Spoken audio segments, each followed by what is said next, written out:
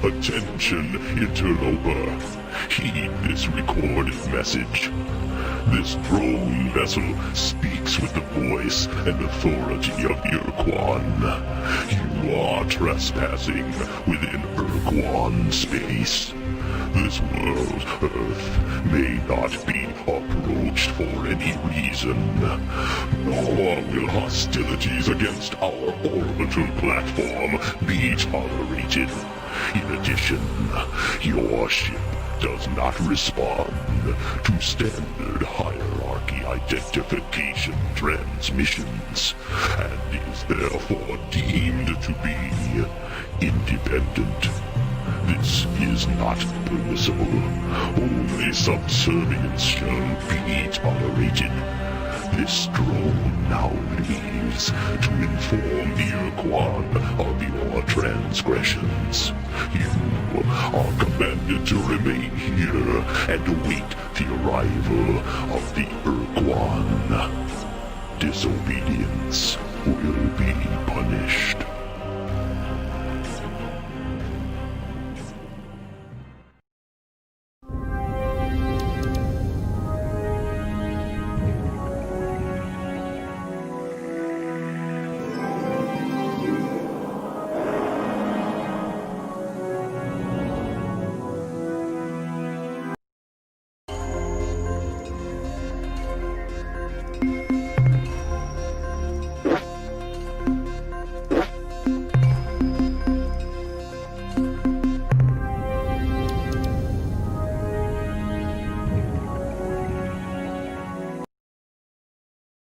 Attention unidentified space vessel. I am Starbase Commander Hayes of the slave planet Earth. Hyperwave contact extremely situation critical. Energy cores exhausted. Scanners and deep radar are non-functional. We cannot identify your vessel. Are you the scheduled hierarchy resupply ship? Repeat. Are you the resupply vessel?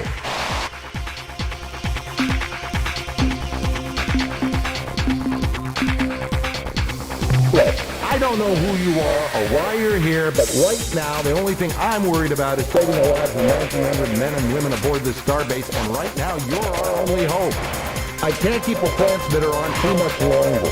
We need the power for heat and air, so if you don't have any radioactives on board your vessel, please get some and bring them back here before it's too late. The fastest way to get radioactive in this system would be to land on Mercury and scour the surface for deposits of radioactive elements. But be careful, Mercury is a pretty inhospitable place. Watch out for earthquakes and those high temperature areas. Thanks, I'll make sure to mention this the next time I talk with our masters. I'm sure they will reward you.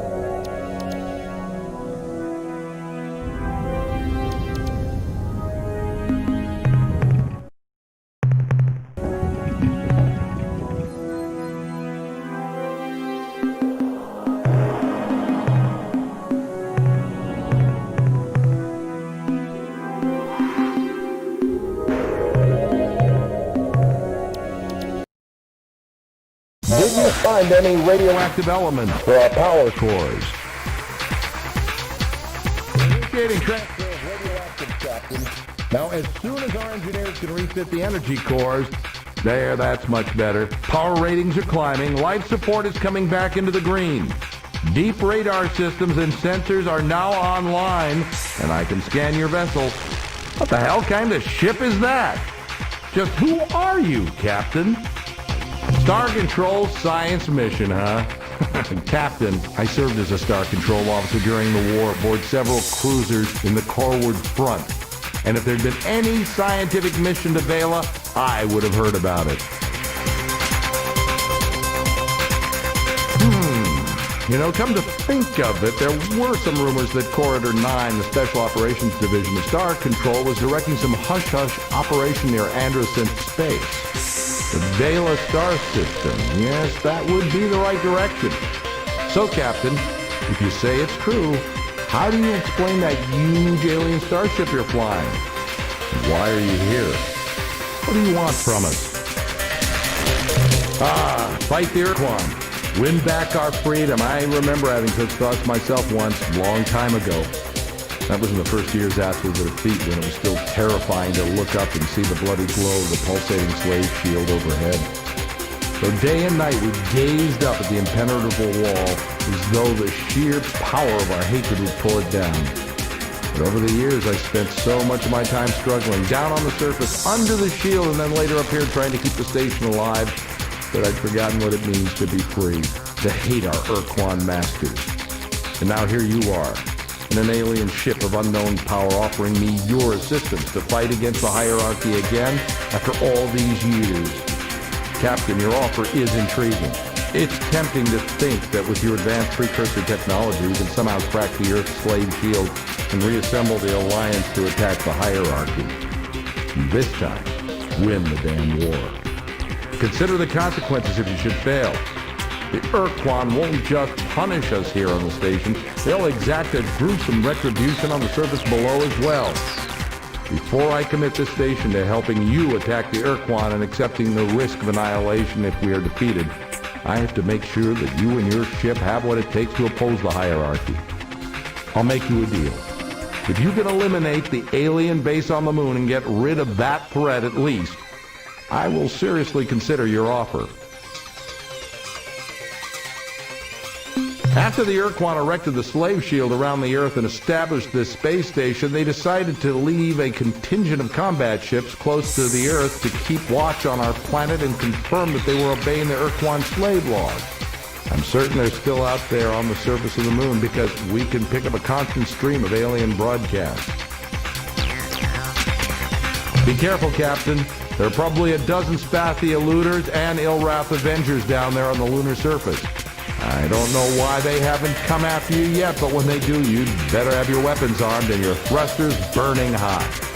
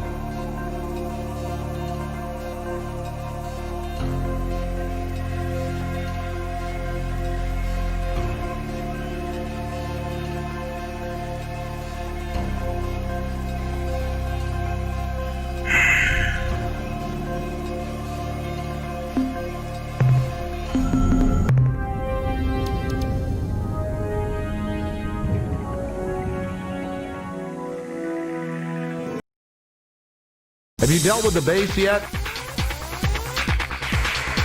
I'll be darned.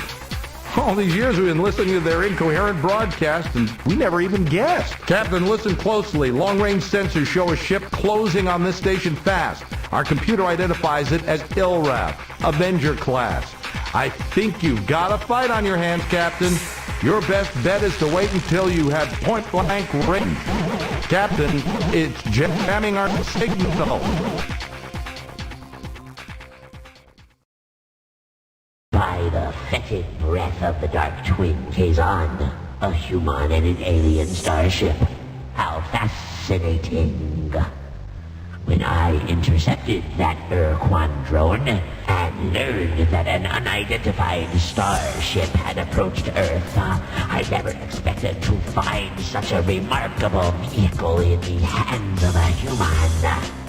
Humans are prey animals, weak and helpless.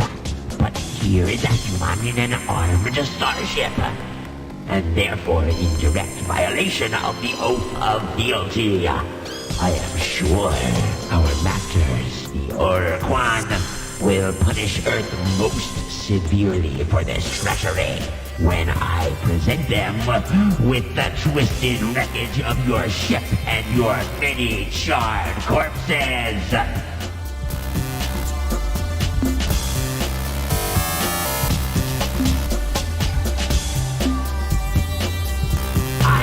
No fear of you, feeble mammal. Though my ship lacks a functioning cloaking device, and many of our crew are dead, my gods, Jogar the Black and Kazon the Unseen, have personally confided to me that they despise you humans, and that they will help us to kill you all.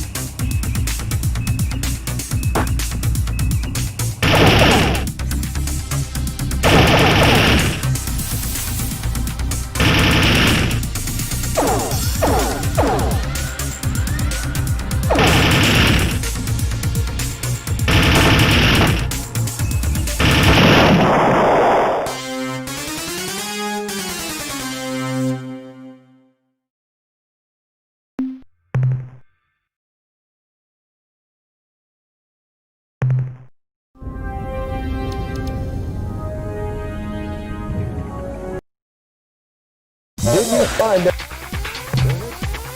Stop. Be careful.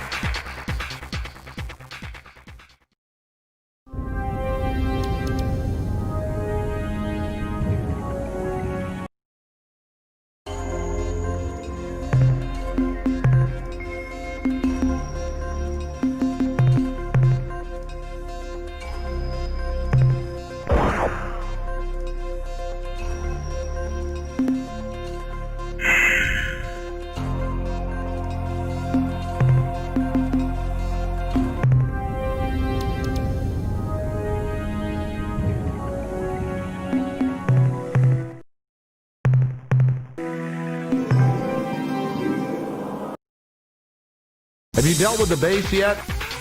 I'm done. By the...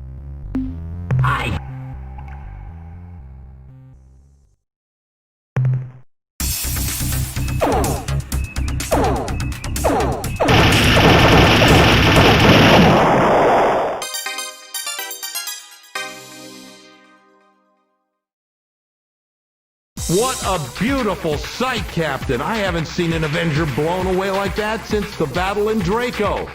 I guess you've shown that you can handle yourself in battle, Captain.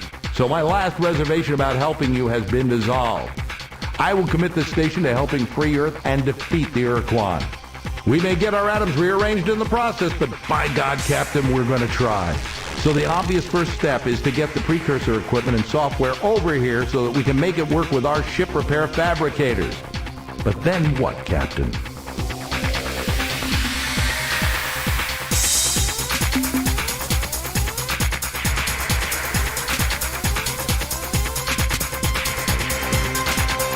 A sensible plan, Captain.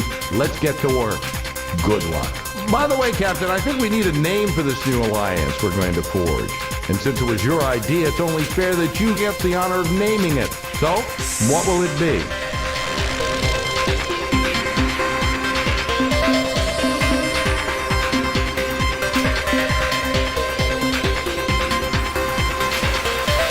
That has a familiar ring to it. Nonetheless, we'll make it so. The United Federation of Worlds. Now, Captain, I expect the configuration process for the starbase to take at least 2 weeks, so let's get to work.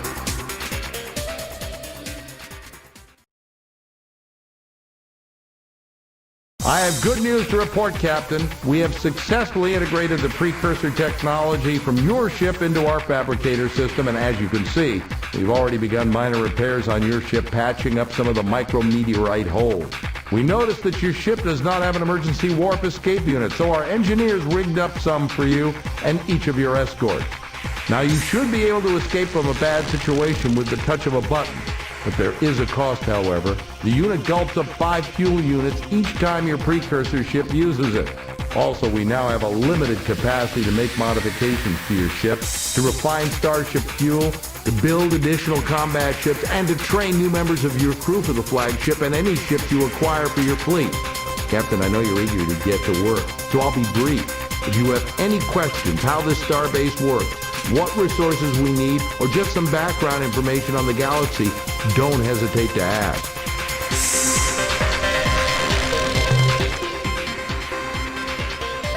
The more minerals you bring us, Captain, the faster we'll be able to tackle the Ur-Quan.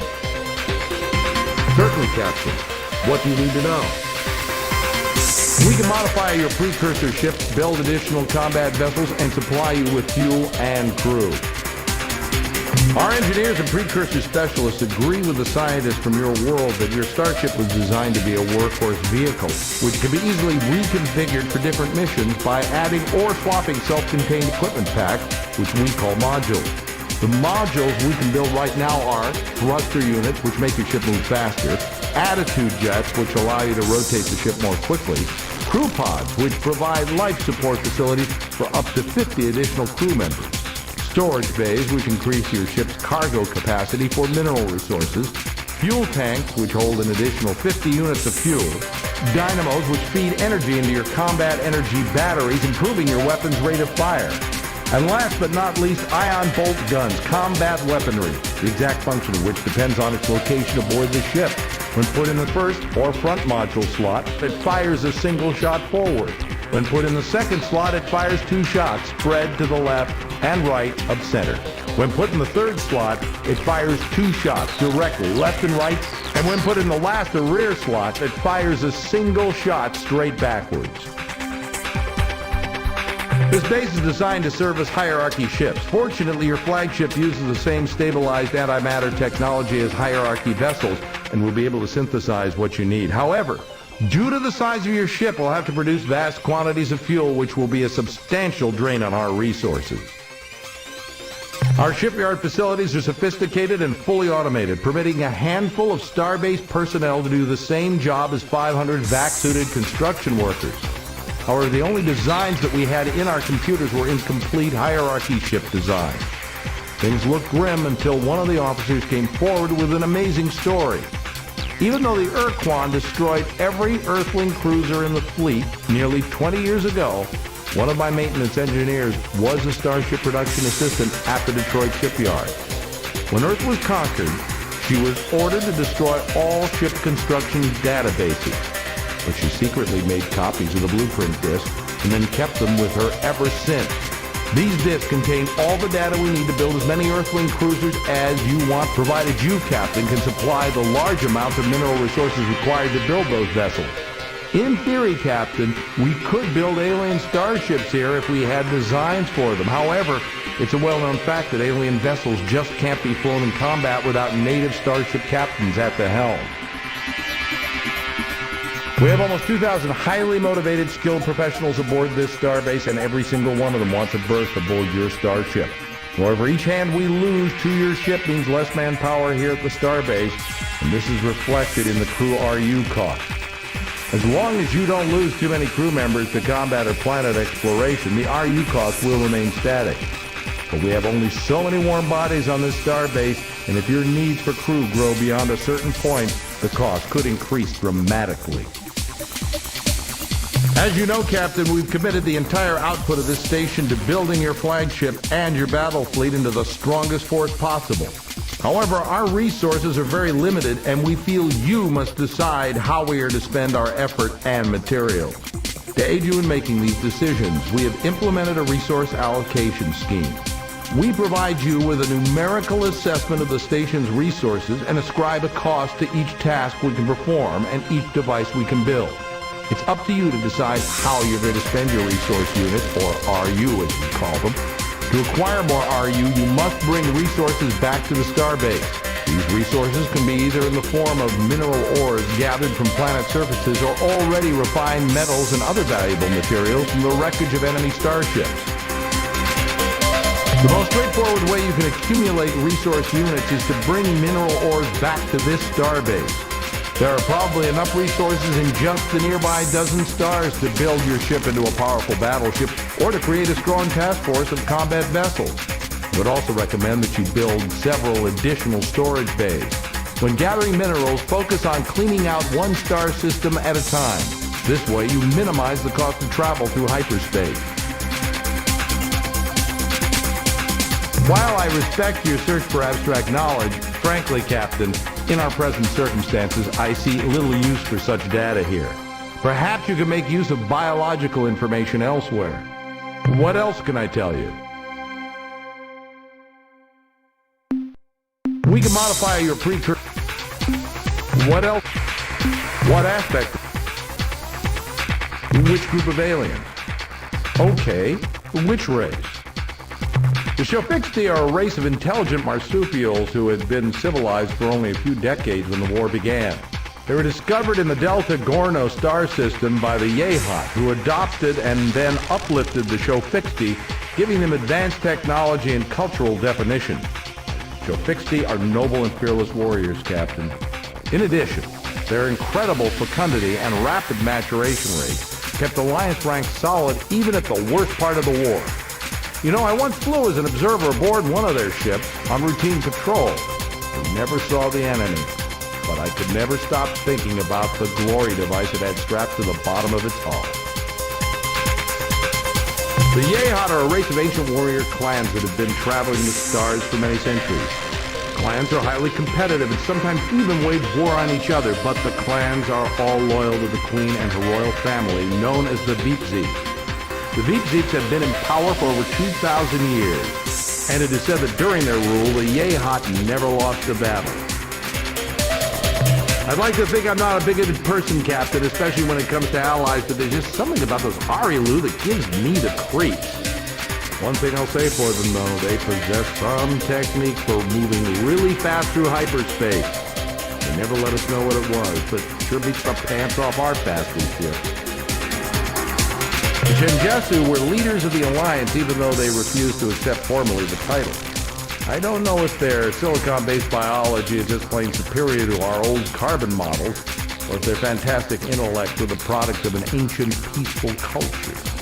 Whatever the reason, I'd rather be taking orders from a Shenjesu than any other life form, absolutely. One of the more amazing things about them was they never used hyperwave communicators. They could send messages naturally, and their natural hyperwave receptors were much more sensitive than even our best units. We didn't really get much of a chance to learn about those mechanical beings, but I'll tell you what I know. They're the product of a distant, unknown culture who sent a giant factory arc into our region of space many centuries ago. The Mother Arc, that's what the Earth Press called it, turned out millions of robots and finally broke down. I don't know why the Myrnaherm didn't repair the Mother Ark. Maybe they can't. My personal guess as to why they were sent here is that they're on the leading edge of a colonization project. And once the Myrnaherm attained enough new worlds, the genuine colonists, whoever they are, will arrive and claim their due. Most raw recruits saw the Siren as nothing more than warm, breathing pinups. Warm they are, and yes, they do breathe most magnificently, but captive. They are far more than simple joy units. The history shows the Cyrene established and maintained a peaceful culture from their Bronze Age through their discovery of starflight. Before their planet was destroyed in a horrible cataclysm, their world was an Eden. What other group of aliens? Which species? The Mycons are hard to get a handle on. In fact, I'm not sure any human has ever had a real conversation with a Mycon. What we know of them, we've learned from their corpses, which I may add have a nasty habit of coming back to life when thawed out from a decompression quick freeze. Mycon ships seem to expend a significant amount of energy on life support. This is probably because the Mycon only thrive in temperatures close to the melting point of lead. As far as we know, the Mycon are the only race to actively seek out the Ur-Quan in order to become combat slaves. Imagine facing a cowardly, mobile clam armed with a howitzer, and you've got a good idea of what it's like dealing with a Spathy. Although they tend to avoid battles as much as their masters will allow, once in battle, a Spathy eluder is one tough cookie. I once heard a rumor, though I don't like to believe in it myself, that a rogue band of courageous Spathy broke away from the main star fleet, painted their ships black with bright red stripes, and formed the Black Spathy Squadron, dedicated to performing brave and hostile deeds. Like I said, I'd have to see it to believe it.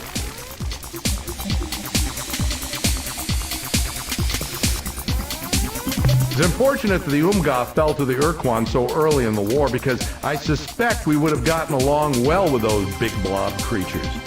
At the very least, it would have been entertaining. We know them a bit better than most races because they were eager to talk with our ships before, after, and during battle. The Arilu intimated that they had a relationship with the Umga before the Ur-Quan arrived, but I don't know any details.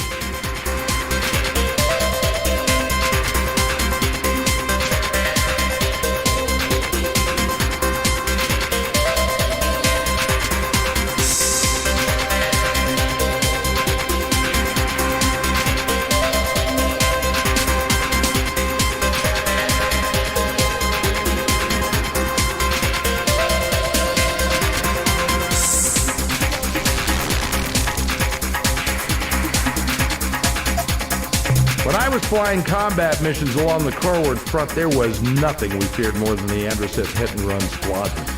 Their blazer ships were more than a match for our cruisers, so we stayed clear of Eta Vulpeculae, their home star. In addition, I think each of us aboard the ship knew deep down in our hearts that the Androseth had a damn good reason for hating us. Our grandparents had kept them as slaves for nearly 50 years. I still have nightmares about those spiders taking me prisoner, using me as one of their 6 sacrifices to Dogar and Kazon, their twin gods of destruction and torment. Those guys were almost as scary as the Androsynths to those of us in Deep Space Patrol.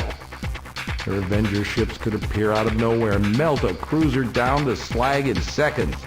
Luckily for us, the bulk of the Ilrath fleet was thrown against the Genjesu and the Murnahern.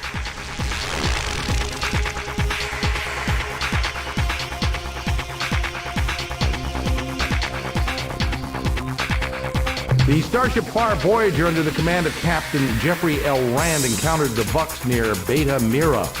Although the details are hazy, it's generally accepted that Rand offended the Vux Starship commander with an inadvertent insult. What other group of... None that we had made formal contact with. The Genjesu implied that they had met 2 other star-faring species, one near the Gickless constellation and the other directly Corward from Procyon. The Arilu Lalile once mentioned having some fun with an alien race in Draconis, but like so much else with the Arilu, they never revealed the whole story. I'm sure there are hundreds more alien races in our galaxy, but beyond what I told you, your guess is as good as mine. Would you like... What about the war? Earth got involved late in the game in 2112 when the Genjesu arrived in our solar system for the first time. So let's back up a few years to 2098 when the Genjesu super-sensitive receivers detected a strange signal from the Ophiuchi constellation. Though even the Genjesu didn't know it, it was the first sign of the Ur-Quan's arrival. The Ur-Quan, having detected the presence of many sentient species, were beaming out an exulting hunting cry. The first direct evidence of the Ur-Quan's intent was the sudden conquest of the Umga, a solitary though not unfriendly species in the Orionis constellation. Genjesu, distraught by the invasion, were further angered when the Ur-Quan turned their fleets on the hostile but weak Ilrath race. A hastily assembled defense force of Murnaherm and Genjesu vessels turned the Ur-Quan fleet aside, but the invader moved into Spathi space, rapidly subjugating that race. With each new conquest, the Ur-Quan fleet grew larger as it added slave vessels to its ranks. Earth joined the Genjesu to form the Alliance of Free Stars at about the same time as the Androsynth stars fell to the Ur-Quan armada.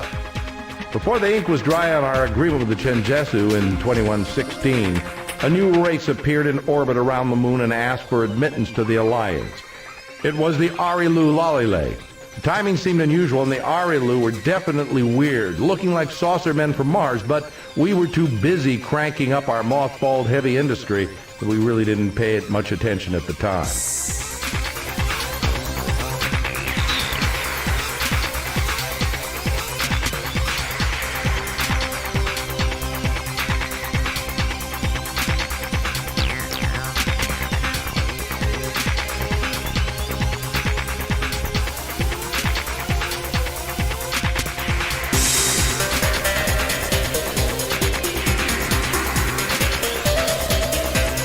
At the start of the war, here on Earth, we were working like crazy, churning out hundreds of heavy cruisers and smaller support vehicles.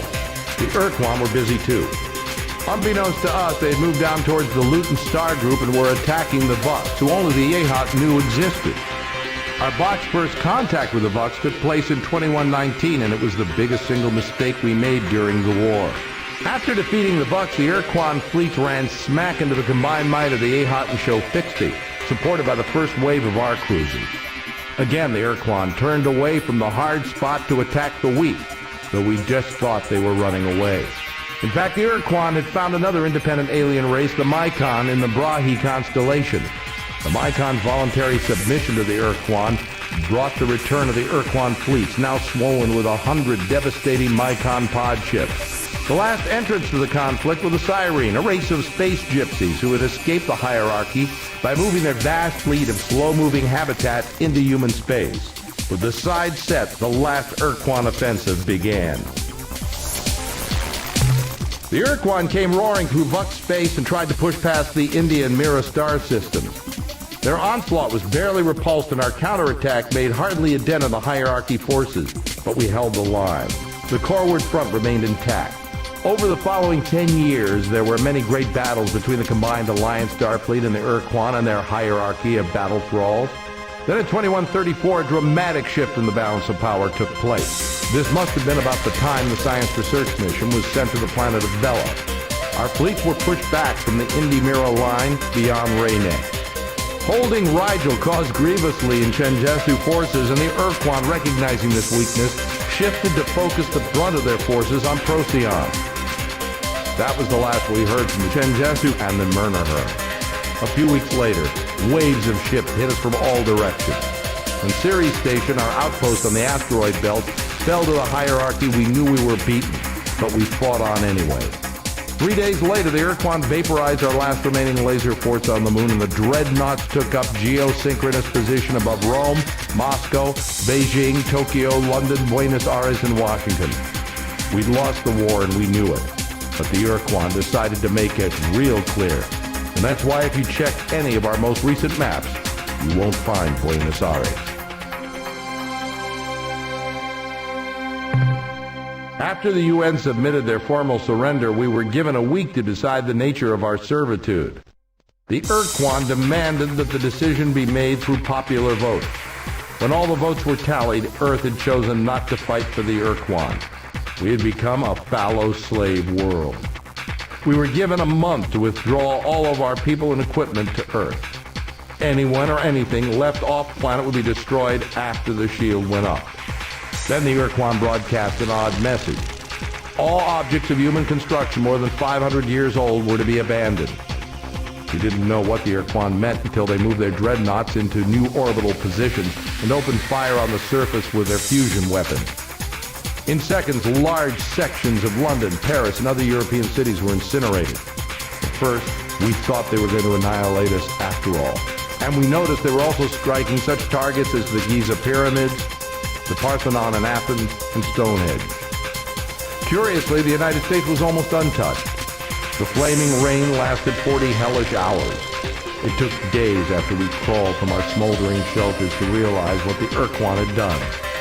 Our new masters had targeted every building, monument, or other man-made construction older than 500 years and destroyed it. In those 2 days, we lost most of the history of mankind. In some cases, the Ur-Quan destroyed places we did not even suspect were significant. From their positions in orbit, the dreadnoughts blew away a kilometer of land in central Iraq, vaporized several targets in the Amazon rainforest, punched a big hole through the Antarctic ice cap to destroy something deep under the surface, and melted a broad swath of the ocean floor in the southeastern Atlantic. Then, just a couple of days later, the shield went up, and our contact with the outside world stopped. The next time I saw the stars was 8 years ago, when I was transferred up here to be the new commander of this starbase. Would you like any information on any other aspect of history? We have some data on this subject. What do you want to know about? Hell, you probably know more about them than I do, but here goes. About 200,000 years ago, when our great-to-the-nth grandparents were just starting to play with stone knives and bearskins, a star-faring species suddenly appeared on the galactic scene and spread like wildfire. We found evidence of their presence just about everywhere, from an orbital platform on Alpha Centauri to a stack of data plates in a cave on Pluto to some nameless widget found in a voodoo shop in New Orleans. We never found a precursor body or even a picture of one. We can conjecture what they look like by examining the scale and layout of their equipment. Such an analysis indicates they were giants, say 5 to 8 meters tall and twice as wide. I don't know if they looked more like a brontosaur or an elephant. Anyway, about 3,000 years after the precursors made their dramatic appearance, they vanished. Poof! As far as we can tell, it took less than a decade to happen. You mean besides the precursors? Well, the only information we have is secondhand based on some research by a Chenzetsu historian that I read at the Academy. Zed-Sert-Sek, the historian, found some evidence that there was a group of alien races who formed an interstellar empire not too far from here about 22,000 years ago. The only species in this empire who actually lived in our region of space was a race of rock-like creatures who lived in the Vulpeculae constellation. The presence of the hostile androsynth in that part of space severely limited Zed-Sert-Sek's research. We never even found out the race's name. Yes, there is. Aside from the precursor relics we have found on Earth, often in museums mislabeled as modern art, we've discovered disturbing evidence of much more recent visitation. Perhaps you're already aware that during the mid to late 20th century, there were unaccountable UFO sightings as well as dozens of reported encounters with alien life forms. Although we can discount many of the reports as wishful fabrication or traumatic translation, the military authorities of the time kept a secret record of the incidents which were legitimate. In each such case, the aliens are almost identical in appearance. They have white skin and minimal facial features except for huge almond-shaped eyes, which are often described as glowing or luminescent. This description fits almost perfectly the Arielu Lalile. In most of the legitimate encounters, the people involved describe being physically examined or modified by the aliens.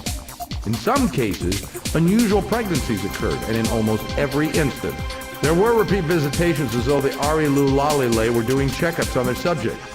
We never got the chance to confront the Arielu Lalile about what they did to us and why. I wonder if we ever will. Would you like information? Sure. Can you be more? If you have the patience, I would recommend you spend several months or even a year gathering mineral resources. You can find such minerals on almost any planet's surface, but the quality and density will vary depending upon the type of planet you're on. Base metals are probably the most common materials you'll find, but they aren't particularly valuable. You can find rare, precious, and radioactive elements on metal-rich worlds such as Mercury. An old miner once told me that you could tell the relative quality of a planet's minerals based on the planet's color as seen from space. Remember the color sequence from good to bad? The miner had a mnemonic that went something like, very young orangutan could grow bananas perhaps rather well. It is also the case that mineral yields will be better at hotter stars. Temperature is related to the size and color of a star. Red stars are the coolest, then orange, yellow, green, blue, and the hottest stars are white. That all depends on whom you meet, doesn't it, Captain? Well, in all seriousness, if you encounter the Ilrath, Bucks, Androsynths, or other hierarchy battle thralls, I wouldn't hold out much hope for a peaceful encounter. So if you feel you have the advantage, attack. The resources you will scavenge from the enemy's wreckage are well worth the effort. If you can find Alliance races who are in a position to help us, then you must convince them to join with us. Their assistance may be crucial to our success. Let's see. You need to build up and balance the strength of your flagship. I would add thrusters up to, say, 5 or 6. Speed is essential in combat, but it would also pay off over the long haul in hyperspace. And if you prefer to avoid confrontation, nothing beats a great pair of legs. I would add turning jets for increased maneuverability. I would add enough weapons to defend yourself if you're caught without escort ships. You need more crew, at least 50 to make productive voyages into space. You need additional fuel, at least 50 units. Your weapons will be underpowered in combat if you don't have at least one dynamo. I guess I'd gather more minerals to build up a good supply of resource units. Captain, I wish I had an easy answer, but I don't. The only way I can see of liberating Earth as well as the Alliance allies is to destroy the Ur-Quan and their armada of battle thralls entirely. To defeat our enemies, we will need awesome strength, both in your flagship and the fleet, as well as the assistance of powerful new allies.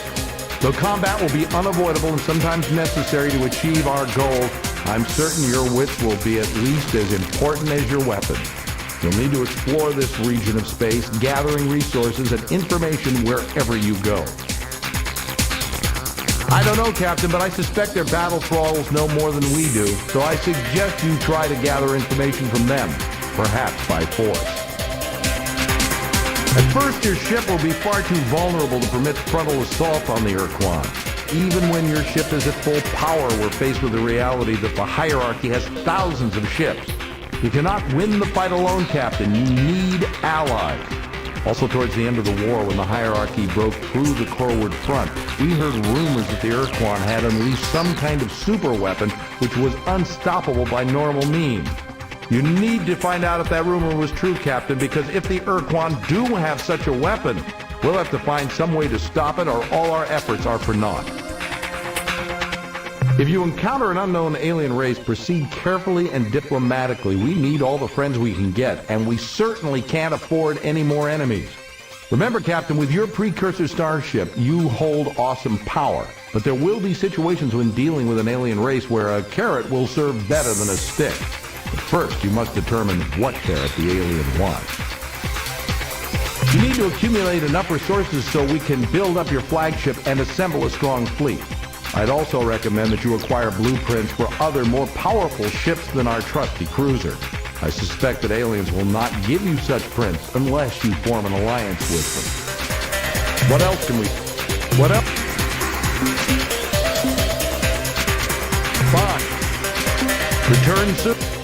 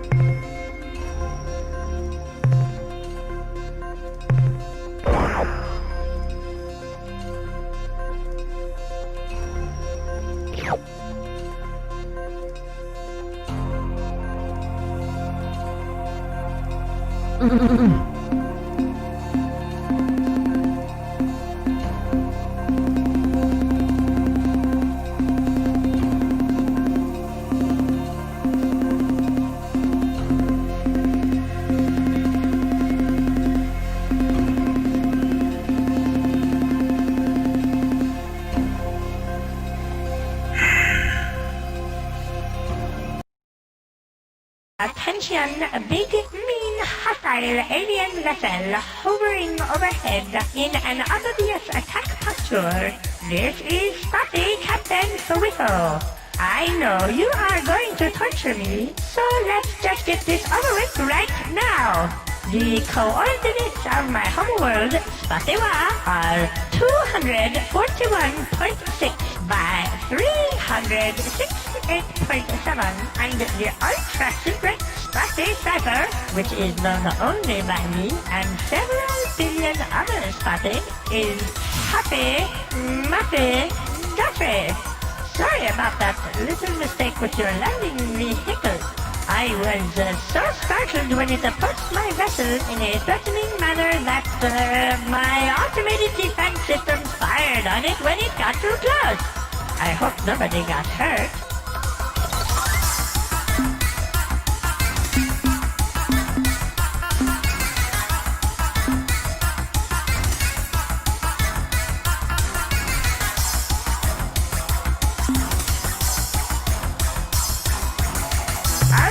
Of course, as I said, I am Captain Photo of the Spotty Lordship Star Runner. Our sensors have tracked your entry into the system, which you are no doubt here to conquer. And while you are certainly welcome to do so, we would be greatly appreciative if you would please just go away and forget this star system ever existed. If you don't go, it will greatly complicate our master-slave relationship with the Ur-Quan, who stationed us here to watch over the Earthlings.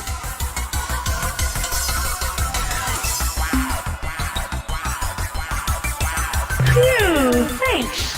For a minute there, I thought you were going to kill me. About 20 years ago, this region of space was dominated by a loose confederation known as the Alliance of Free Stars, which was composed of the aliens native to these parts who did not want to be enslaved. They made a valiant effort against the superior Ur-Quan forces. It even looked like they might miraculously defeat the combined Ur-Quan armada, right up to the point at which the Ur-Quan totally defeated, indeed annihilated them. When the Ur-Quan armada entered the system to subjugate formerly the Earthlings, the Ur-Quan presented the humans with the standard slave options. Join the hierarchy as combat roles and retain some autonomy, including the right to travel through space, or become a fellow species and return to pre-atomic savagery on the surface of their homeworld, encased for all time beneath an impenetrable force shield. The humans chose the latter option, and so were swiftly imprisoned on the surface of Earth. But the Ur-Quan didn't trust them to obey the restrictions, so they chose a small group of hierarchy combat starships from the Inlet and Scotland fleets to create the so-called Earth Guard and station them at a base on Earth's moon. Originally, we were stationed on Earth's moon, which made us Spotty a bit uneasy because with each passing day we grew more and more worried about the sneaky Earthlings making a surprise attack. But the Illrat kept telling us that it was impossible since the Earthlings had no ships or weapons whatsoever. That made us feel a bit better, but when the Illrat left, again we grew fearful and decided to make a strategic redeployment to Mars. Later on we decided it would be prudent to relocate to Jupiter's moon, Ganymede, then later Saturn's moon, Titan, and finally here to Pluto. The Illrat contingent were supposed to be the toughest ridge crest, the most rigid flipper, yes, the backbone of the Earth Guard force. But they departed the system en masse not long after the last Ur-Quan dreadnought vanished from this region of space. It claimed to have received a direct order from their gods of evil and darkness, who had grown dissatisfied with the Ur-Rat's passivity and wanted them to kill or at least torture someone soon. Personally, I believe they just got bored and went off to have some fun. Well, when they were pushing up into hyperspace 18 years ago, we asked them that very question, and I think they said something to the effect of, "Real soon." We decided that if the Earthlings figured out we had abandoned the base on Luna, they would be more likely to try something nifty. So, we rigged up some old service androids and ordered them to drive around on the lunar surface in bulldozers, endlessly pushing around the same piles of dirt. In addition, we connected the base's local radio transmitter to an audio malnorme fun rum called Winky's Happy Night, hoping they would think we were still there. Over the past years, it became necessary to redeploy strategically some of our Earth-powered forces to our homeworld in case of a sudden surprise attack by a vicious, unrelenting alien race which we softly call the Ultimate Evil! Dozens, that is to say scores and perhaps even hundreds of my brethren stride through the corridors of this specially modified, super-efficient, mass-destruction-oriented starship, which could lay siege to an entire planetary system should we choose to do so, which, fortunately for you, we have decided not to do today. I am undone! You are far too clever for a poor stuffy like me, and now I must submit to your superior alien intellect. I guess I am not revealing any truly important secrets if I tell you that each of my species' lunar-class void ships typically holds 30 stuffy crewmen, though at present my vessel, the Star Runner, is not up to full complement due to the needs of my homeworld in their resistance against the Ultimate Evil. And in fact, my vessel is somewhat understaffed right now, seeing as how I am the only spotter on board, which is a bit frightening, as I am sure you can understand.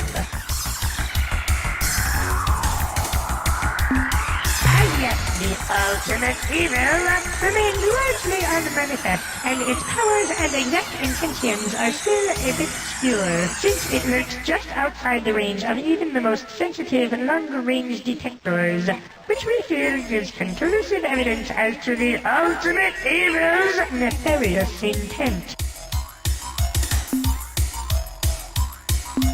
Since it was our most powerful and unforgiving masters, the Ur-Quan, who stationed us here, we knew it would be grossly stupid to disobey them completely, but we decided it would be okay to send just one ship home. We used one of our most ancient and solemn rituals, Happy, to pick the lucky ship. Then, some months later, we decided that it wouldn't really hurt if we sent one more ship home. And then later we sent another, and then another. Well, you get the idea. Alas, as fate would have it, when the final ritual was performed, I, Russo, was left here alone.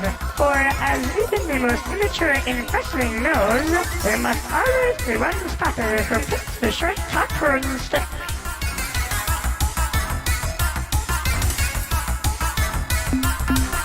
Our masters don't really keep us very well informed about their goings-on, so that all we know is that immediately after the subjugation of the last Alliance race, the Hut, I think, the Ur-Quan gathered their dreadnoughts and departed for the edge of the galaxy, commanding us to obey the slave laws or face their wrath when they returned. How true, Captain, how true! In truth, just between us, during the past 7 years, I have been quite ill at ease, and yet now I find myself enjoying your company. This witty dialogue, and the presence of your huge, powerful, death-dealing starship, which, being my friend, you would certainly feel compelled to use in order to save me from any hostile life form who threatened me with death. We only know bits and pieces of what happened to each race. For instance, when defeated, the Yahat towing the hierarchy as combat thralls, while the Cyrene chose to be slave-shielded on a planet in the Bugsquid star system. No, that's not right. I forget its name. Anyway, where was I? Oh yes, the Shafixti. They were utterly wiped out in a gigantic blaze of glory. The Shafixti were half feral, as you know, having been uplifted by the Yahat just a few decades before the start of the war. Given their habit of detonating those suicidal so-called glory devices in combat, it came as no particular surprise to me when, upon the arrival of the Ur-Quan primary task force at their homeworld, the Shafixti caused their sun to explode in a colossal supernova, destroying the entire planetary system, and not incidentally dozens of Ur-Quan dreadnoughts. Me, personally? Oh, nice of you to ask! I was born a poor green incrusting, the youngest child of a family of 18,487. My male parents had to work hard to support us, very hard, but each of my brothers and sisters and I tried to help out to make ends meet. The female parent was kind and sweet to all of us. Why, she once even called me by name! She said,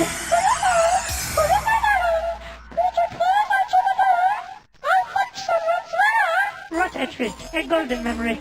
I swiftly matured into a fine example of my species with my parents' assistance. Achieved independence. Specifically, they pried me from the door jam and rolled me into the street. Thus prepared, I set out to make my fortune. I had great dreams in those days. Yes, great dreams. I knew that someday I would be vastly rich, wealthy enough to afford a large, well-fortified mansion. Surrounding my mansion would be vast tracts of land through which I could slide at any time I wished. Of course, one can never be too sure that there aren't monsters hiding just behind the next bush. So I would plant trees to climb at regular, easy-to-reach intervals. And being a spotting of the world, I would know that some monsters climb trees, though often not well. So I would have my servants place in each tree a basket of correct stones. Not too heavy, not too light, just the right size for throwing at monsters. I was thinking about what color the stones would be painted, aqua, mauve, or magenta, when a vegetable cart came careening down the street outside my house, and it left me unconscious. When I awoke, I was aboard the Voyager Star Runner headed for Earth. Apparently, I had been out of my head for quite some time after the accident, and with the assistance of some kind strangers, had been relieved of my funds and convinced to join the Navy, where I have been unpleasantly employed for the last 25 years. Happy days and jubilation! I discard all prejudice and hesitations and accept and celebrate your offer of protection and your undying commitment to my well-being. I must wax melancholy for just a moment though, and make sure you understand that any other spaceships we meet at large in the galaxy are not going to be quite so responsive to your friendly gestures as myself, since they bear more heavily the yoke of Ur-Quan enslavement and are also apt to talk themselves out of allying with a totally unknown alien, which I, having been left here alone, cannot do. Welcome me aboard, Captain.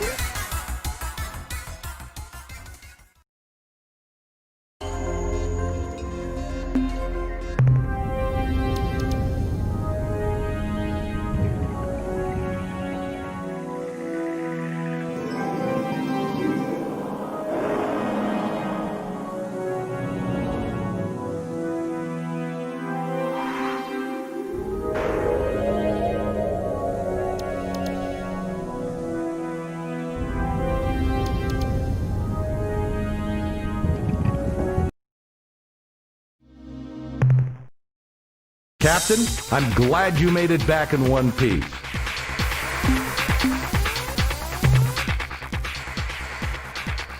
Light load this time, Captain. Certainly, Captain. Fine. Try to...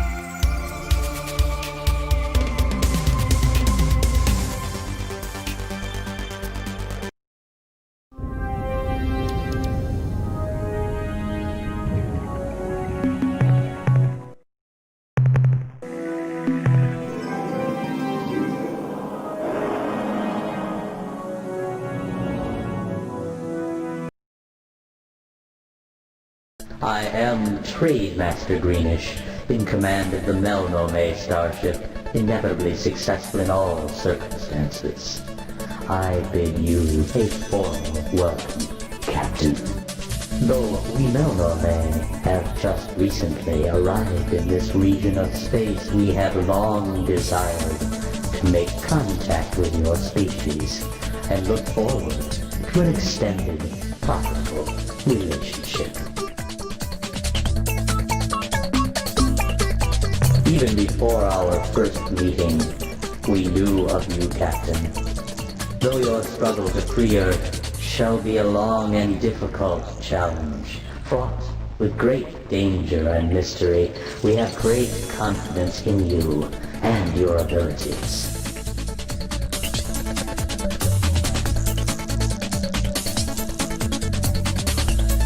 We gather information from 1,000 secret sources in space and time.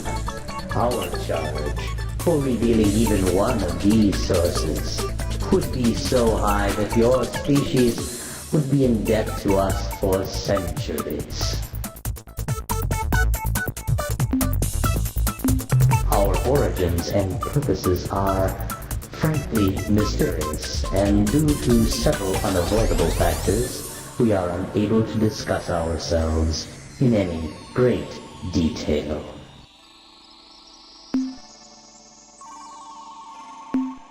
Absolutely. Our primary trade good is information. Why, right here on my display screen, I have something which I am certain would be of incalculable value to you. We can discuss the details of this very significant information later, when we have established normal trading procedures, at which time we shall also discuss the nature of our fees.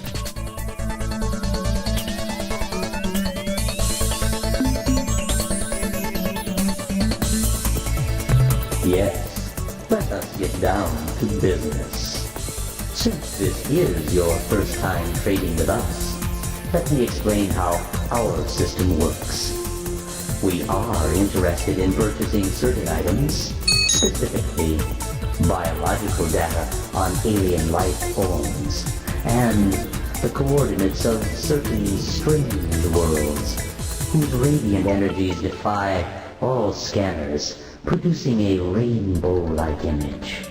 In exchange, we have many interesting and valuable commodities, such as fuel, compatible with your starship's hyperdrive thrusters, technological specifications, allowing you to build new devices for your ship, and many important secrets which may help you in your travels.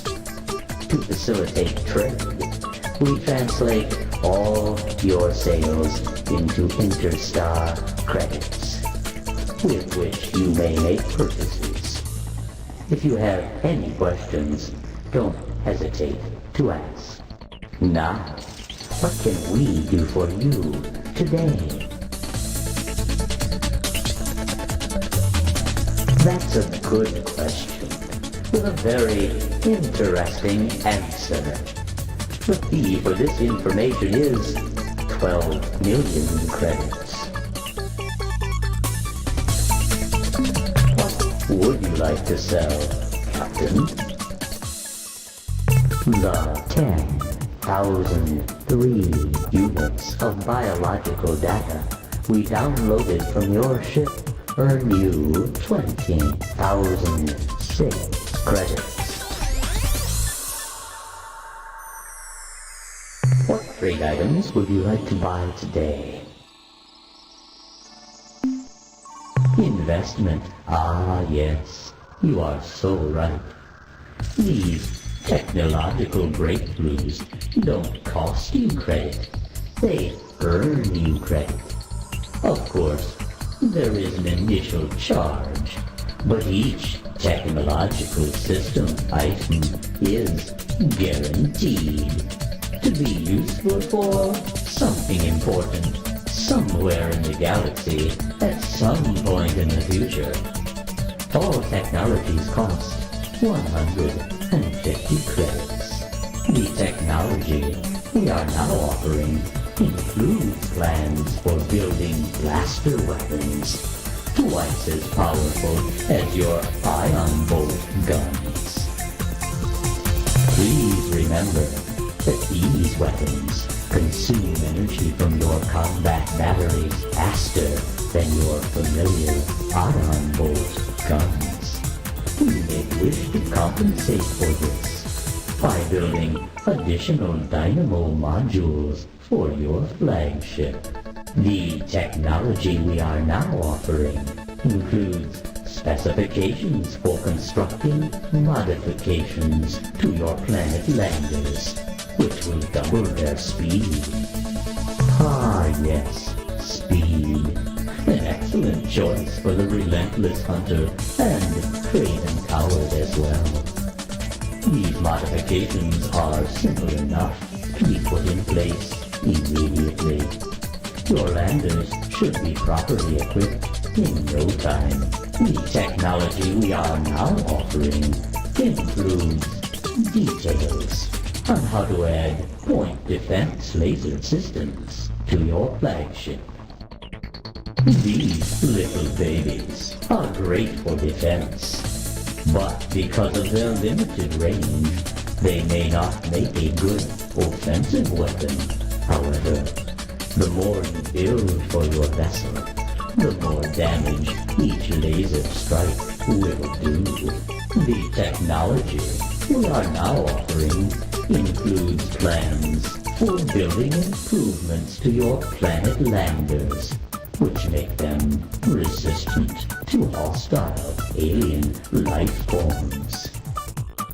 Our reinforcement procedures on your landers are complete. Now, provided your crew will stop putting their hands out the windows, they will be much better protected against hostile life forms.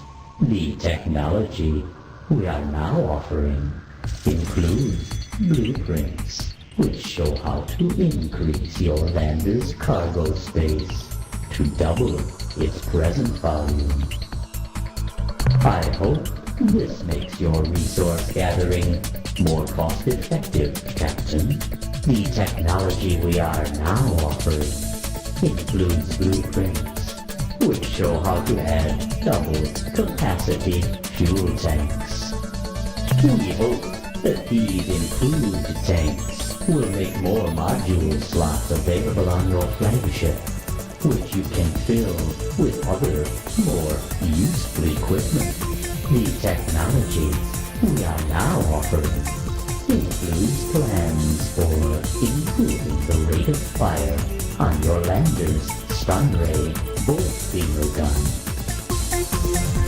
After some wild game, well, the changes we made should really make a difference.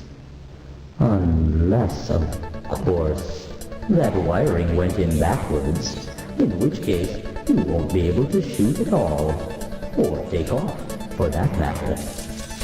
Don't worry, Captain. We stand behind our work. If something goes wrong, just bring it back to us, and we'll fix it pronto. The technology we are now offering includes details for building modifications to your planet landers, which make them resistant to earthquakes. With the addition of these safety vests and heavy-duty shock absorbers, your lander occupants should be much safer when an untimely earthquake strikes. The job is complete. Your landers are ready. The technology we are now offering includes plans for adding auto-tracking modules, which improve the aim of all your weapons. You are preparing for a mighty battle, eh? Well, let me give you some advice. You should consider using multiple tracking modules, since this will greatly improve your aim. However, never add more than 3 to your ship. Any more would be useless. The technology we are now offering includes plans for adding improvements to your planet landers, which make them resistant to inclement planet weather. A little superconductive spray paint, and presto, your lander can sustain a direct hit by a lightning bolt without risking the passengers inside. Usually. Since the job is so easy that a nymph could do it, I expect all your landers will be treated in less than an hour. The technology we are now offering is everything you need to know to assemble modifications to your planet landers, which make them resistant to planetary hotspots. With these new ablative plasma heat shields, your crew will be substantially safer on hot worlds. But like all our lander modifications, this protection is not perfect, so remain cautious. Since the changes to your landers are straightforward, your landers should be fitted with the heat shields by the time you return to your ship. The technology we are now offering is plans for building Hellbore cannons, a weapon much more destructive than a simple blaster. Captain, just a suggestion. Hellbore cannons are energy gophers, so unless you want to have a long delay between shots, I would suggest you add dynamos or even Shiva furnaces to your ship. The technology we are now offering includes details on how to develop Shiva furnace modules, which generate energy for your combat batteries twice as fast as your standard dynamos. I am certain you will appreciate this new module, Captain. With it, you should be able to destroy and devastate twice as fast as before. Commander, that is the limit of the new technology we can offer you. If I may say so, you have been an excellent customer. Thank you.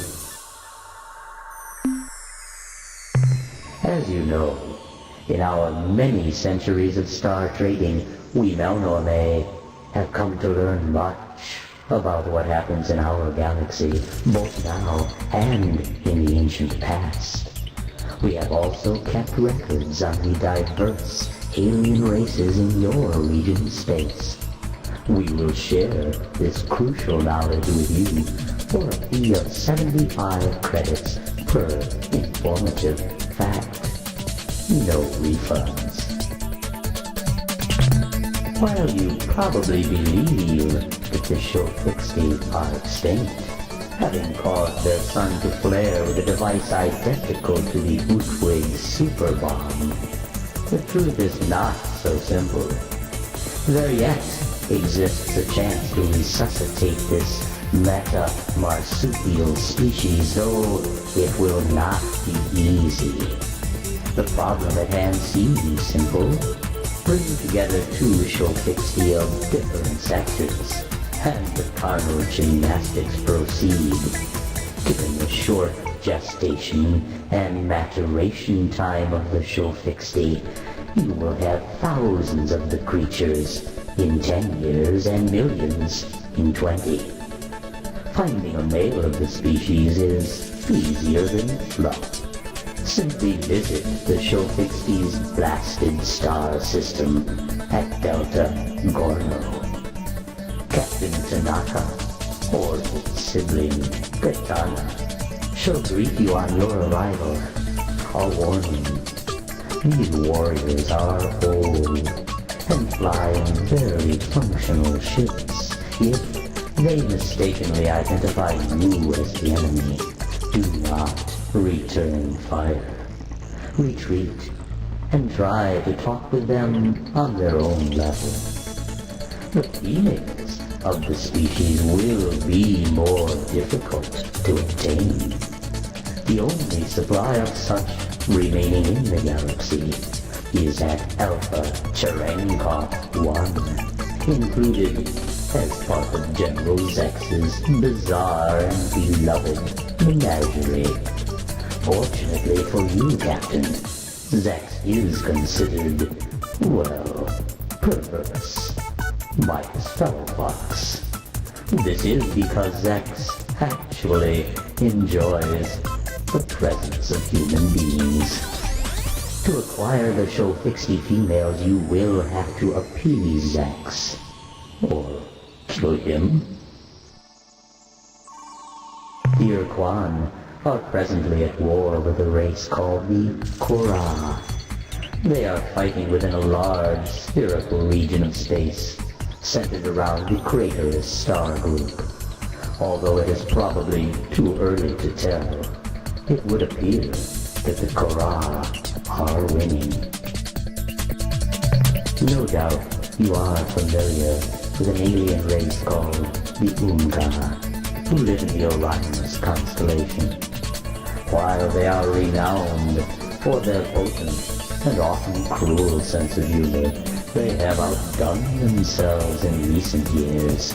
Specifically, they have used an unusual hyperwave caster to impersonate the Ur-Rat gods Dogar and Kazon. When the Ur-Rat began tuning in to the voices of their gods on their hyperwave receivers, the priest caste was understandably skeptical and counseled their many followers to ignore the blasphemous signals. However, in a surprise move, the majority of the Ur-Rat then rose up and slaughtered the entire priest caste. The reasons for this ghastly move included overtaxation, lack of quality death in ceremony, and the general feeling that the priests had made Dogar and Kazon's pronouncements overly complex. As you know, there are weaknesses in the division between dimensions. For example, your vessel uses such weaknesses to enter hyperspace. However, there are other weak spots in the galaxy which lead to yet different dimensions. One such portal exists nearby, between the Chandrasekhar and Kolam Bay constellations. The portal opens only a short time each month, starting on the 17th. Since we have never entered the portal, we can give no more information on this subject. As you are probably aware, Ur-Quan starships, you call them dreadnoughts I believe, possess effective self-annihilation circuits, which prevent other races from reverse engineering Ur-Quan technological secrets. However, we have become aware of a shipwrecked dreadnought which has remained largely intact. You will find the remains of the ship on the surface of a blue world orbiting Alpha Pavonis. We suspect you will find at least one item of interest there, possibly two. You may have noticed the presence of an increasingly large number of red probe vessels, which move with great speed and attack relentlessly. We are sorry to say that this is our catalog item 2418B. Do not blame us. We are not responsible for this violent folly. The product is not being used in a correct manner. Should you wish to confront the actual wrongdoers, we suggest you search the planet's vacant coordinate for the probe's owners. Not more than 50 years ago, the Druj were informed by the now extinct Pervixes race of a powerful alien nation called the Ur-Quan. The Ur-Quan, the Pervixes explained, were pleasant, sophisticated creatures, but they were also terminally depressed and often spoke about ending their lives by activating a super weapon, some kind of gigantic bomb, which they had found on one of their worlds, Zeta Hyades 6B, I think it was. The Druge recognized the description of the bomb as a precursor planetarium tool, which indeed was an explosive device of unrivaled power, and they set out to make it their own. Though the revolting, criminal, insidious Druge rarely leave their sphere of influence, it encompasses Algol, Almagas, and the Persei stars. They made a special trip on this occasion to the Aquarii constellation, where they made contact with the Ur-Quan. There is a device commonly known as the Ur-Quan. Is it now in your possession? Ah, I see.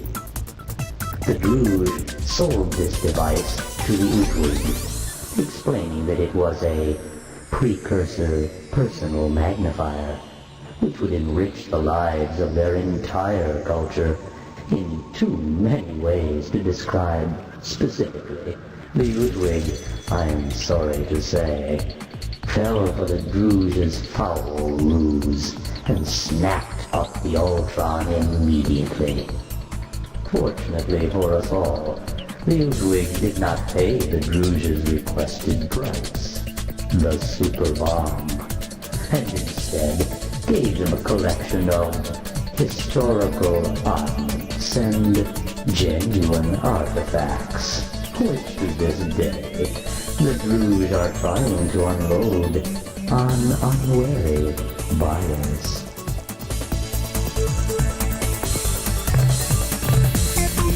The Ur-Quan, who live in the Aquarii constellation, have grown very depressed of late.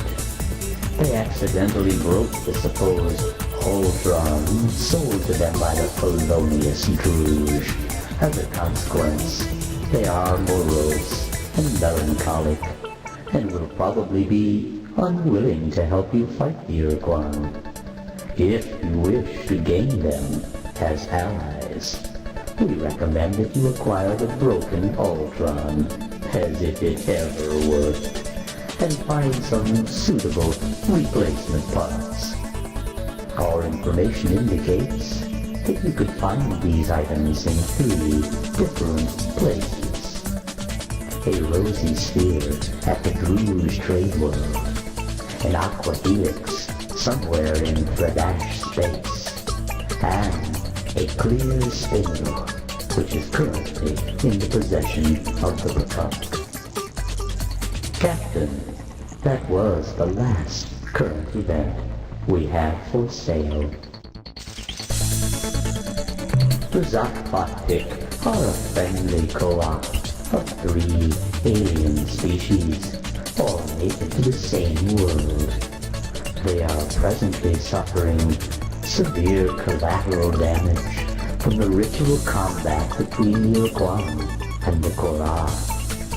While this is unfortunate for the Zakvatik, they have been forced to abandon many of their worlds. This close proximity to the inter-Ur-Quan war will give them insights into the conflict, which will be of great use to you. In addition, the Zakvatik met the Chenjesu early on in the war, and are eager to make allies who can protect them from their enemies. In case you are interested, the Zakvatik homeworld is at coordinates 400.0 by 543.7, Planet 1. The Ur-Rat are presently attacking the Bacchant in the Lekali and Kruger constellations. These beings have slavish devotion to their dark gods Dodar and Kazan, which in the past few years has been used against them by the Unga. If you need to manipulate the Ur-Rat, we suggest you discover the Unga's technique and duplicate it. The Bacchant are a mystical offshoot of the Yehat species, who left their bird brothers long ago to found a peaceful enclave in the Kruger and Kuiper stars. At the present time, The Pekunk are defending themselves against the Ur-Rat, who have been commanded to attack the happy birds by Dogar and Kazan. The Pekunk may be unwilling to make a formal alliance with you, but we have confidence that if you explain yourself honestly, they will help your efforts against the Ur-Quan. The creatures presently fighting the Ur-Quan are called the Korah. They are an Ur-Quan subspecies who split off from the main species many thousands of years ago. Their present fight is a ritual reenacting of a major difference of opinion between two rival Ur-Quan leaders after the Ur-Quan overwhelmed their slave masters, the Dinyai. The Korah are immune to reason, having long ago lost the ability to see their situation objectively. They live in a self-maintained paradox.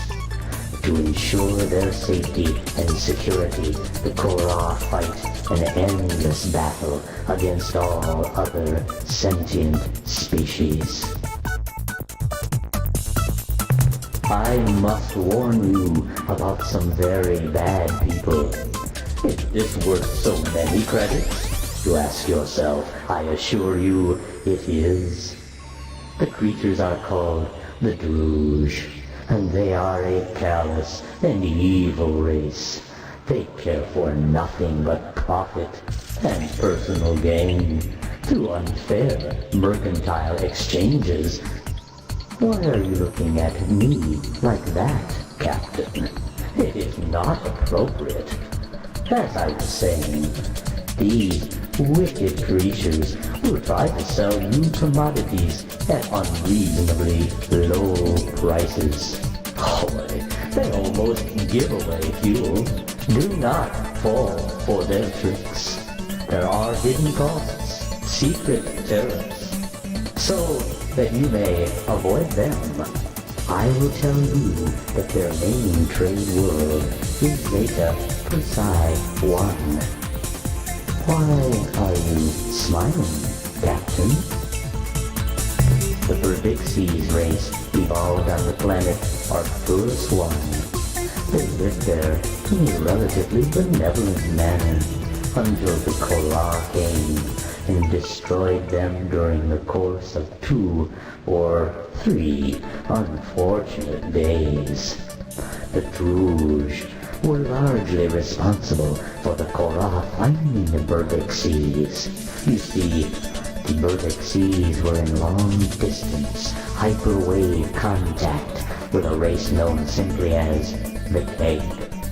For decades, the Geg and the Verdixies traded much valuable information until the Geg came under attack by an invading race who you may know as the Korah. The Geg warned the Verdixies that the Korah located races by their hyperwave transmissions and that they had already discovered the radiations from the Druge. When the Verdixies were kind enough to warn the Druge that a hostile alien race was homing in on their hyperwave radiations, the Druge shut down all their transmitters and erected a powerful hyperwave beacon on the surface of the Verdixies moon. The Korah changed course, attacked the poor Verdixies, and sadly destroyed them all. The Fradash are an arrogant, stubborn, and thick-skinned species who reside in the Draconis and Apodus star systems. They have little or no respect for anything but force, which they admire greatly. To make the Fradash your friends, you should consider killing most, but not all of them. In addition, they guard some kind of sacred relic at the star system Zeta Draconis, though we do not know the true nature of this artifact. The Thredash homeworld is at Delta Draconis. After the war, the Chengesku and the Mernherden chose to be slave-shielded on Chengesu's homeworld at Procyon. We suspect that they are melding their two species to form some kind of new hybrid race, a race which may well be powerful enough to destroy the Ur-Quan single-handedly. However, by our calculations, this process will take many decades, if not centuries. Should you wish to talk to them, we recommend you invest in a hyperwave broadcasting system, which is powerful enough to penetrate the shield around their world. The Mycon are using this time, while the Ur-Quan have their attention elsewhere, to expand their sphere of influence as fast as possible. The Mycon colonize planets by launching tough spore pods from orbit and injecting them under the planet's surface. Months later, after the spores have grown hundreds of thick, fibrous tendrils under the planet's crust, the tendrils suddenly thrust up out of the planet and create huge calderas. Not incidentally, filling the planet's atmosphere with the Mycon's preferred gases, clouds of superheated steam and sulfuric acid. Following the end of the war, the Androsim began experimenting with interdimensional fatigue, a process which is related to your faster-than-light drive, but involves dimensions far more alien than hyperspace. They had just made a major breakthrough when they were suddenly wiped out by a race called the Urs, who appeared seemingly out of nowhere. Actually, we don't know what the Urs did to the Androsim. They're just all gone. The Arilulale are a mysterious race of IDF beings. IDF meaning interdimensional fatigue. They do not reside in this galaxy, or in fact, anywhere in this universe. While it is true that the Arilu are rarely seen far from the Columbia Stargate, they do make regular, secret visits to your world, and have done so for centuries. Ever since Earth was slave-shielded, they have focused their attention on the humans aboard the Starbase, many of whom are now members of your crew. Though the Arilulale always smile and are never overtly hostile, we believe that they have a secret agenda, which somehow involves your planet, Earth. These secret plans may or may not cause grief and woe to you Earthlings.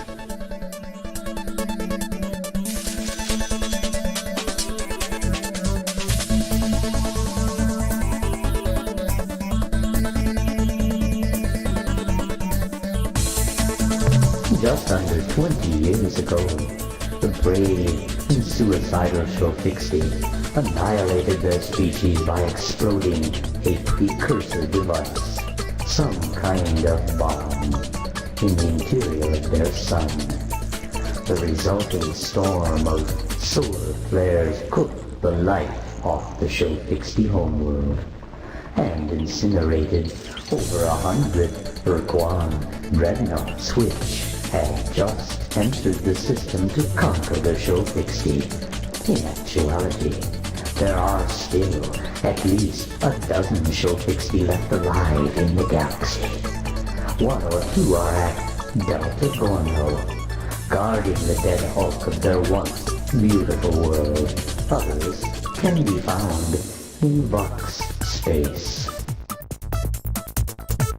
The Slilandro are a mostly non-solid, sentient race who live in a gas giant at Beta Corvi. We recently sold them a self-replicating exploration probe, which has somehow turned hostile and attacks everything it detects. If such encounters have angered you, Captain, please do not address your concerns to us. We possess a formal waiver of damages authorized by Slylandro Speaker and are in no way responsible for the situation. The cowardly Static live at the single planet orbiting Epsilon RUS. They do not actually live on their world, rather they reside on its airless moon. The reason? A xenomorphic species which craves the sweet-flavored flesh of the Staffy has been transported to the surface of their planet and makes every attempt to devour the poor Staffy. I'm certain that the Staffy would be forever in your debt if you were to eliminate these creatures from their planet. What? You fear the alien creatures will find you a treat also? Fear not. Our data reveals the beasts are not interested in your species. Should you wish to consult with the Staffy Ruling Council, you will need to know the secret Staffy cipher, a password, which is Huffy, Muffy, Guffy.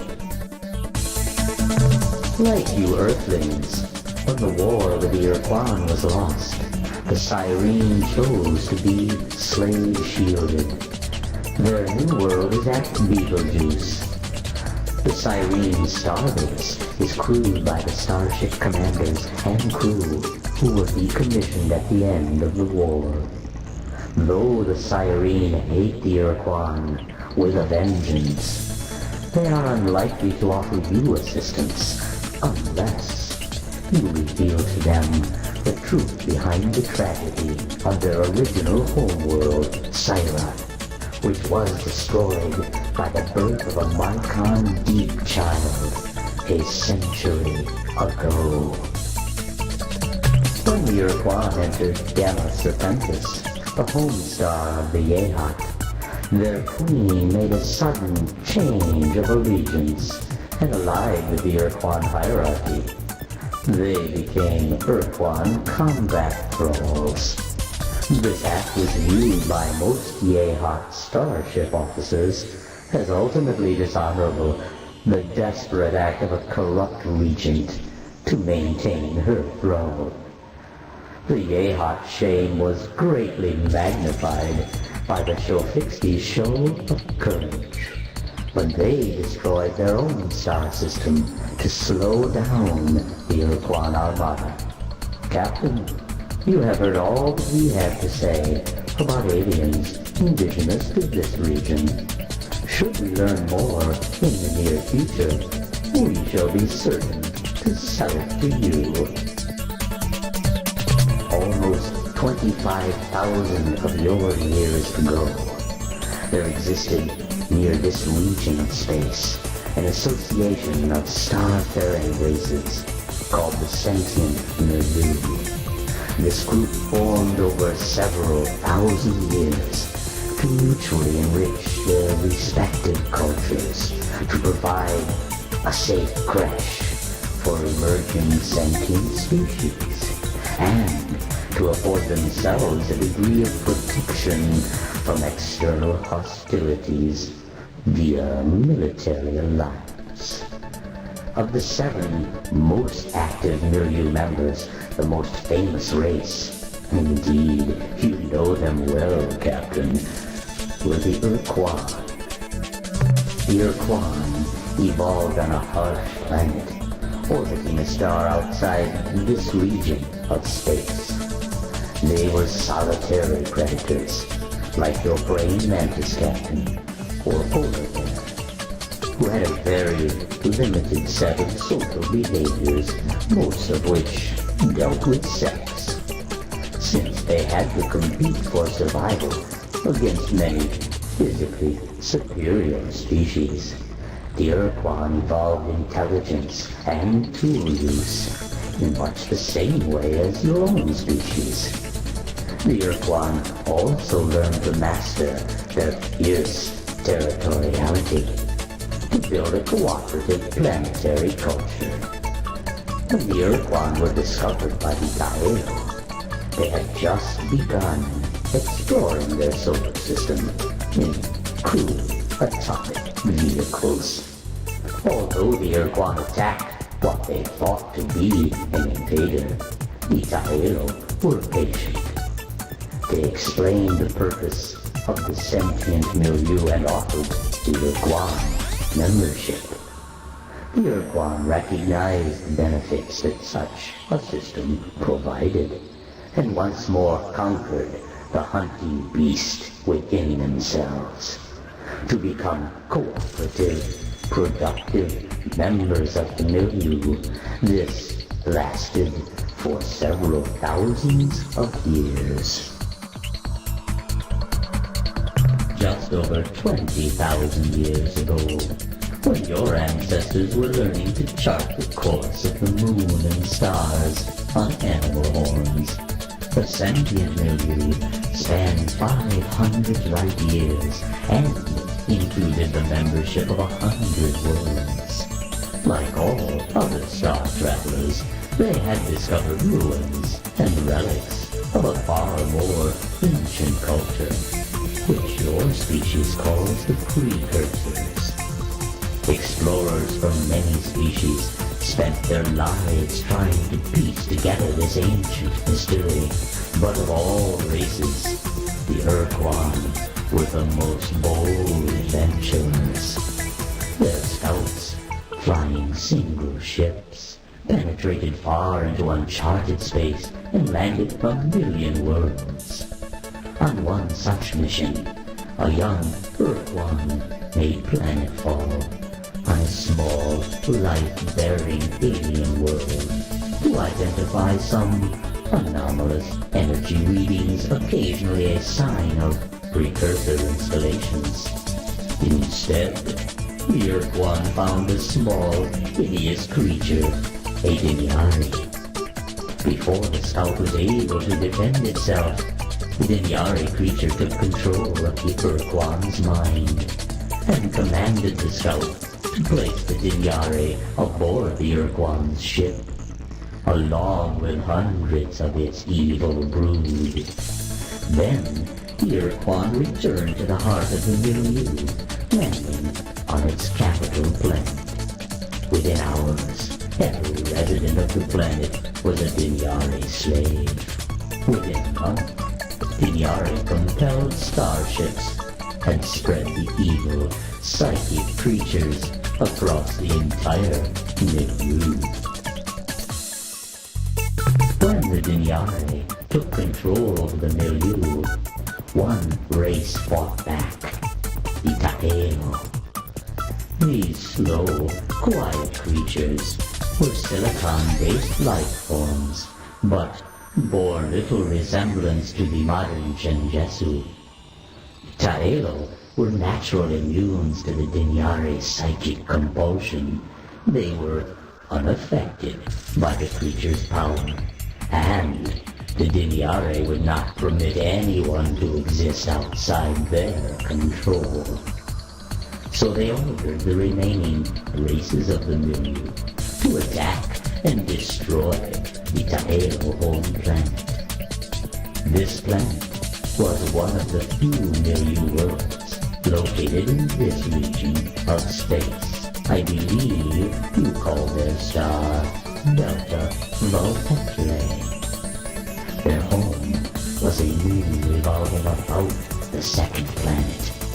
I'm sad to say that the Taelo were indeed eliminated. However, at the time of their devastation, they had completed a device which they thought would give other races psychic immunity like their own. What happened to this device, this shield? It's hard to say. Maybe it was destroyed in the attack on their homeworld. maybe not.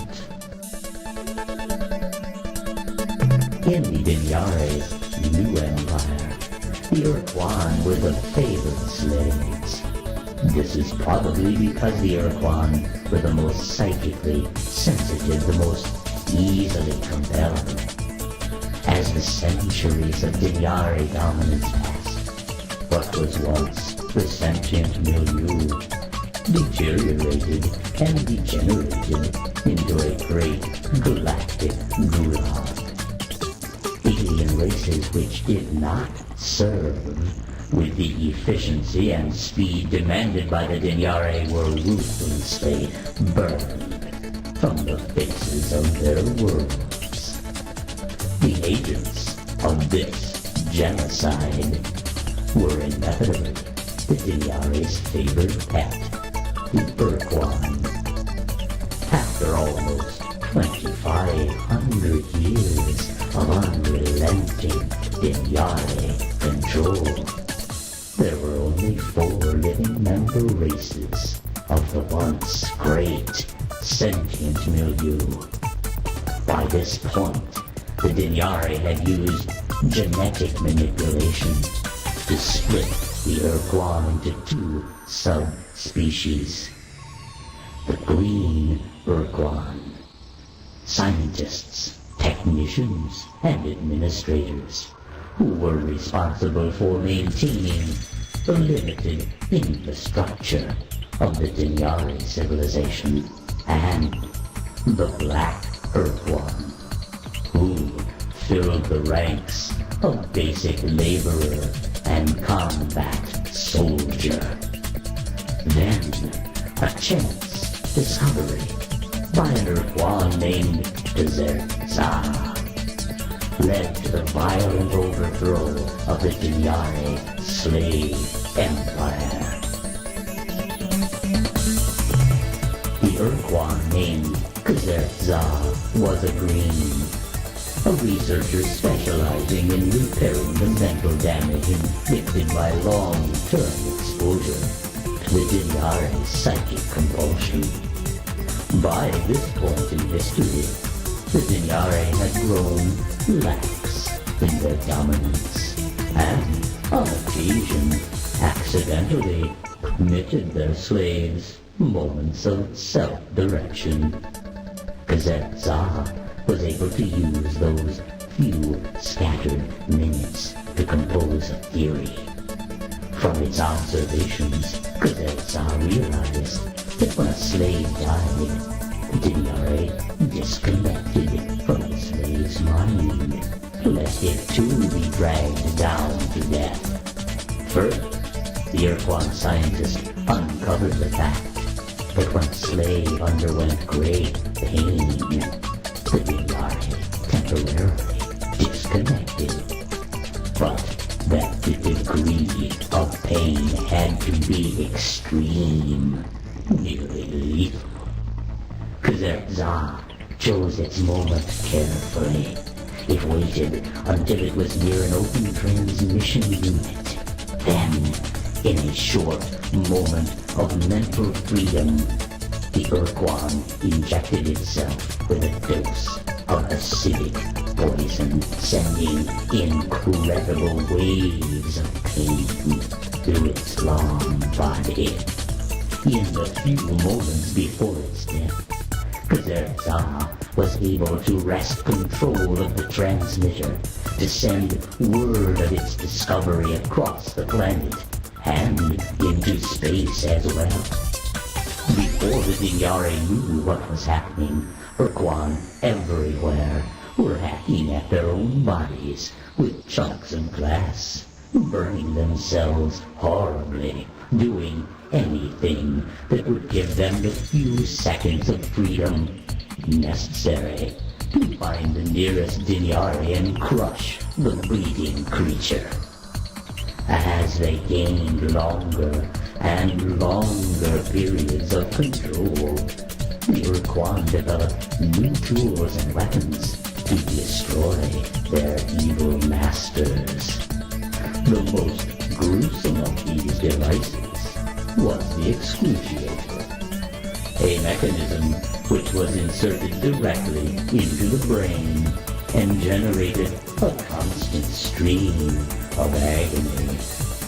The Dinyari could not bring themselves to make the necessary mental connection with these tortured Ur-Quan. They were slaughtered by the thousands. The Ur-Quan slave revolt was won.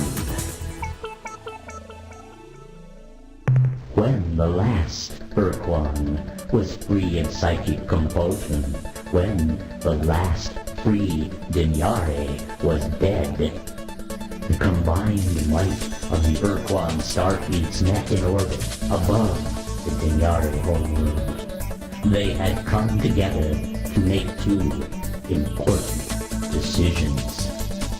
First, how to punish the few frightened Dinyari left below on the planet's surface. Second, how to ensure that never again would the Ur-Quan be made slaves.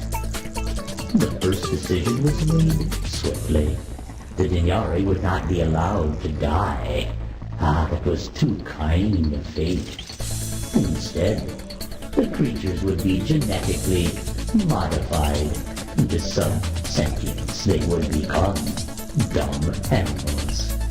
These low creatures would be further debased by serving the Ur-Quan for all eternity in the most demeaning way the Ur-Quan could imagine, acting as translators, making physical contact with other species, whom the Ur-Quan now considered grossly inferior to themselves and revolting. The second decision, how to ensure their freedom permanently, caused great turmoil. Following the successful Ur-Quan slave revolt, the Ur-Quan met to decide how to ensure their freedom.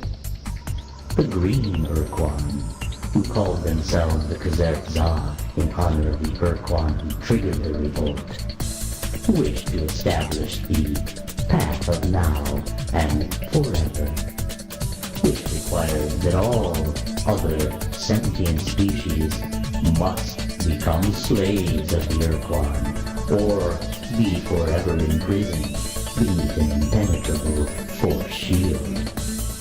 Leading the opposition to this plan was Korra, a charismatic fleet officer.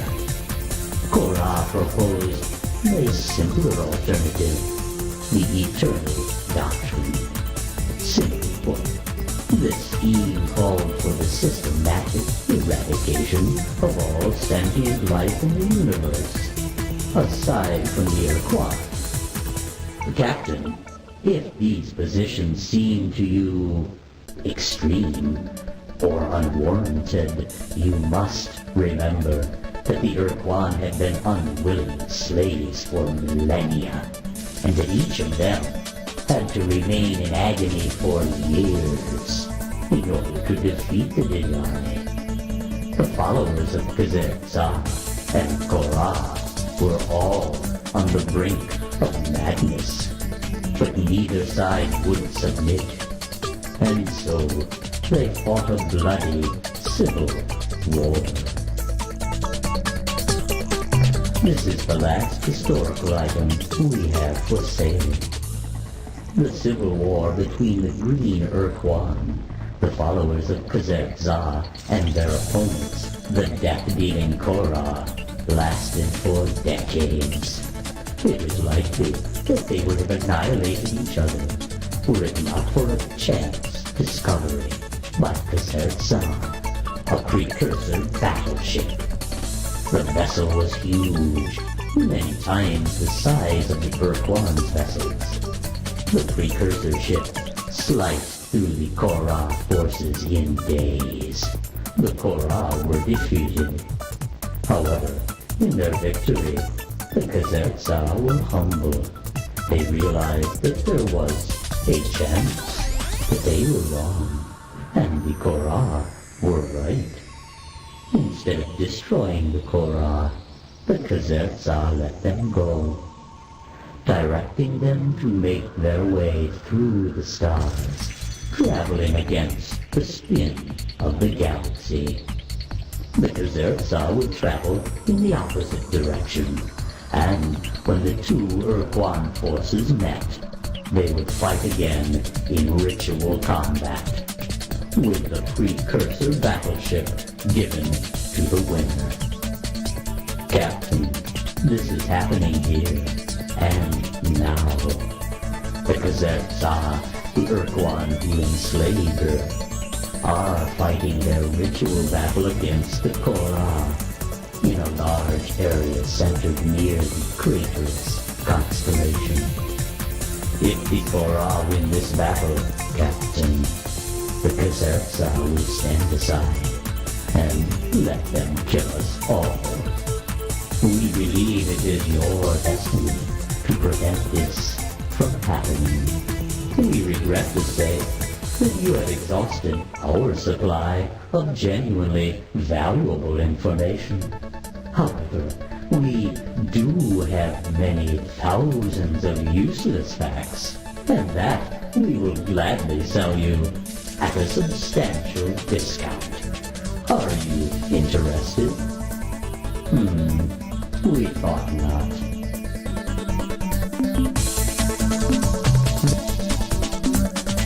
It has been a pleasure dealing with you, Captain. We look forward to your next visit.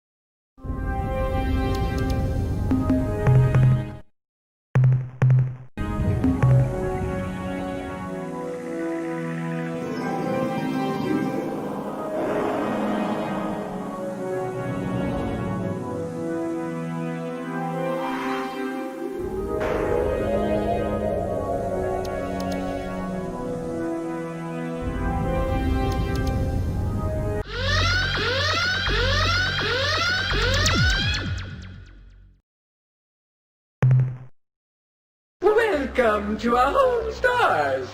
We are the Bekunk we are. Seekers of the deepest truths, askers of interesting and significant questions. Even now, a question of great transcendental significance comes up into our mind. Who are you and what do you want?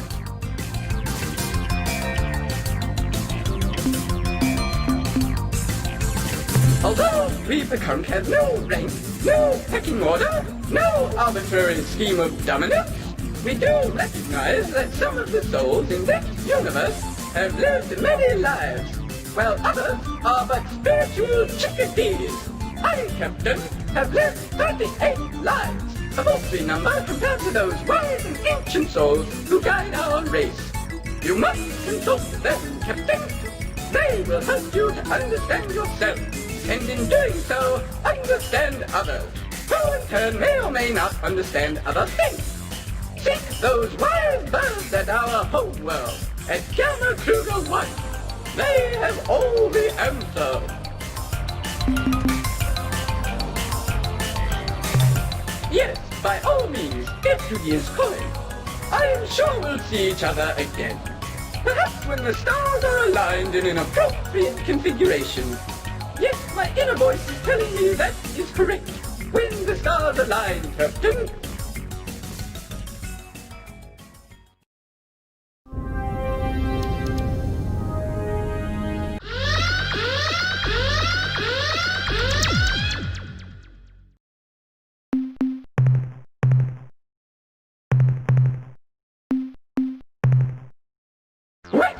A spirit voice rings within my soul.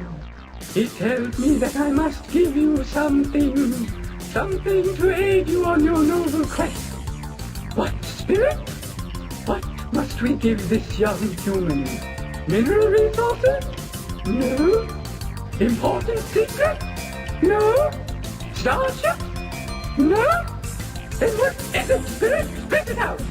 What? That thing? Are you sure? Okay, here you go, Captain. Take this clear spindle. It is an ancient and powerful device, built by the precursors hundreds of thousands of years ago. What does it do, you ask? I haven't the slightest idea.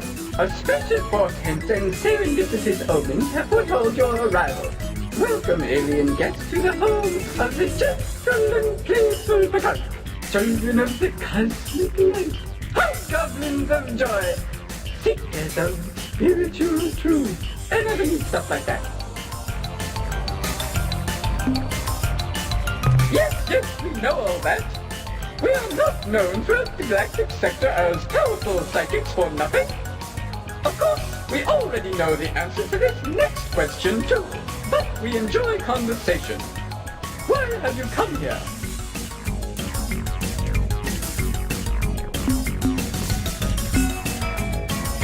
The fight, always the fight.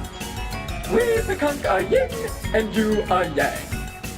I suppose the problem is that the Ur-Quan are a little more yang than you are. Well, be that as it may, we are sympathetic to your concerns. We were not always the mystical, aloof, and yet caring, enlightened beings that we are now. If need be, we can still kick some serious butt. Let us unite and form an alliance.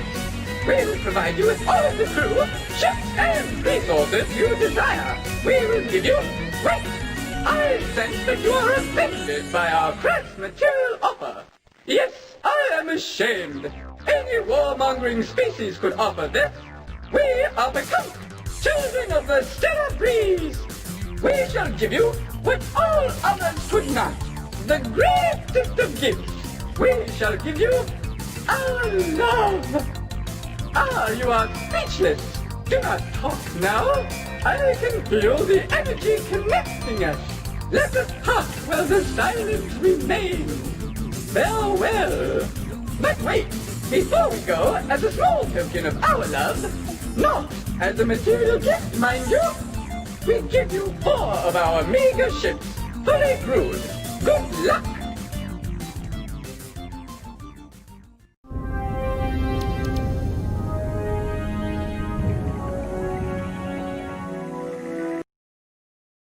Captain, we've been expecting you, of course. In fact, you're here because we wished you to be here. By channeling our psychic energies through a trans-dimensional flux inducer, we were able to affect the low-frequency stream of a soul particle such as yourself and direct its course.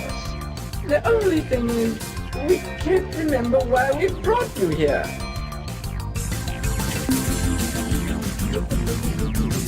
Why should we mind? We bear the spidery creatures no ill will. Without darkness, there is no light. Without death, there is no birth. And thanks to the Ur-Rat, there's lots of birth. We have delved most deeply into the dark and grisly heart of the Ur-Rat. And what do you suppose we found there? Well, we found a torpid, vile, malign, odious, spiteful spirit. Right, no surprises there. What did surprise us, though, was what we saw when we regressed into the past lives. It turns out that in their last lives, the Ur-Rat were all shining beings of pure light and blissful love. They had reached the pinnacle of spiritual evolution and could go no further. They were perfection. And then, somehow, they got just a tiny bit better, and wham! They were all of a sudden totally evil. Wouldn't you know it? Get too perfect and you rat right around to evil. That's why we become strive to be perfect, but always do little bad and annoying things to keep from ending up like the Ur-Rat. Well, That's easy. It was exactly 27,000 rotations of the seventh planet in the House of Pontyfam. Before the first alignment of the auspicious constellation of Big Big with the heavenly body of Shamlathun, which was really only a partial alignment. I guess you would say 8 years ago. We have calculated that at our present rate of attrition, we will exist only on the spiritual plane in a matter of a year or so. Of course, the physical realm does hold a certain coarse attraction, a material quaintness, if you will. We will be somewhat disappointed to have to leave it. An interesting question. The answer would be yes. If some benign and loving, yet incredibly destructive and powerful force were to simultaneously rip off all of their legs and drop their putrid egg sacs into steaming pools of molten metal, that would have the desired result of ending the conflict. Ah, but I jest. Of course, I bear the ill wrath, no ill will. How could I, when I'm filled only with love? Yes, you're right. Why dwell on the heinous ill wrath when we could speak of flowers, rainbows, fairies, and crystal magic? Did you know, for example, that there is an invisible fairy spirit at this moment sitting on your head and making humorous faces at me? Ah, the mysteries of the universe. Try to understand them, but can you? No, they're mysteries. Not at all. We are, after all, a fascinating species. Of course, modesty prevents me from talking at length, although perhaps if you were to ask me specific questions, propriety might be better served. Ah, an intelligent question. But where to begin? Surely you know that we, the Kunk, were once one and the same species as the Yehat. Yes, it's true. We were once brutal birds of prey, oblivious to the mysteries of crystal magic or the 7 dimensions of psychic beings. It was not until Weeny Winky Binky Birthday sat on the mystical egg of ice-like temperature and gave the original squawk, ruff, ruff, ruff, blah, that our transformation began. It was the squawk, ruff, ruff, ruff, blah, that triggered the harmonic oscillations that would lead us to become the enlightened aliens that we are.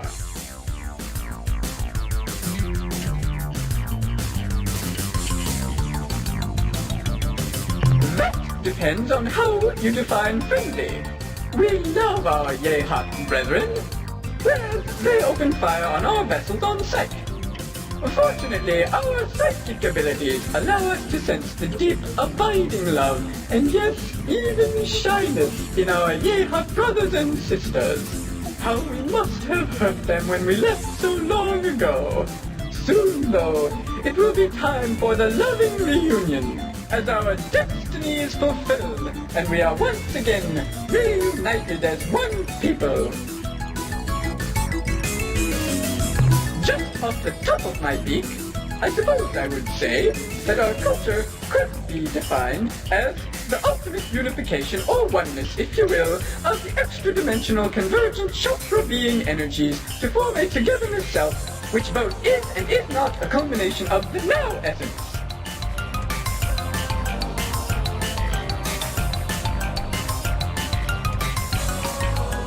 An excellent question. The answer is in itself an answer containing the explanation you seek, and more. Let me say, the revelation includes the mysteries of pyramid power, which is merely a subset of the greater and more general pointy power. UFOs and FOs are significant, but their role should not be overplayed. I'm sorry, but I can be no more specific than that.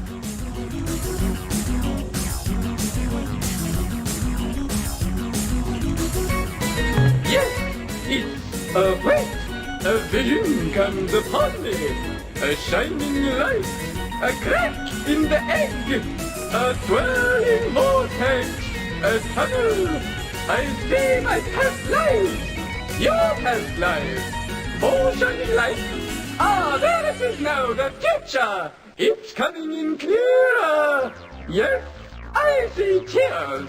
Tears of joy! They are coming from our yay-hot brothers and sisters to welcome us back to the nest. Wings outstretched, beaks stuffed with grub.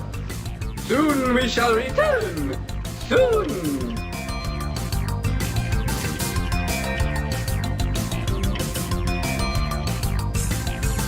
Yes, you are right.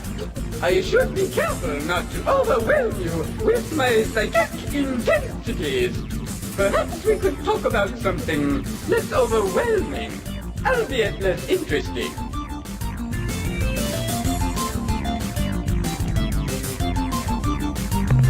Well, kind human, return soon.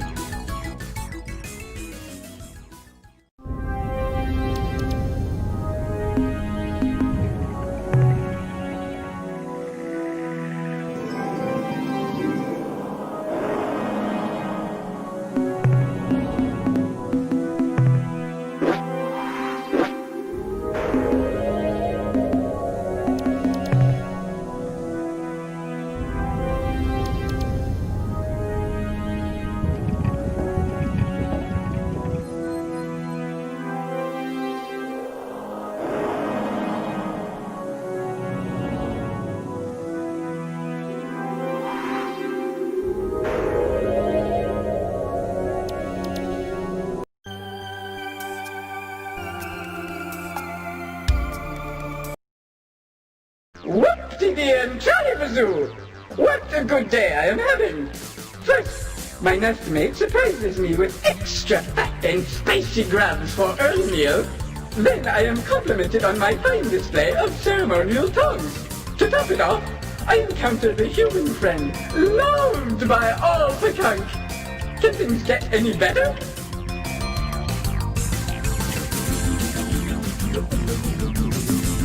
Well, not advice exactly, but I can offer you plenty of moral support. Also, I can tell you about another dream. Yes, perhaps I will tell you about my dream. In this dream, there was a small creature, fragile and weak. Above it loomed a much larger creature, dark and foreboding. The large creature was preparing to take the smaller one into its slavering jaws, when the little one looked up and said, "Hold, why do you do this? What you are doing is wrong." This made the large creature pause while it pondered the question. Then I woke up, and I'm not sure if the little creature got in or not. Come to think of it, it really wasn't much of a dream. I would have much preferred Hockey Birdie's dream. Anyway, just thought I would tell you about that.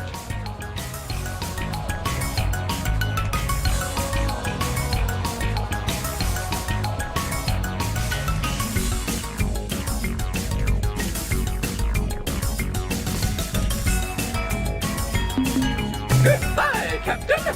When the crystal spheres once more rotate into harmonic union, we shall meet again.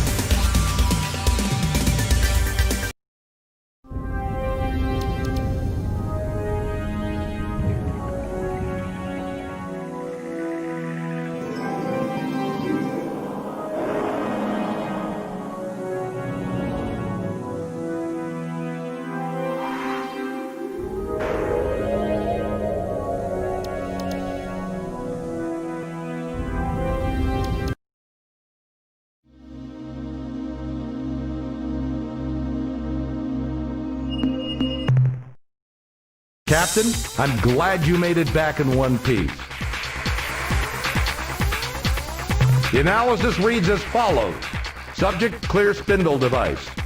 Data, the object in question has no clear use or means of activation, but does have superconductive characteristics between 18 and 22 degrees centigrade. We suspect that it is a precursor manufacturer, but we cannot be certain without extended study. Summary: in all likelihood, this object is part of a larger device whose capabilities remain unknown. That's the end of our scientist's report. Certainly, Captain. Can you be more... Let's see. Your flagship is in pretty good shape. You should investigate building alliances with non... Captain, I wish I had an... What else? Fine. Return...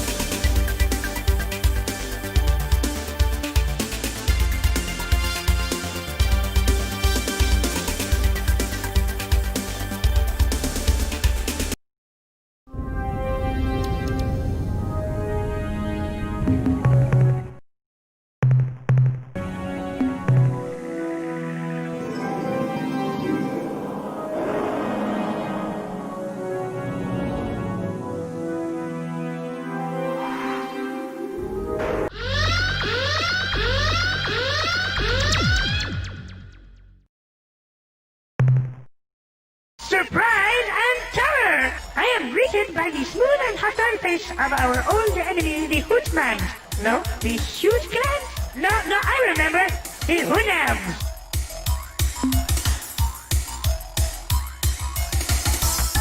Two aspects of your last statement defy the course of nature as I know it. First, peace, as you call it, is an illusion. If you have peace, you simply haven't yet seen the thing trying to kill you. Second, peaceful missions through the cosmos rarely require weapons large enough to punch holes through a small moon.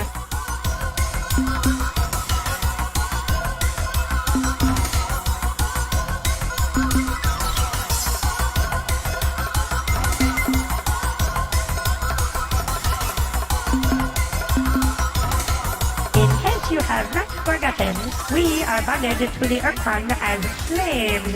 The punishment for the plan you propose can be described as death.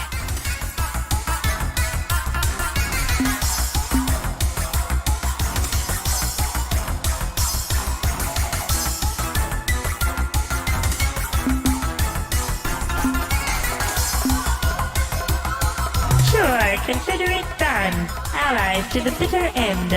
Not! We can best be described as metamollusks, possessing the best qualities of both the clam and the dravat, which is not native to your world. We are intelligent and clever, though you would never call us cunning. Each day when we awaken, we call forth the traditional Safi prayer. Oh God, please don't let me die today!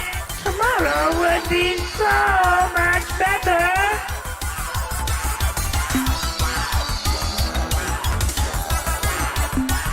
I want to live forever, with no pain whatsoever, owning vast personal property plus a company of nubiles.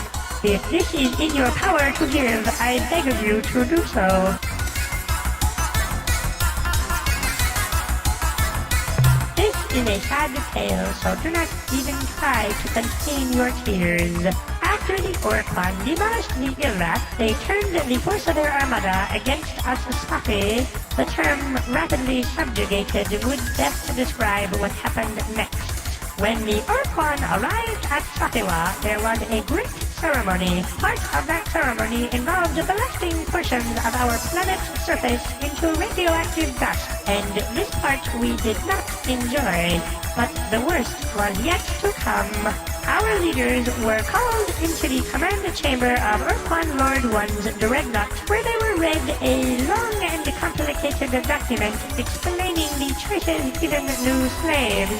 When our leaders heard the term forever encased and impenetrable shield, they grew overexcited, I'm afraid, and made a fatal error. The decision was to be transmitted to the Ur-Quan via one of two rods, one colored black, the other white. Our leader handed the white rod to one of the Ur-Quan's servants, signifying fallow slavery. But the servant somehow exchanged rods and handed the Ur-Quan lord a black rod, indicating our desire to become fighting slaves. By the time we learned of the switch, it was too late. The Ur-Quan would not permit a change in status. Following that most tragic day, we were forced to assume the role of an Ur-Quan star thug. We tried to avoid combat, but the Ur-Quan gave us 3 warnings, each more strident than the last. When we learned that there would be no 4th warning, simply annihilation, we attended to our new role with improved vigor. Oh, and perhaps you have already guessed, the Ur-Quan's servant who made the switch was an Omega.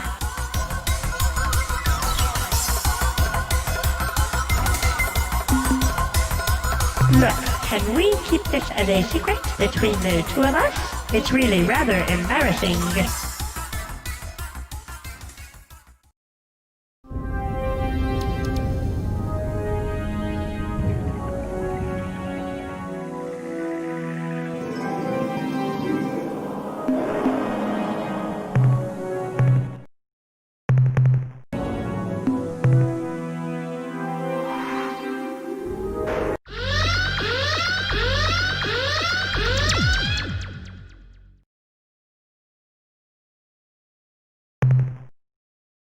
What is the secret cipher? We are the fake ones, the Spotty High Council. You have given us the correct cipher, and so you will not be destroyed immediately. Now, if you please, tell us how you acquired our most secret Spotty cipher, which every Spotty swears never, never to reveal, even when threatened with considerable pain.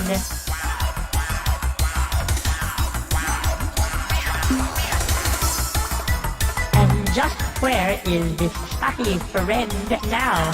Never mind. The answer is all too obvious in your tiny, dry eyes. If you held a weapon to Cripple's head, he would say anything you wanted him to say. In fact, if you held a vegetable to his head, he would probably say anything you wanted him to say. No doubt.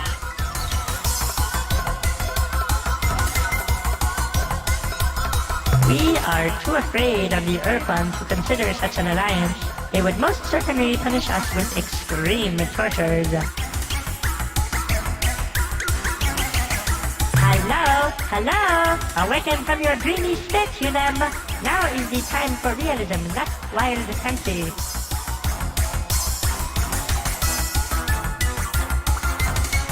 Yes, your vessel is unique. And here is the crux of the problem. A unique, meaning singular, starship is not equal to the task of destroying the entire Ur-Quan armada. If you had, say, 10,000 similar starships, we could take your boasts more seriously. Well, that would probably work, but I have a better idea. A test. One of those testy kind of things. You must wipe the evil ones from the face of Spatiwa.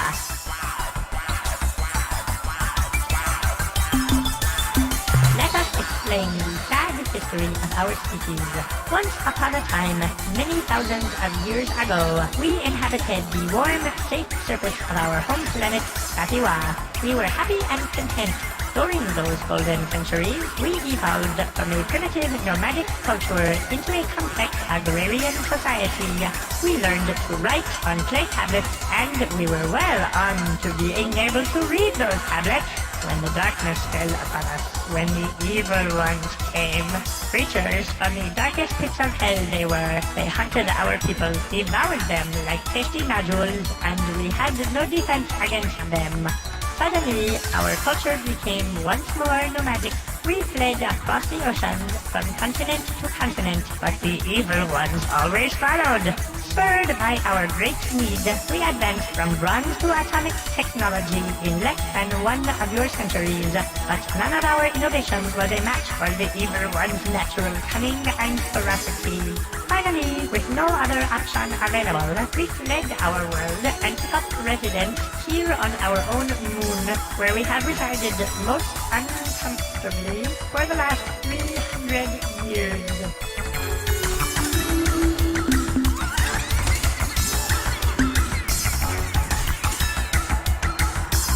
We will await your return with great anticipation. Simultaneously, we will prepare a short, poignant eulogy to mourn your demise.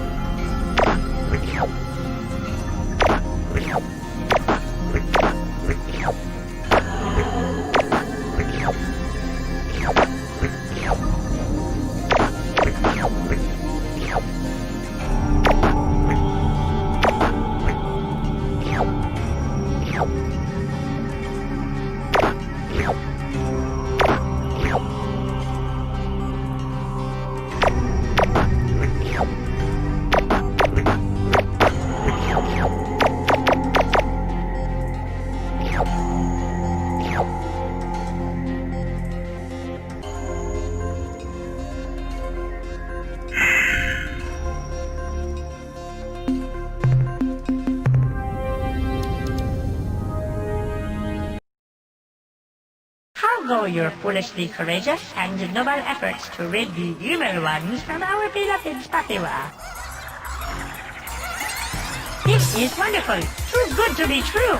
We will immediately begin transporting Spati from this unpleasant moon down to the safe surface. We shall send in crustlings and the infirm elderly first as a special honor. Please come back later to receive your accolades.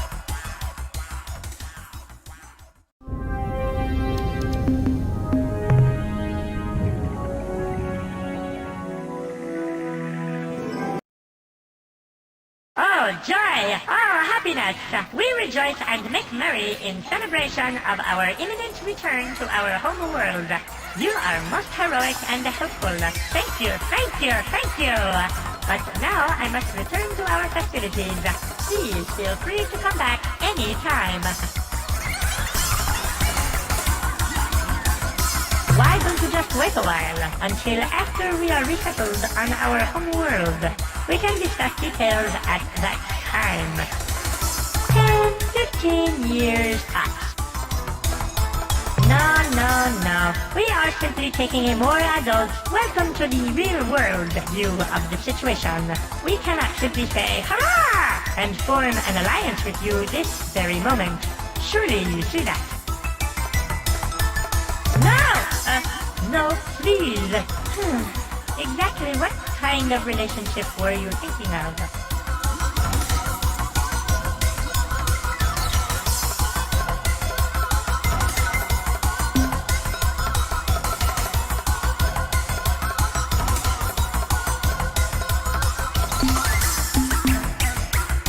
What? Okay, we are quite familiar with that arrangement. Very well. I'll bet we will regret this decision later on, but you leave me with no choice. We will comply with your needs. A spotty delegation will depart immediately for the planet Earth.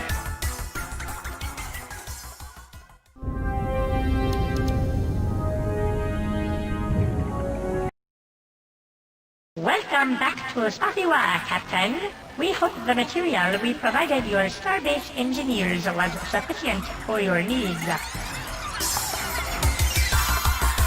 Perhaps, Captain, I will explain. We have been investigating the caster which we took away from the Unga after the Judd the Bug scandal 8 years ago. We have uncovered evidence of something strange going on between the Unga and the Ur-Rat over the past many years. We suspect that the Unga were using the caster to pull off some kind of long-term joke on the Ur-Rat, but we are unable to glean any more details.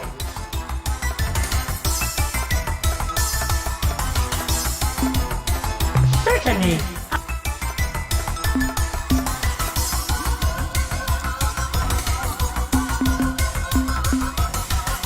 Good. I don't... No. Goodbye, Hunam.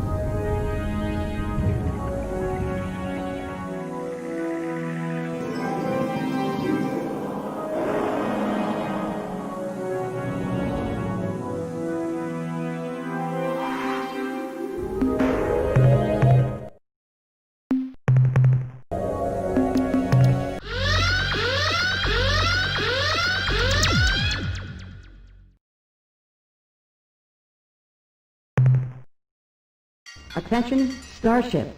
We are the Sockbot Pick. Make no hostile actions. We come in peace and with goodwill.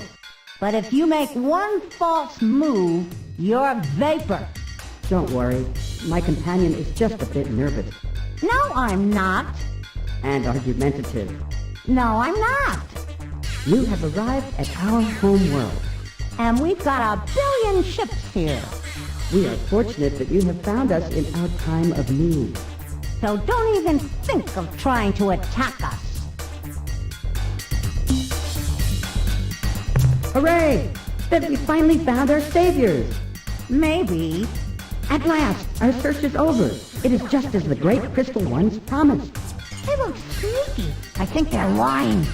Quiet, fool. Can't you see our nightmare is over? This ship is from the great crystal one's fabled alliance. The alliance of 3 stars. Maybe.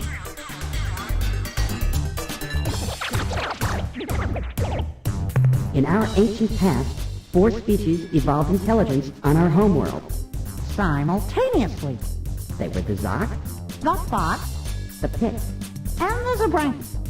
We 3, the Zoc, Spot, and Pick, evolved in such a way as to acquire sustenance from many sources. From airborne zooplankton From solar and ambient energy. and from rocky fungal clingers. Our favorite. The Zabranki also consumed a variety of food, namely the Zoc, the Spot, and the Pick. To survive the predations of the Zabranki, we banded together, annihilated the Zabranki, And formed the cooperative union you now encounter.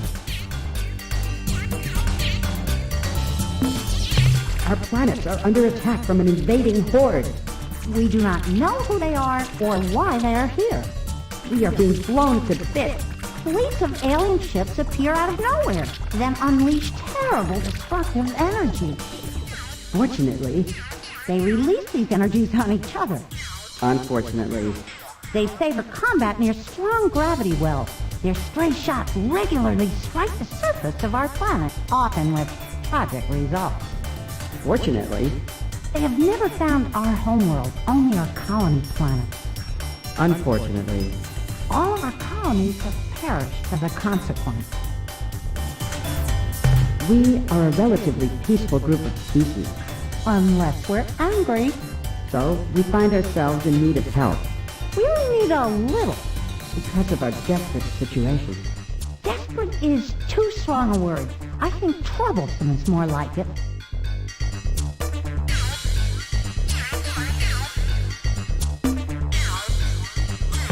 Some of the vessels are huge green battleships which launch wave after wave of small fighters. The other ships are black as space, and their hulls are carved with strange alien writing. In combat, the 2 ships seem evenly matched. One fires blasts of fusion energy, while the other launches spinning projectiles.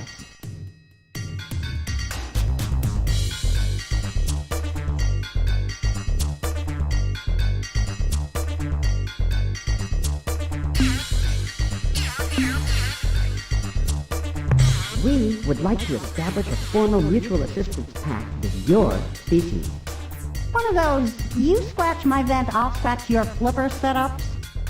And as a sign of our good faith, we will provide you with skilled captains and plans for building our Stinger starship. In return, if the bad guys find our homeworld, you'll rush over here and vaporize them. That is essentially correct. Great deal, eh? You can't afford to pass it up. So what do you say?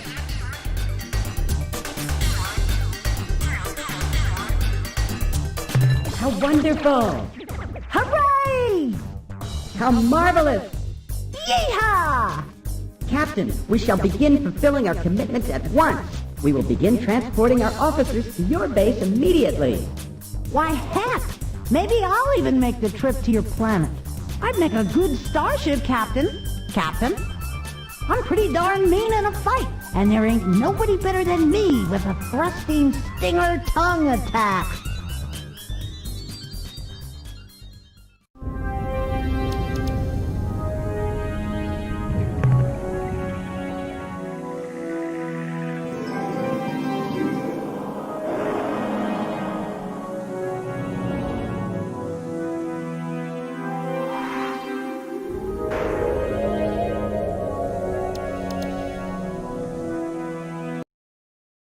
Hello, friend and ally. Got any presents for us? We hope your struggle against the Ur-Quan goes well. Darn! He never gives us anything. We had a close call last week, One of those black ships was snooping around the system. but before it got to our world, some of the green ships warped in, destroyed the black vessel, and then left immediately. We got lucky. No, we have nothing new to report. Nope, not a thing. Sure, what do you want to know? Just ask away. Nope. Not a word. Not much, to tell the truth. This space exploration stuff is kind of new to us, Besides the green alien ships which have only tried to kill us, and the black alien ship, which have actually been quite successful at killing us. the only other starships we have encountered are strange tumbling red probes, which profess to be on a peaceful mission. But then attack like slavering Zabrankies. We believe that the probes are actually robotic scouts, which have suffered some kind of malfunction resulting in their aberrant behavior. And what's worse, they are multiplying. Yes, that's true. The probes seem to be replicating at a geometric rate. Hey! That means if there was only one last week, then next month, wait a minute, let me calculate. That means next month there'll be a whole mess of those things. By backtracing the probe's course path, we have been able to calculate that the source of the probes is somewhere on a direct line that includes our star and Epsilon Muscae. Go get 'em, Captain. Ah, cultural exchange. A good idea. Yeah, let's tell 'em about Frungy. Be quiet, you fool. He asked a serious question. He doesn't want to know about Frungy. How do you know? What makes you so smart? You never even asked him if he wants to know about Frungy. Why, I'll bet right now he's wondering, what is this wonderful sport, Frungy? How is it played? What kind of equipment do you need to play Frungy? And I wonder who's ahead in the Frungy Championship. Ah, will you shut up about Frungy? If you say another word about that stupid game, I'm going to lose control and blow a cloud of spores at you. Yeah, okay. Don't blow your stack. I won't mention Frungy again. I promise. Well, Captain, as you can probably see, our culture's predominant trait, its greatest strength and weakness, is the diverse interactions between Zot, Spot, and Tick. Frungy! The Stinger is the peak of our technological prowess. It's totally awesome! These vessels are cheap to build and can be quite effective in short-range combat. They turn on a small round thing that's real small. Remember, though, against most ships, the Stinger must close distance immediately and give unrelenting tongue attacks until either the enemy or the Stinger are destroyed. Yeah, the tonguing is the best part. Our past? Quite a broad topic for this short conversation, but we'll share a key piece of our history with you. After we killed off the last of Branky, we faced an interesting question. Should we proceed and establish a culture which would advance in art, technology, and social sophistication? Or should we just go back into the forest and kick back and enjoy ourselves, knowing that a Zabranki wasn't going to jump out of the bush and eat us? Well, we did go back into the forest. We stayed there for about 5,000 years and had a great time. Then, one stormy day, a Zot, a Fop, and a Pick were walking up a steep path looking for something good to eat when a bolt of lightning struck nearby. With a huge flash of light, the bolt of energy carved a strangely shaped chunk of granite out of a cliff. It was a disc with a hole in the middle. As the rock began to roll down the hill, toward the three terrified beings, some dry grass got caught in its hole. And since the rock was still hot, the grass caught on fire. When the rock finally got to the Zot, the Fop, and the Pick, they simultaneously discovered the wheel, fire, and religion, thus catapulting them on the road of progress. which has led us to this day, Captain. Oh, how did the flaming wheel give religion to our culture, you ask? I will explain. You see, when it got to the threesome, the flaming wheel was going at a pretty good clip, and it ran smack into the rock, killing him. The fart and the pit felt so bad. They really liked that Zoc. That they decided the Zoc hadn't really died when the wheel flattened him. He had just gone to a better place. Presumably one without lethal flaming wheels. Anything else? Goodbye, Captain. See ya!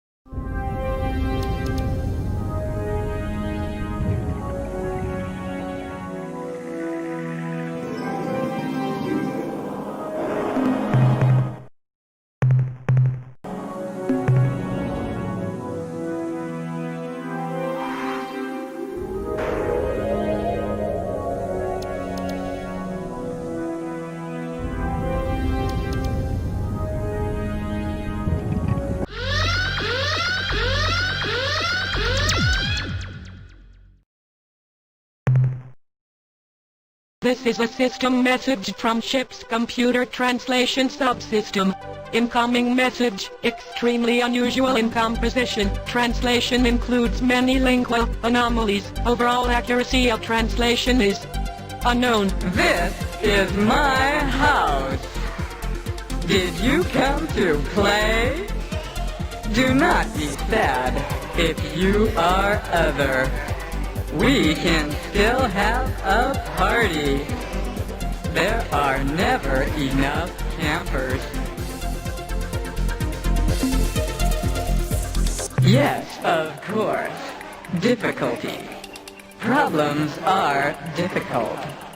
Let's be special together. Spicy games are always fun.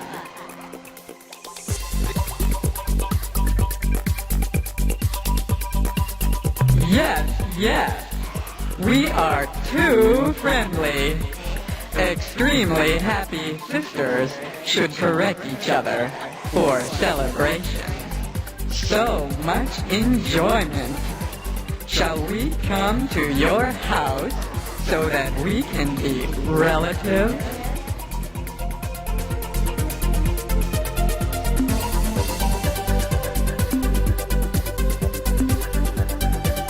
Jumping peppers. This is smiley time. You are campers after all. We will start alliance parties for better enjoyment.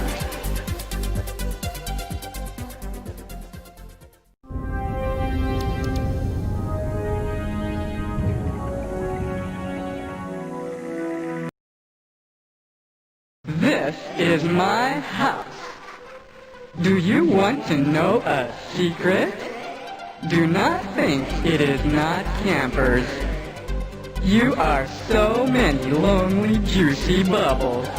It is so sad. Now that you are campers, you will have more parties and no more sad, lonely bubbles. This is the secret.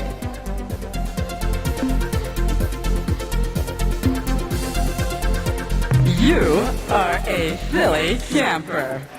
I am always oars. If I was not oars, then I would not be. But of course, I am oars. We are from the outside. Also, the Arilu Quick Babies are from outside. It is the same, but not. Oars are from below. Arilu are from above. Oars does not like Arilu. Arilu are too much trouble. We cannot have parties when Arilu always jumping in front. It make oars frumble so much. These are fat words. Do you want to play this some more?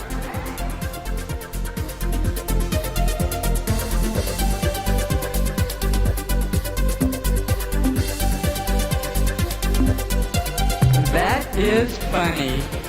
You think you see oars, but oars are not light reflections.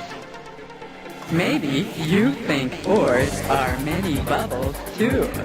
It is such a joke. Oars are not many bubbles like campers. Oars are just oars. I am oars. I am one with many fingers. My fingers reach through into heavy space, and you see oars bubbles, but it is really fingers. Maybe you do not even smell. That is sad. Smelling pretty colors is the best game.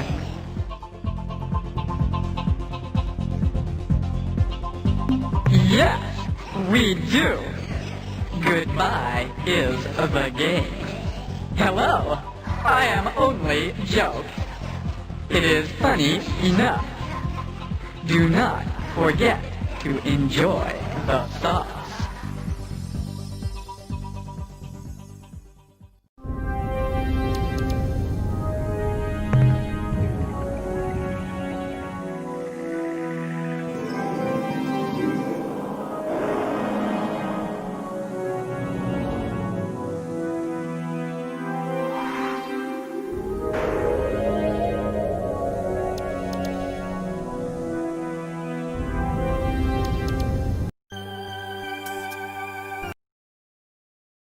Oh, the Alliance Party campers are in the now space.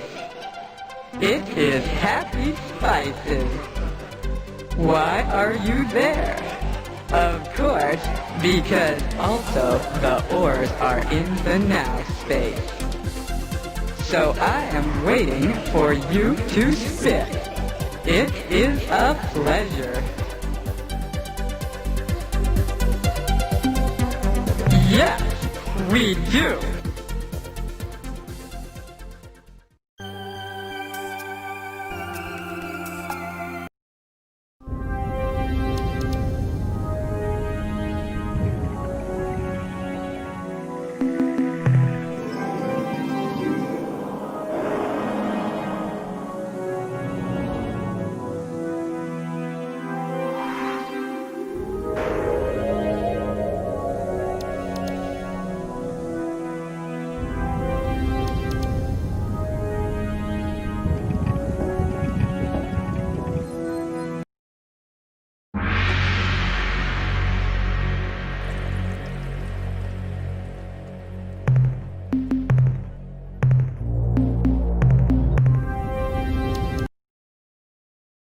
Campers? Yes!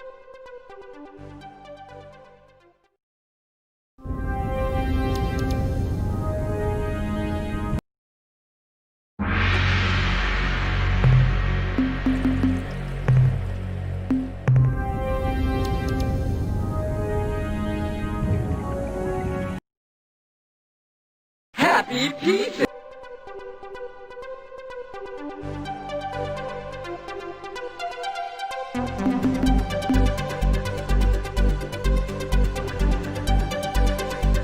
I will tell. This is Taelo Playground. Do you know? Taelo is not anymore the heavy space. They are not here. To play with Taelo, oars must spread into pretty space. There are so many good places for this here. Oars are happy. Of course, you do not know Taelo. You are campers. You cannot go into pretty space. Too bad.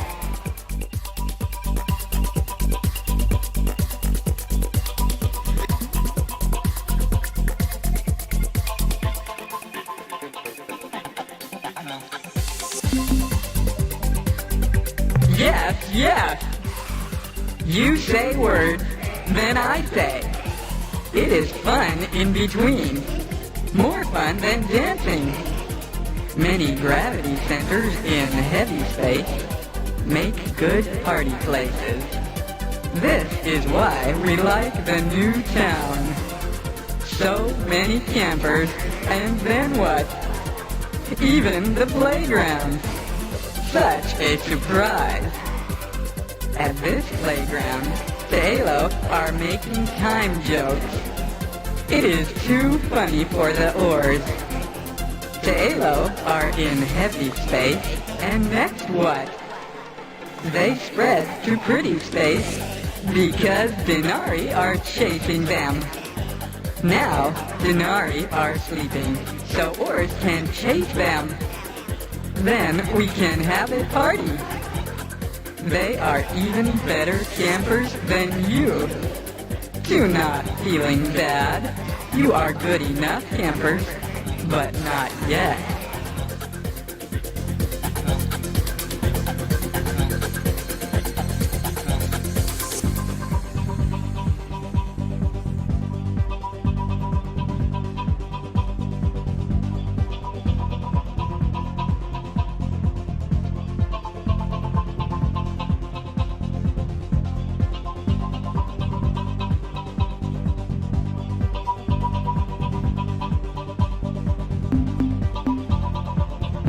You are asked if oars are upset. Oars are not upset. You are happy campers. Certainly, you are only slow time walkers. It is not fun on the surface in slow time. If you want to go, that is okay.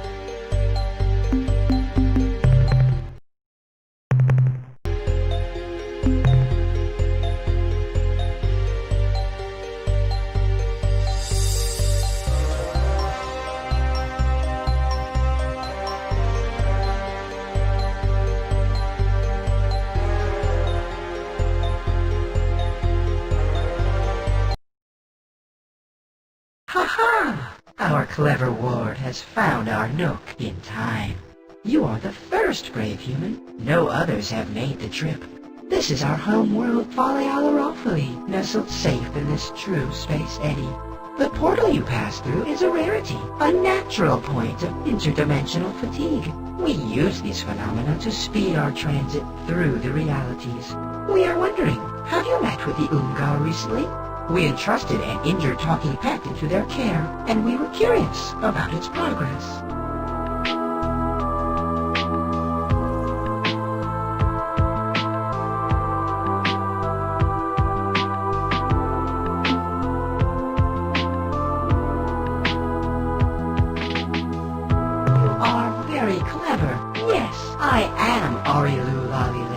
I suppose it has been a very long time since you've met one of my kind. I imagine you humans are still very short-lived. How sad. Ah well, to answer your question, we chose to cease our efforts with the Alliance of Three Stars when it seemed that there was no longer any threat to our Earthlings. I am pleased to see that you, from outside the slave shield, survived. You seem healthy.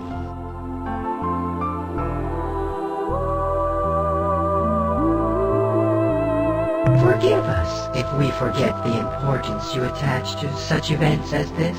Our context is infinitely broader than yours in scope, both in space and time. Nevertheless, to please you, I shall try to recall. Yes, now I remember. Here is the sequence. The Ur-Quan fleets have moved through your solar system, and you are defeated. Your people make the choice not to fight with and for the Ur-Quan. A shield is cast about your world. Your people are now safe. This makes us happy. The Armada departs your star system and moves toward the remaining Alliance members. Ourselves, the Cyrene, the Yehat, and their adopted Shofixti. The Yehat and Shofixti withdraw to Delta Gordo, but they do not permit the Cyrene to follow. We are content with the flow of events and leave the area to return here. From our perspective, this sequence of events ends here.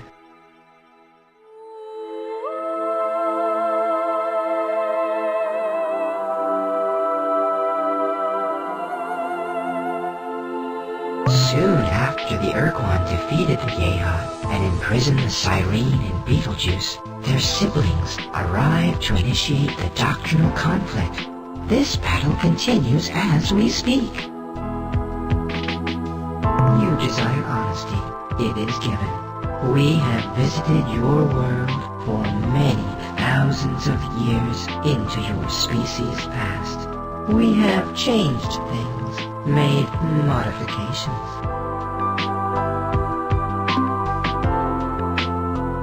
As you know, we live in a dimension adjacent to hyperspace, which we call quasi-space.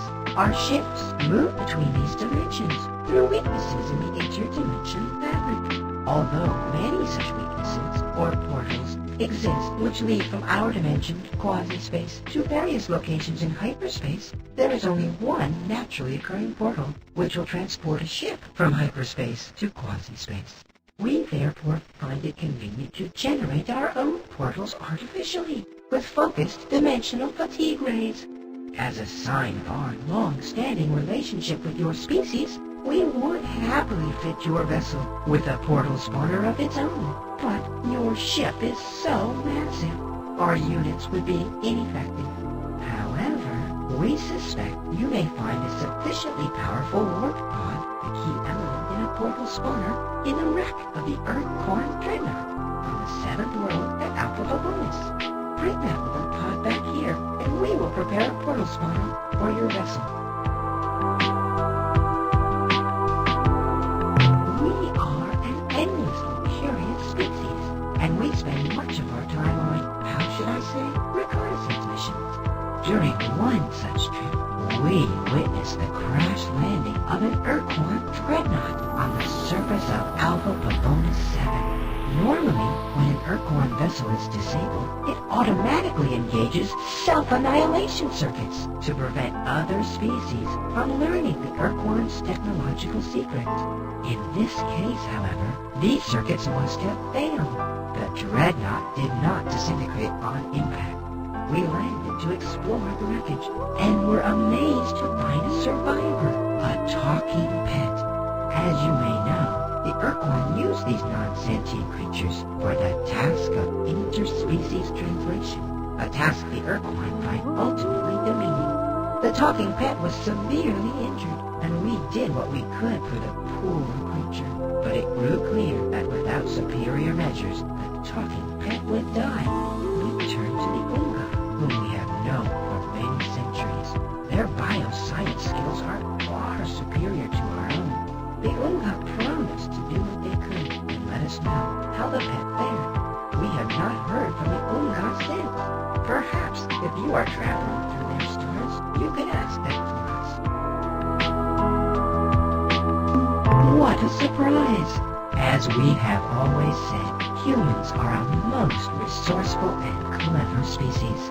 We are so proud of you, but don't worry that you shall have to wait. We are prepared. Even now, our technical personnel are equipping your ship with a custom version of our portal spawner device. The device is usable only in hyperspace. Whenever it is activated, the spawner will focus several interdimensional teeth beams adjacent to your vessel, opening a temporary hole into quasi-space. Move quickly through the portal. After your ship has passed into quasi-space, you can choose any of the nearby portals which lead back to hyperspace, thus saving you needless transit time. Be keenly aware of this fact. The spawner requires a great deal of energy to function. We estimate that each time you use the device, it will consume 10 of your fuel units. Our motives are multiple, our desires complex. Part of what we do on Earth is for your own protection. There are parasites, creatures who dwell beyond. They have names, but you do not know them. They would like to find you, but they are blind to your presence unless you show yourselves. The androsynths showed themselves, and something noticed them. There are no more androsynths now, only ores. No. In a way, ignorance is your armor, your best protection. They cannot see you now. They cannot smell you. Much of our work with your people involved making you invisible, changing your smell. If I tell you more, you will look where you could never look before. And while you are looking, you can and will be seen. You do not want to be seen. Goodbye, clever child.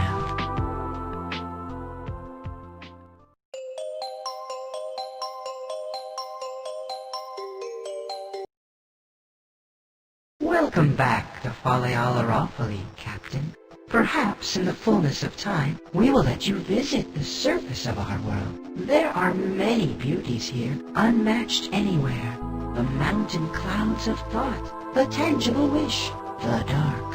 Unfortunately, you are not yet acclimated. Premature exposure to these would render you numb. Goodbye.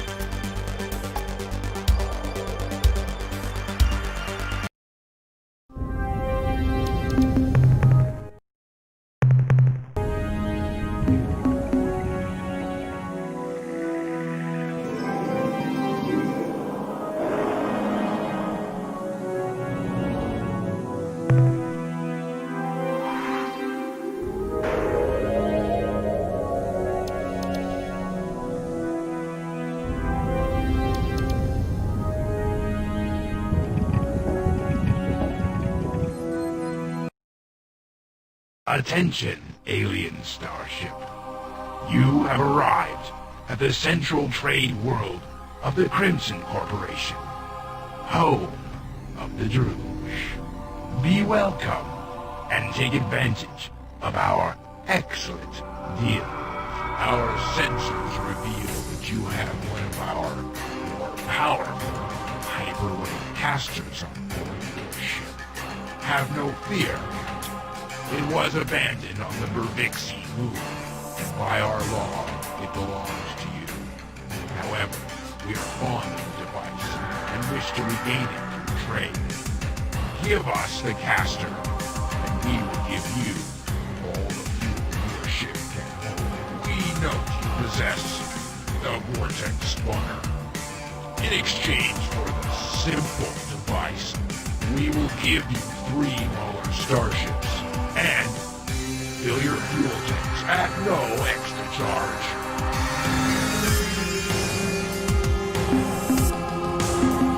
This is the heart of our operation, the vital core of the Crimson Corporation. 1,000,000 deals are made here each day, perhaps more. You would be wise to take advantage of all our services, Captain. You will not find better deals anywhere. Since this is your first time trading with us, Captain, allow me to explain our standard operating procedures.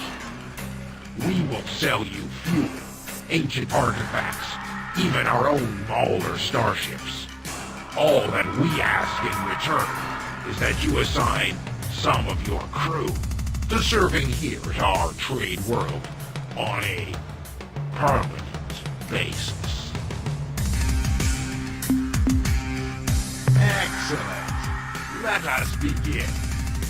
Our inventory presently includes the Rosy Sphere, an ancient precursor artifact of unrivaled beauty and mystery. Yours for the amazing bargain of only 100 crew. The Trident of Wimbley. Not just one, but fully 3 mystic prongs give this artifact its awesome capabilities. Are you strong enough to master its power, or will it master you? Cost? 100 crew. The glowing rod. What unearthly powers will you gain when you hold this coruscating step high above your head and scream, Kayi, Laiki, Lai? It can be yours for only 100. As always, we also have an unlimited supply of exceptional, high-performance starship fuel at a cost of 10 crew for 10 units of fuel, as well as a freshly assembled Mauler starship, which we will trade for 100 of your crew.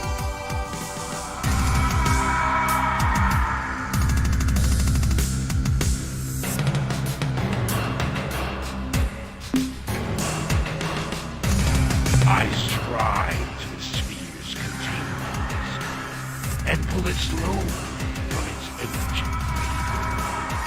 The dust of centuries has made a gentle well. There, it has come free. Now, into your hand, I place the ancient sphere. Do you feel that, Captain?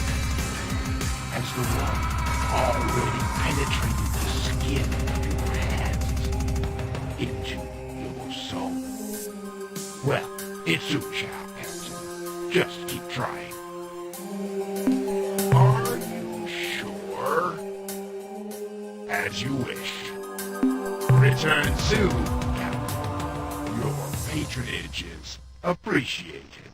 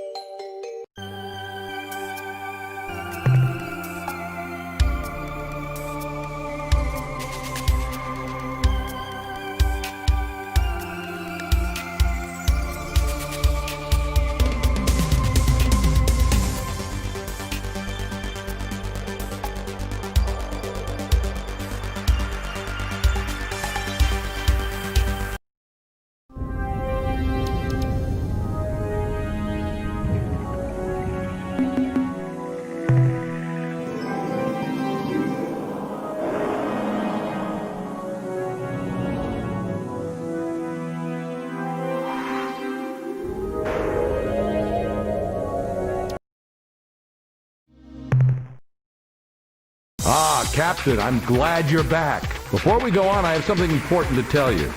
Captain, a delegation of Spathies just arrived here under orders from their High Council to form an alliance and assist you against the hierarchy.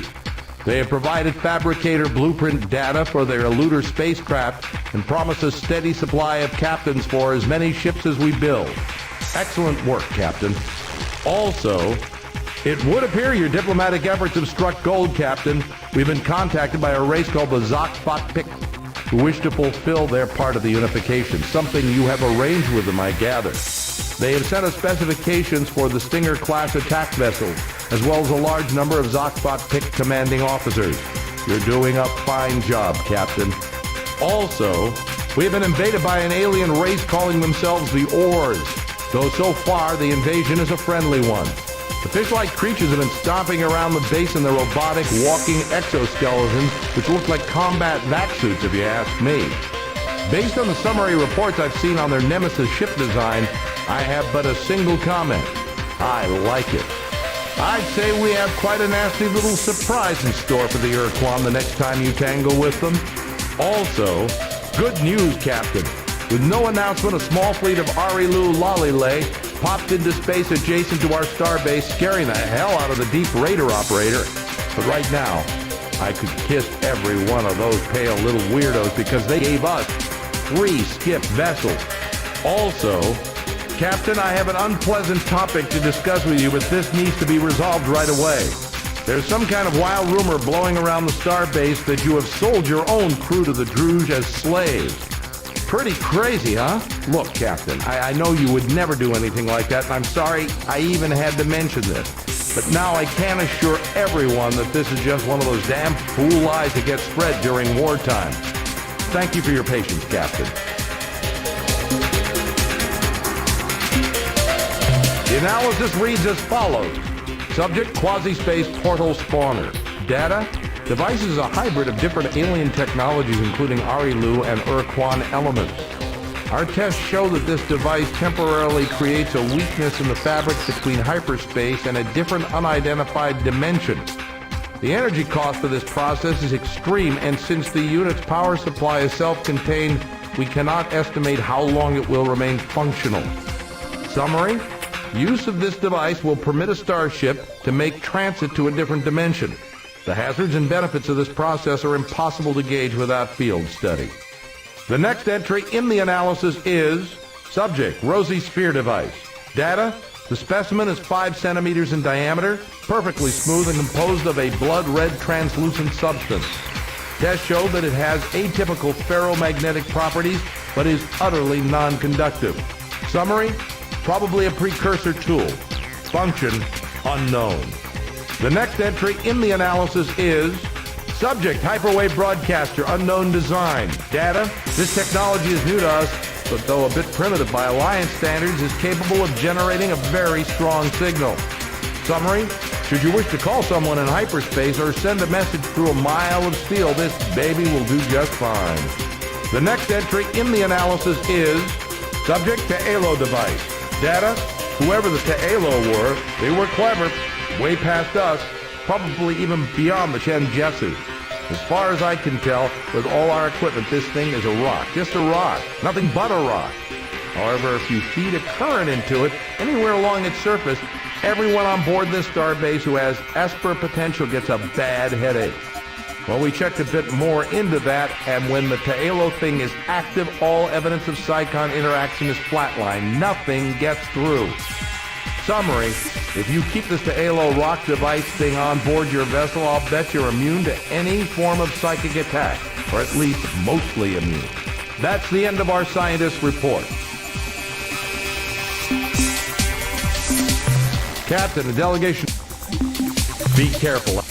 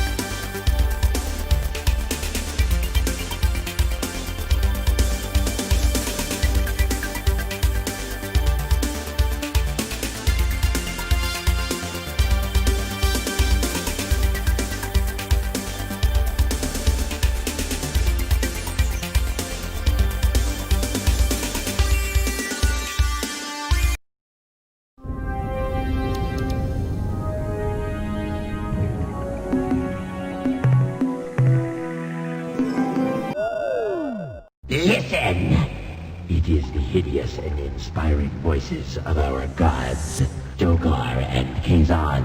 Oh, great gods of evil and darkness, what can your humble and devious servants do for you?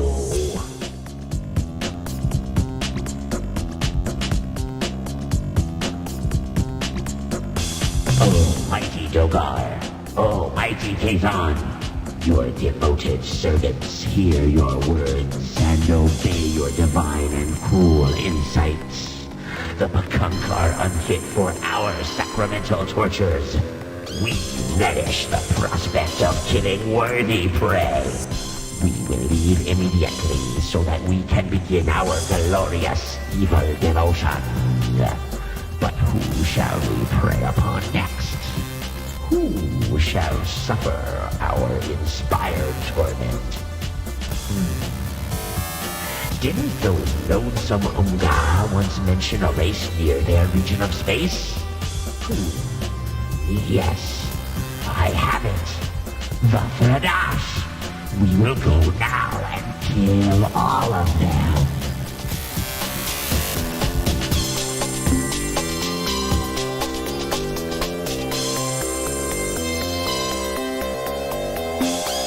Farewell, Dogar and Kazan. We are awed by your malevolent presence, and swear unto you to commit even more violent, treacherous deeds tomorrow than we did today.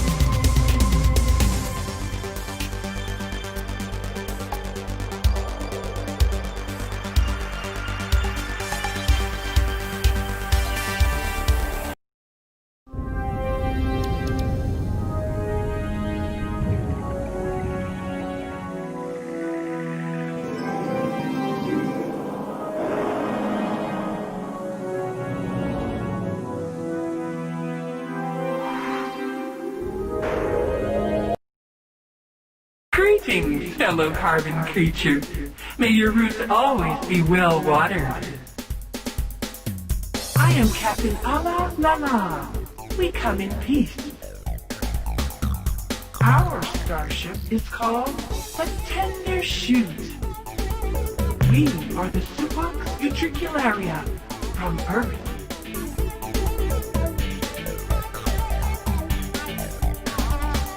Oh yes. We apologize for the confusion. Our home world is also called Earth, or more properly, Lek, which means perfectly good and nutritious dirt. Earth is pretty close, is it not? We learn and we adapt. We are symbions. Our first step in making friends is always to copy them. This is our idiom. Our kind evolved on a beautiful planet, orbiting the wonderfully green-hued star RUS. From the canopy of the great jungle to the shores of the azure sea, our species has flowered and grown well. Early in our evolution, we adapted to exist in symbiosis with other hardier life, both flora and fauna, who supplied us with nutrients, while we supplied them with reproductive assistance.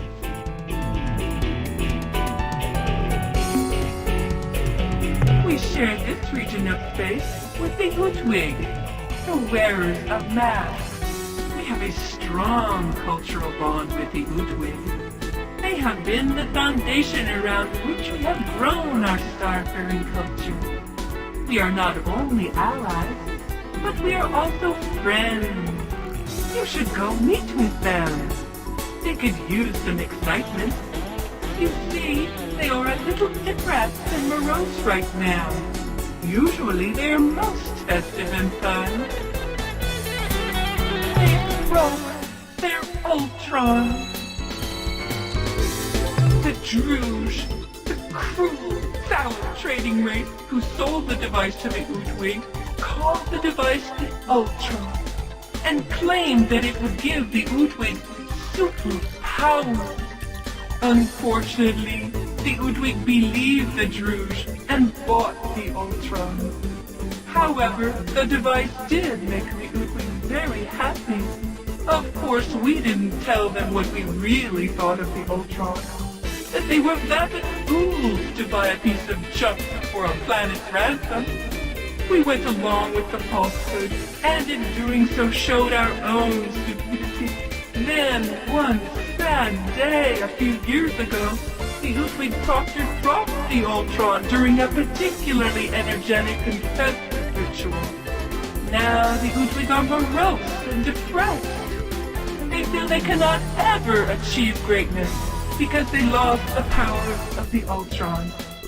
They even gave the broken device to us, saying that they couldn't stand the sight of it anymore. We are worried that the Ur-Quan are so depressed that they may use their ultimate weapon. Here, you take the Ultron. Maybe you can do something with it.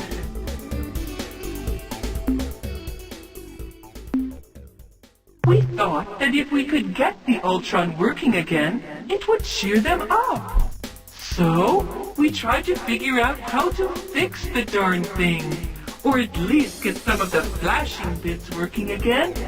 But for all the Druge's falsehoods, the Ultron is some kind of artifact, and we could not synthesize the necessary replacement parts. Perhaps on your journeys, you will find the elements necessary to repair the Ultron. Then you could give it to the Ur-Quan, and maybe they wouldn't be so depressed.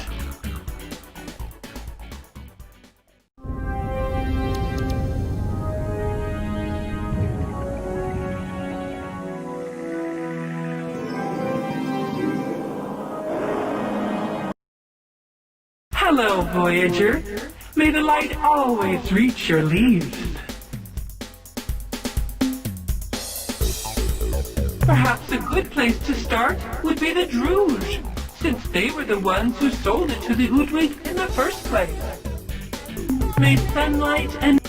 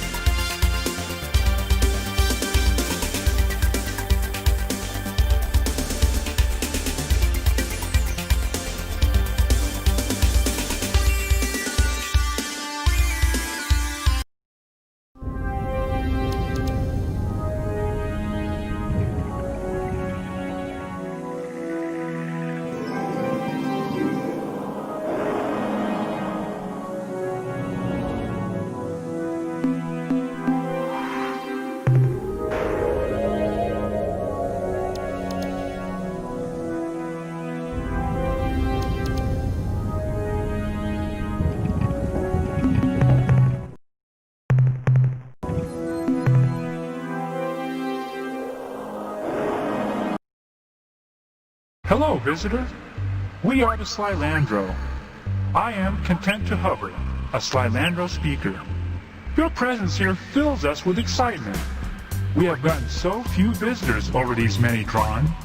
We hope you can stay to talk with us for a time.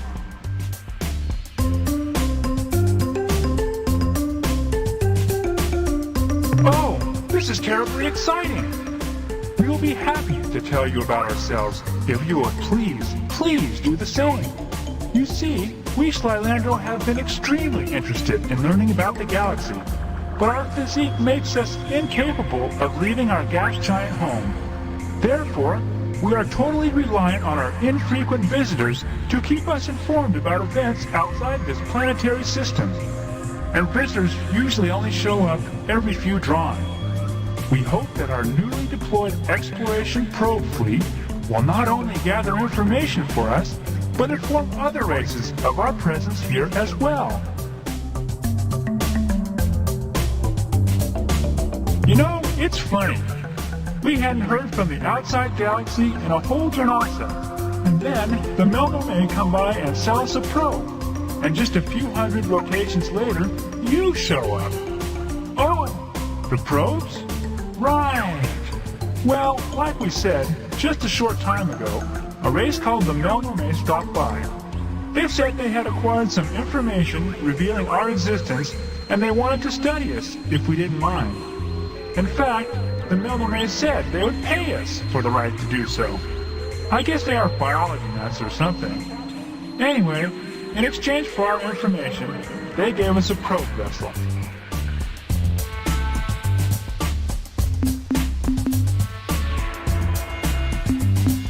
Years? Oh, you mean drawn. Well, let's see. There was the Melno just a few rotations back. Then we go all the way back over 3 drawn ago to the Ur-Quan and the other milieu guys. The Yuli and the Draw, I think. Let me remember. That was a long, long time ago. I was only a nymph then. Oh yes, that's it.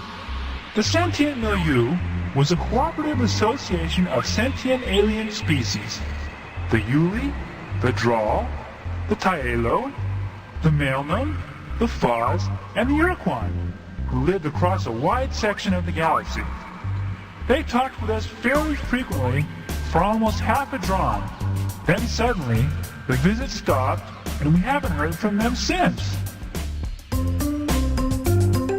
Yes, there was another race, a highly sophisticated species of shaggy giants who made repeated trips to our world over a period of several drawn. They even installed a broadcasting satellite in orbit around our world, which let us talk with them whenever we wanted. They were called I'm sorry, I can't remember their names. It was a long, long time ago. I wish I knew more of the information you seek, traveler. But we last saw the shaggy ones just over 39 drawn ago, and very little from that era has remained intact in our history chants. Hold on a minute. Let me consult with Associates Joyce Lifting and Solid Plummet. Joyce Lifting, who has a better memory than I, recalls that the shaggy ones were described as being worried. They were always hurrying from place to place, seeking knowledge as though they were in a desperate search for some important secret, some answer to a question that they never shared with us. Solid Plummet remembers that the last time the shaggy ones visited our world, they came aboard a great circular starship, one even larger than your own. They had discovered their answer and were leaving to go somewhere, and they didn't tell us exactly where somewhere was.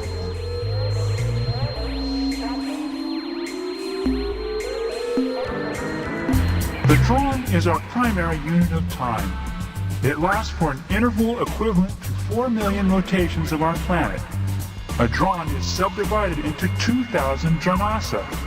Now please, our turn. Will you tell us about yourselves?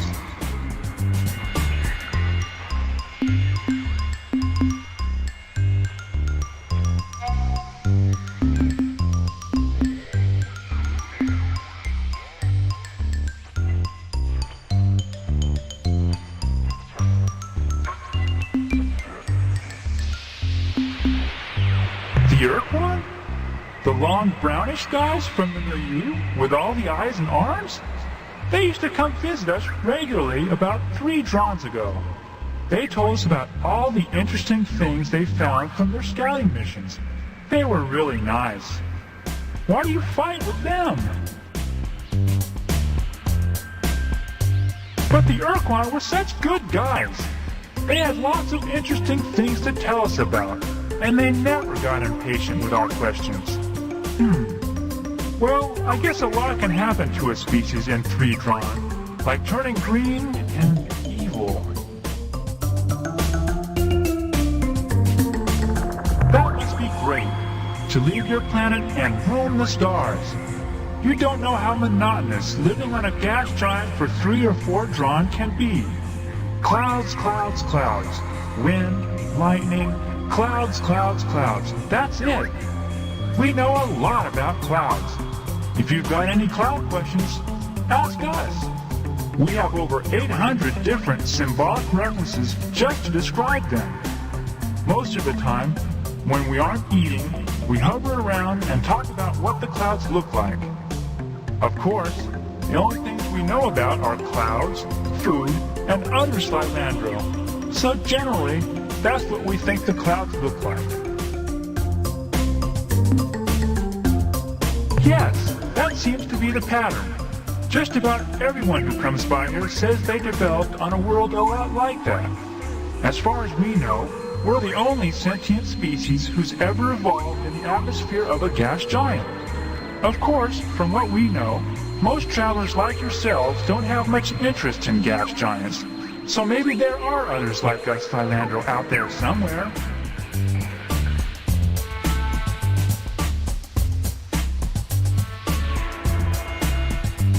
Oh, then you should go check out a planet orbiting a blue star not too far from here. I think there is another blue star right next to it. We can't describe exactly where it is, but the people who told us about it, the Ur-Quan I think, said that it was one of the rarest worlds in space, and that as far as they knew, there were only 10 of these planets in this part of the galaxy. Okay, but please, can we talk about you some more later?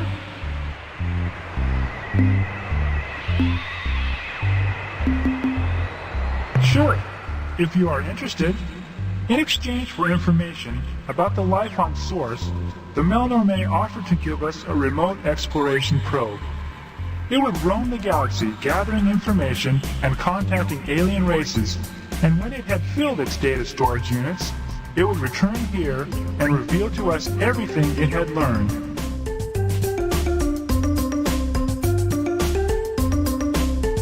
It was sent on a 500 rotation mission to seek out new life and new civilizations, to boldly go where no catalog item 2418, remote self-replicating robot explorer probe, had gone before.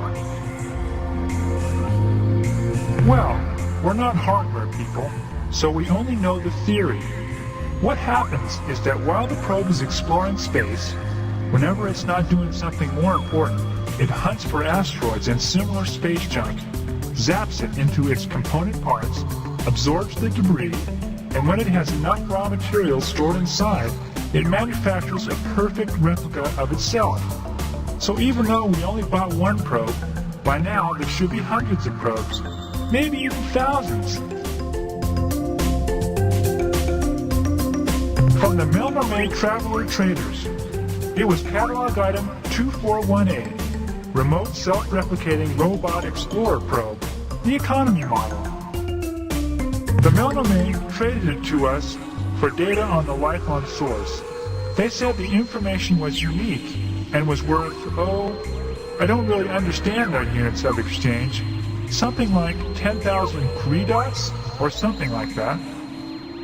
Fortunately, that was exactly the price of their catalog item 2418, remote self-replicating robot explorer probe.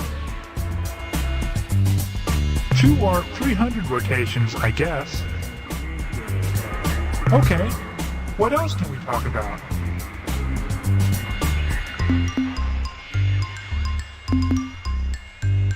No, I have told you. One moment, Joyce Lifting transmits. Joyce Lipton has remembered something else, though it does not relate to the Shaggy One's question, answer, or departure destination. What my associate communicates is the description of a set of 10 worlds, unlike all others. The Shaggy Ones either discovered these planets, or, this is garbled, assembled them? We were told the planets were, again this is confusing, organized in some pattern which in some way alluded to the Shaggy One's ultimate fate. One of the worlds was described as orbiting one of a pair of blue stars not far from here.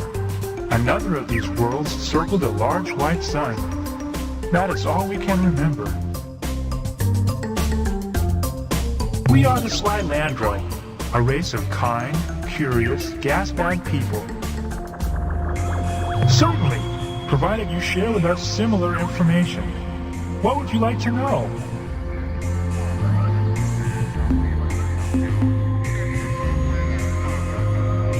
Since we possess no technology, we have no permanent way to record the passing of events. Instead, we use the history chants, long songs whose rhythms and patterns help prevent the introduction of error into the record. When the Shaggy Ones first arrived over 41 drawns ago, we had no words for aliens or ships, for stars or planets. Our skies are an opaque swirl of colors. We knew nothing of the universe outside Source. The Shaggy Ones taught us most of the new words, and after they departed, we remembered them for the many long drawn, until ships from the sentient milieu arrived. My pleasure. Now let's talk about you and your peoples. Goodbye, human fluid saft.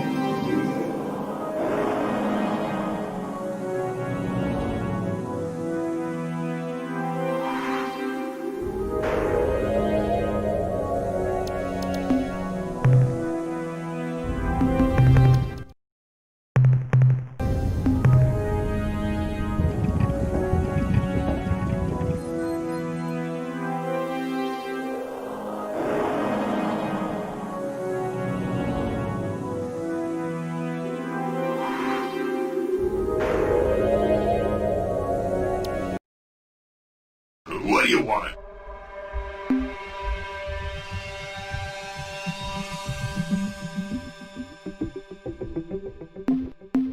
Good idea. may I just say I'm behind you 100%.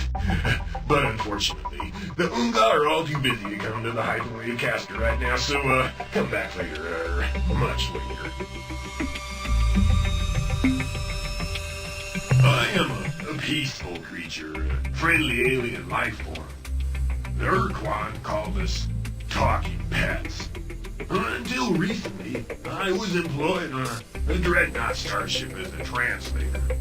Then, after the ship suffered severe damage from combat, we crashed at Alpha Cavonus. Miraculously, I survived. I was rescued by an RUS Lollyway exploration vessel.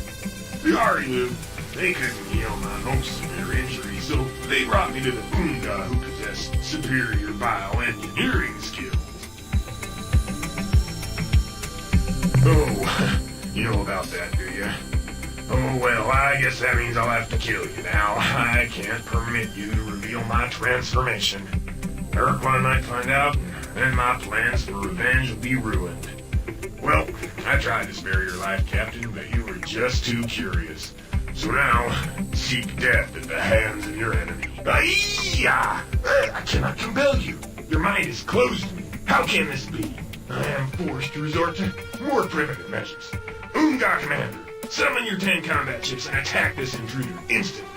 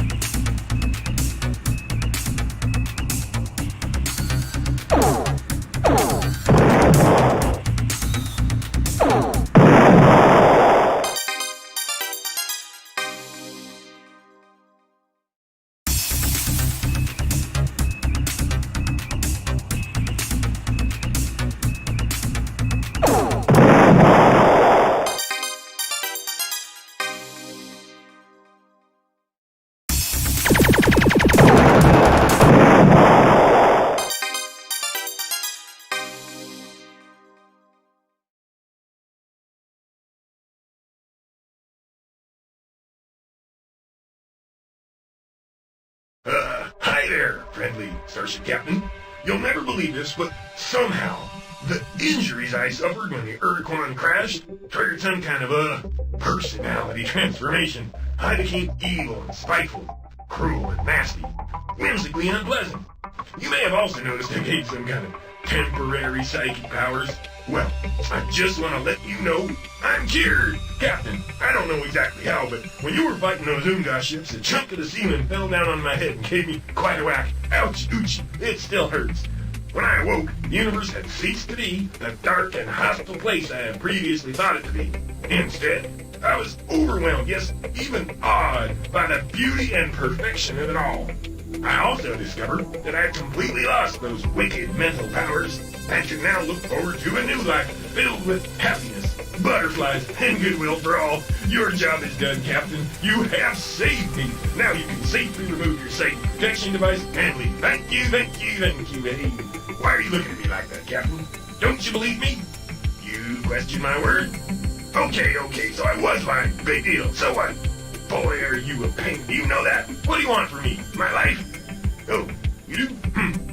Well, as an alternative, let me make this little suggestion. If you don't kill me, I'll help you do whatever you wish. Is it a deal, Captain?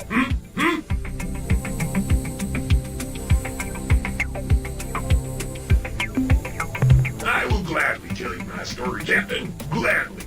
I was indeed a talking pet aboard an Ur-Quan dreadnought. Those years are like a forgotten dream to me.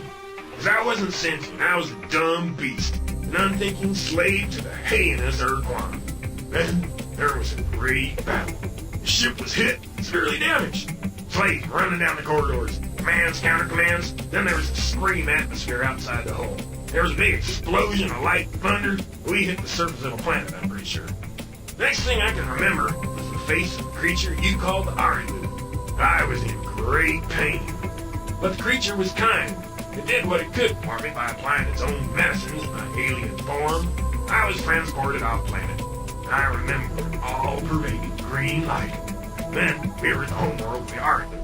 Again, Captain, forgive me if I'm not more clear, but I wasn't intelligent yet. Give me a chance. I presume my injuries were too severe for the RUS to repair. Or perhaps I reacted badly to their medicines or something, because the next thing I remember was being moved back into a ship. Things broke down. My next memory is being on board an Unga starship. Wet flesh throbbing all around me, Unga laughing as they worked on my body. It was kind of unnerving. Suddenly, like the explosion of a bomb, real thought flooded my brain. I don't know how or why, but the Unga had discovered that my brain could be easily changed, improved, giving true intelligence. What they didn't realize is it also brought back a flood of memories. Memories of my species' ancient past. From before the time the Ur-Quan castrated our thinking minds and transformed my people into crude beasts. I'm the only intelligent Denari left in this galaxy, Captain. Now you understand my lust for vengeance?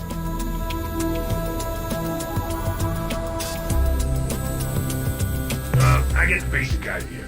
You want to overthrow the Ur-Quan. Bravo! Good idea! Way to go! I too wish to see the Ur-Quan beaten, humiliated, destroyed, and I alone possess a unique ability that will help you achieve your goal. I can use my psychic powers to temporarily distract the Ur-Quan, confuse them for a few seconds. Presumably, you will use this moment to strike a lethal blow against the Ur-Quan. Such a plan cannot fail, Captain. We must see to that. No tricks, Captain. No tricks. I fear you cruelly misjudge me. I'm on your side now. Together, we will make a great team, Captain. This day, this moment, shall go down forever in the history of our galaxy.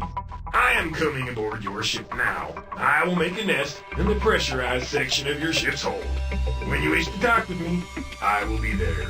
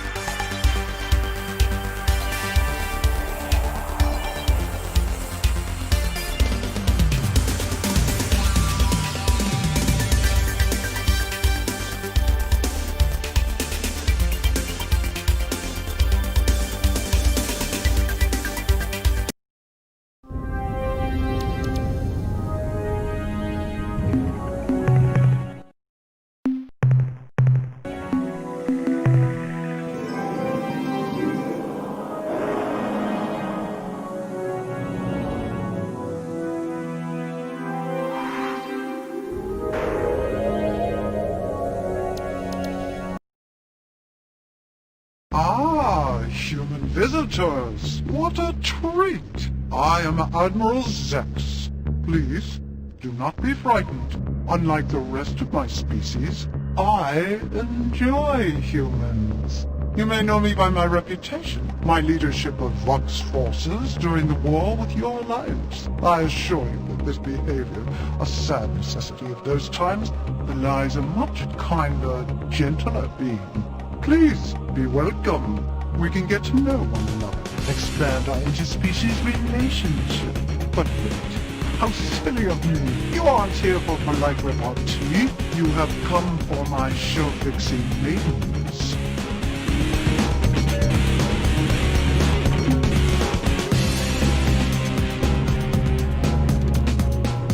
Because I like humans, Captain. I respect and admire your species. I do not share the bigoted views of most of my people.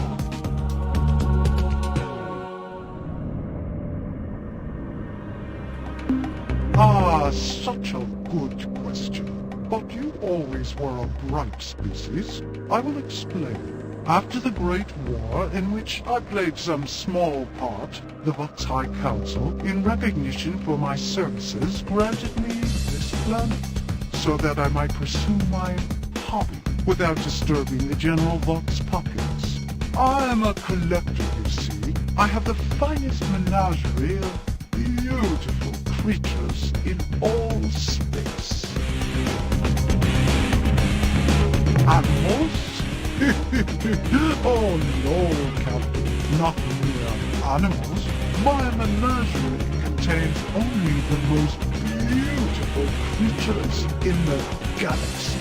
Each of my children, as I like to call them, has a wonderful set of traits which make them unique and special, especially to me. I have a complete variety of beasts from as far away as Procyon and Vega.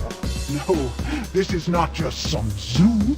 I have worked diligently for many years to craft my menagerie, to gradually improve it. Perhaps you can't tell, but I am rather proud of it. Alas, there's one creature, one gorgeous animal which I do not yet possess. I would give almost anything for that creature, Captain. What an interesting proposal. I never would have thought of such a wonderful idea myself.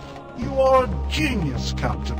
In answer to your question, yes, I accept your offer. Deliver the creature to me, and I shall give you the show-fixing means. I will even provide you with a clue to finding the creature's native planet. My source for this information is an ancient wildlife handbook written millennia ago by some unknown alien author.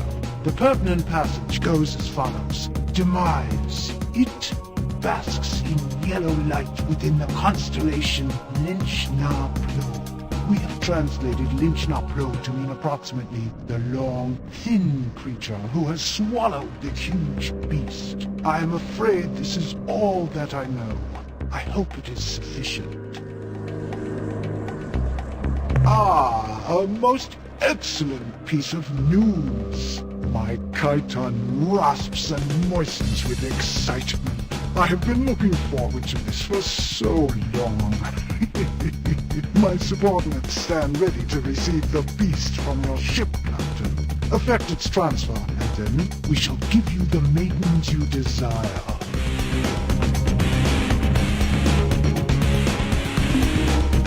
Ah, my new child is on board. Such a big one, isn't he? And so frisky.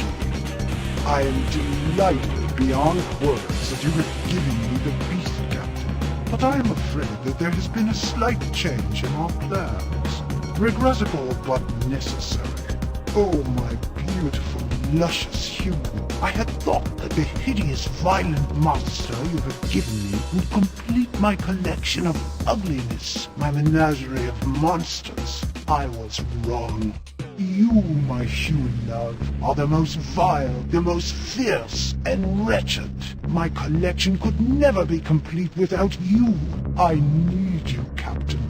But alas, I fear you will not give your consent willingly. Am I right? Therefore, Sub-Commander Dax, terminate communications, warm up my modified intruder, engage the precursor warp nullifier. Prepare for battle! Sub-Commander, why has my main console become inoperative? The transmit mode is locked! What do you mean the central system computer is damaged? How? The beast escaped? No, Sub-Commander, this is impossible. He couldn't escape from our strongest containment system. It's what? Decks 5 and 6? 11 crewmen? Sound the alarms, you fool! Where is it now? Engineering report. Engineering! Sub-Commander, seal bulkhead. Sub-Commander, are you listening to me? What are you staring at? Pay attention, Sub-Commander. Give me a report on its position. What are you staring at? Behind me? What?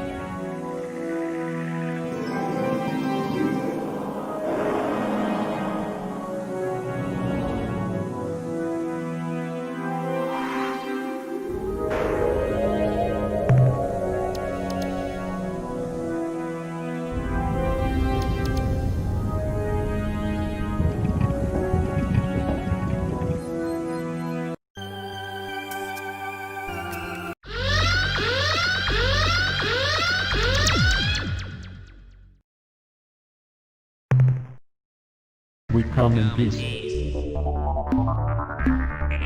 This is Probe 2418-B. We are on a peaceful mission of exploration. Priority override. New behavior dictated. Must break target into component materials.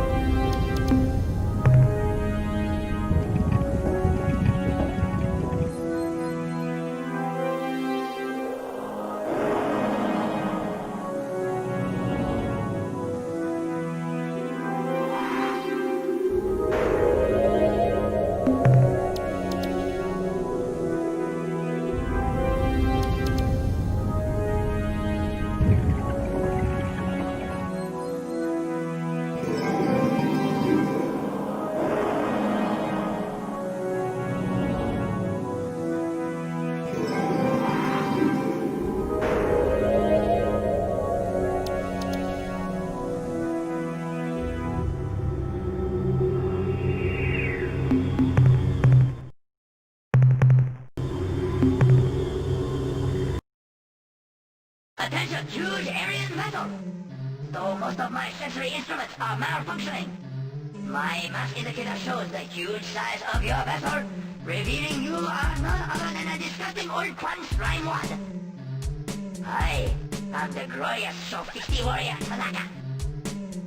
You killed my father, my mother, my many brothers, all 6 of my sisters. In fact, my entire species. Prepare to die!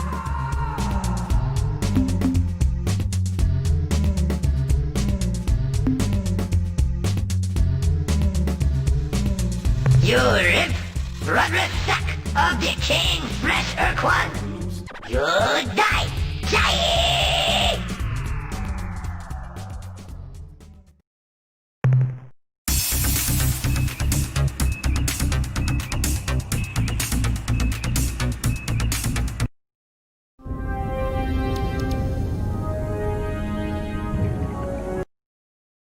Ah, so, the cowardly slug spawn has returned.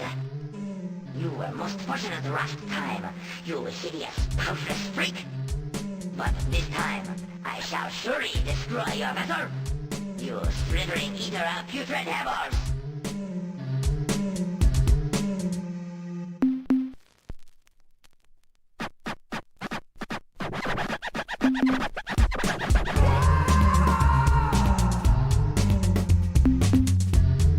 For me, it will never be over! Giant!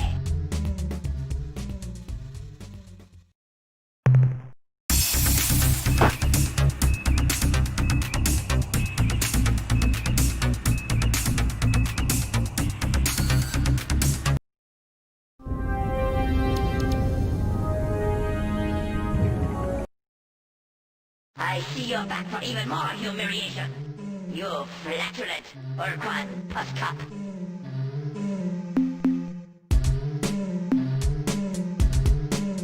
I will hang your withered reproductive organs from my posterior monitor. Giant!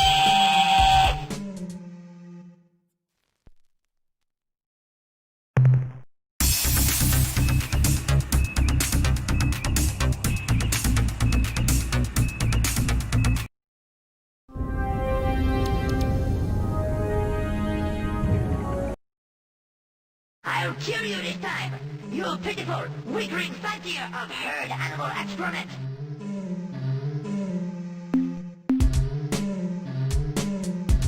For you, perhaps, fat, cowardly Lord Lug. Giant!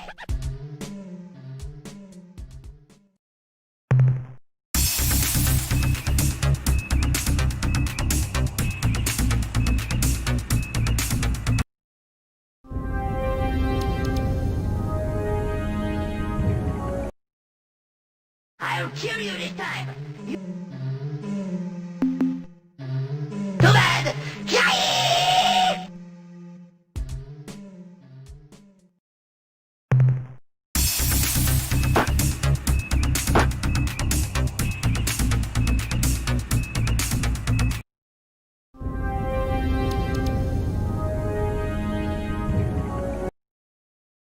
I'll kill you this time.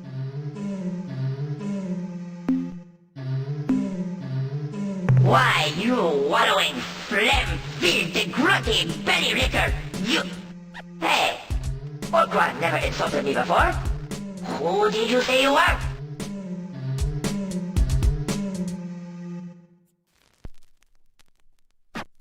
Oh, I am sorriest. I must be reprimanded. When we report back to Star Control, suddenly, your words ring in my ears. Captain, is this true? Have the Ur-Quan been destroyed? Has the ultimate sacrifice of my people resulted in freedom for the Alliance?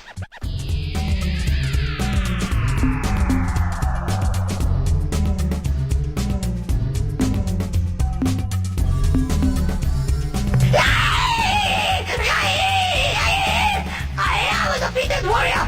A worthless shell! I must die!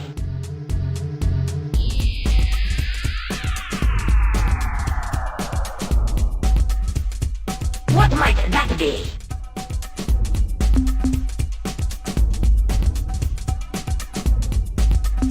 I am in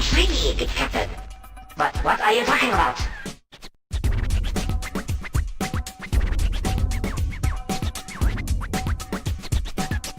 Great reaping mounds of happiness! You shall be honored forever, Captain, as the savior of the Sophisti race. I have been granted the ultimate reward, duty. This humble warrior will take the Sophisti maidens you possess, gently wake them, and then perform ribald feats of unsurpassed fertility. With their consent, of course. Our people shall be reborn. Your name shall be recorded in our most sacred writings for all time. Thank you, Captain, and farewell. I have urgent business to attend to.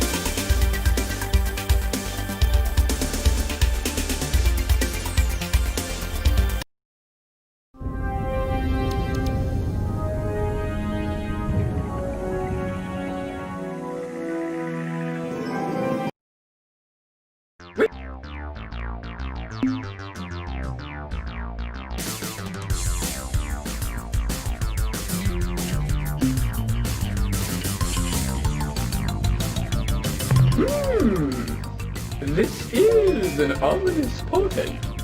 We must consult our spirit guide before proceeding. Unfortunately, we will have to return home to do this properly. Thank you for your concern.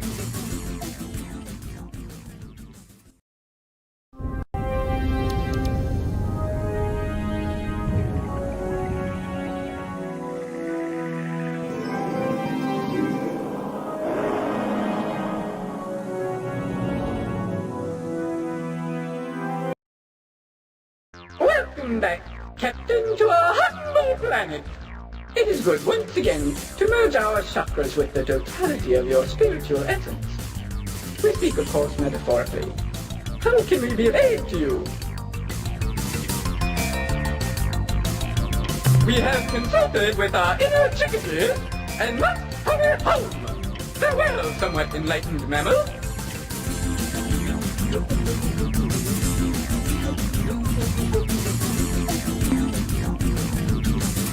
Why should we mind? We bear the spidery creatures no ill will. Without darkness, there is no light. Without death, there is no birth. And thanks to the Ur-Rat, there's lots of birth. Farewell!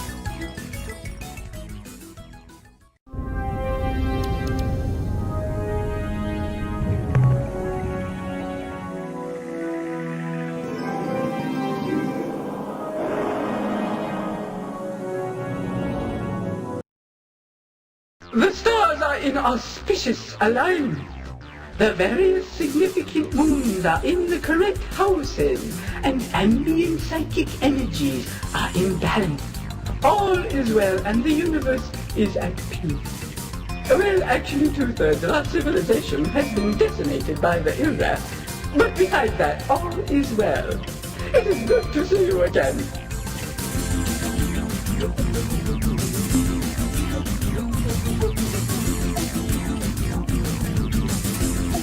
Ah, big opens and mysterious portents, tangled webs of fate, intertwined with the branches of destiny, blown by the capricious winds of happenstance. News, actually there is some news. It just so happens that it has come to our attention that Yoga and Kazon, the two gods of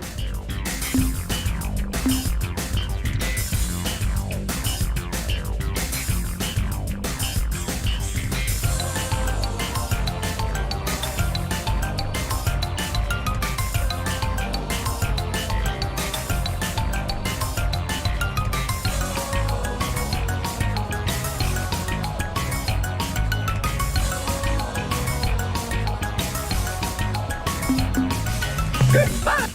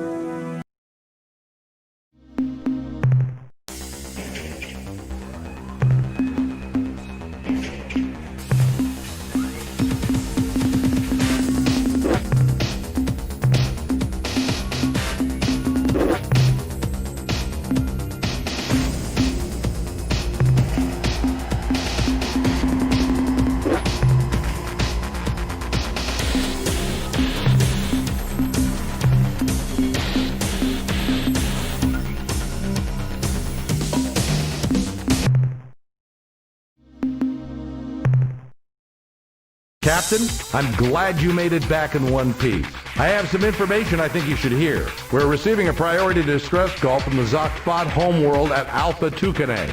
The signal was urgent but extremely weak. The only portions of the transmission that we can be sure of are health, Black Destroyer, planet under attack, health, worse than Zabranki, whatever that means, and finally, health. Also, we have a major situation, Captain. As of a few days ago, all Spathy starship captains have vanished from our starbase.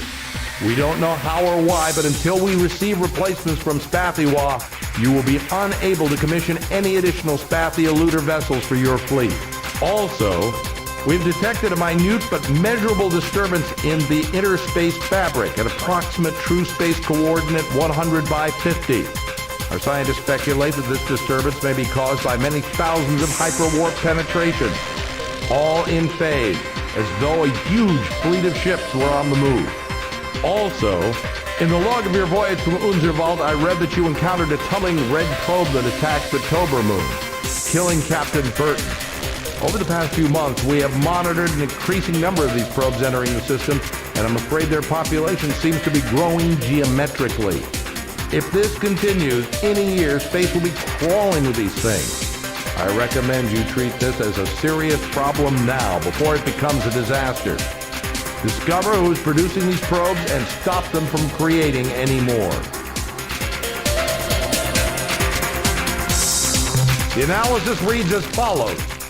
Subject, talking pet life form. Data, this creature is physiologically identical to the so-called Ur-Quan talking pet with one notable exception. It is highly intelligent and evidences strong psychic capabilities. Initial AIQR test rated it well above human super genius, though immediately after we made this shocking assessment, its scores dropped to the normal subnormal range. Interviews with the subject have shown it to be cooperative, though a Class 4 pan-species psychological profile places the creature far into the furtive, hateful domain. There were also some disturbing incidences where we talked about roses, daisies, and other pretty flowers. Summary: everything's okay, nothing to worry about with this cuddly little guy. Not one thing.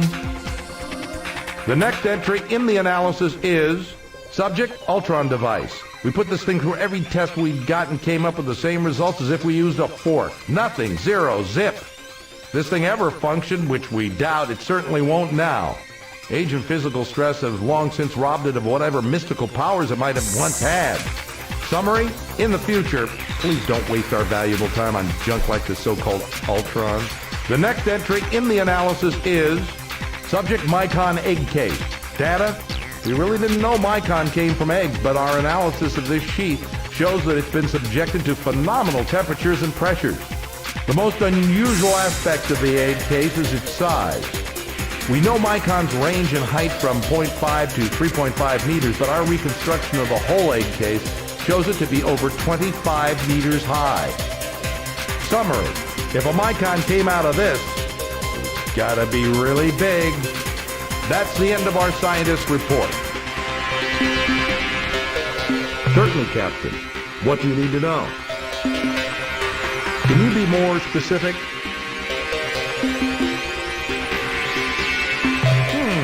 Let's see. You need to build up and balance the strength of your flagship. Increase your cargo capacity by adding more storage bays to your flagship. Use the resource units you have accumulated to improve your flagship. What else can I tell you? Fine. Go off on Earth.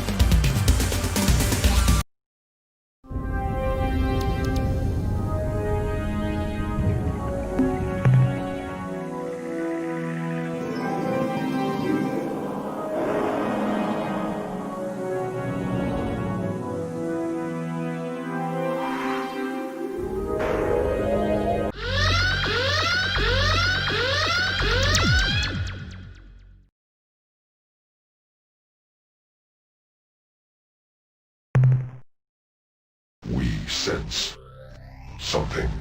Something ancient. A sickly smell. A chilling wind. My ancestors scream from within their chambers in my mind, but I cannot understand their words. This feeling, a memory, it sickens us, and for the first time in our lives, for the first time in generations, we fear we are the Ur-Quan core. We cleanse our destiny. You will soon die. Make whatever rituals are necessary for your species.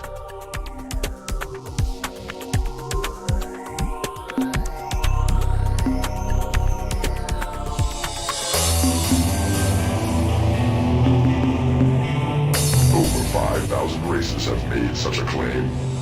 We survived. They did not. Nor shall you.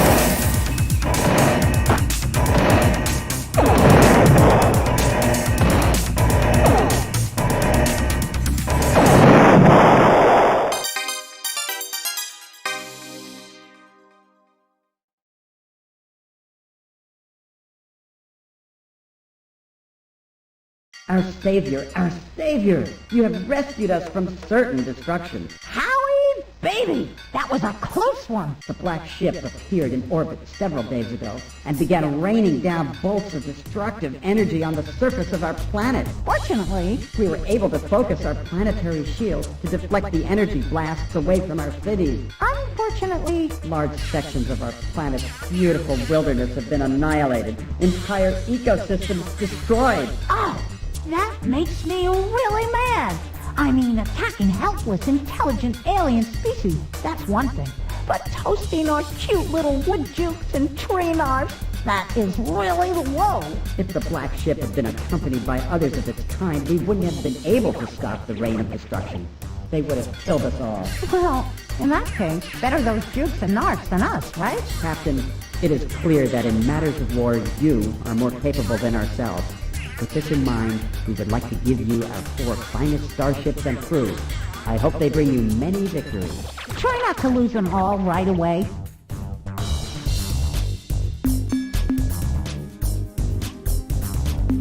It's been pretty quiet, Captain. Nothing new to report. Are you crazy? What about the Fungi Championships?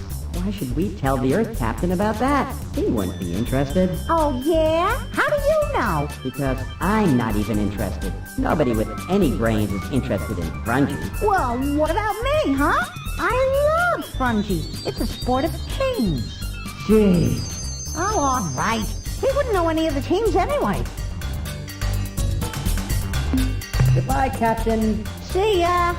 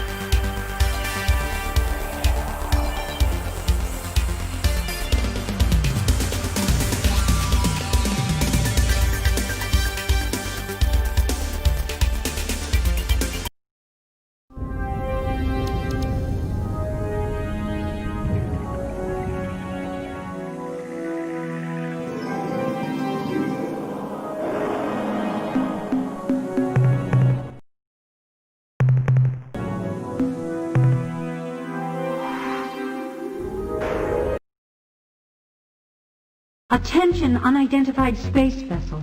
Be warned. This slave world and its inhabitants belong to the Ur-Quan. I am Starbase Commander Talana of the slave planet Gaia. Your ship is not responding to standard hierarchy identification sequences. You are therefore classed as independent. And what? Is my monitor display correct? Is that a human commanding that vessel? Who are you?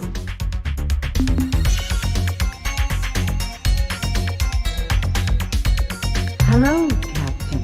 But you haven't answered my question fully. Why are you here? Where are you from? Has the slave shield been lifted from Earth? Are the Ur-Quan finally defeated? Simply put, Captain, what do you want from us? Look, Captain, I like you. Even though you're an obnoxious human, I like you. In another time, we might have become good friends. Perhaps more. But that's a fantasy, and my job is dealing with reality. We're not going to do anything to jeopardize what we've got here. We've come too far, lost too much, to ever risk losing Gaia, our new home. Don't get all judgmental on me, Captain. You don't know what we've been through.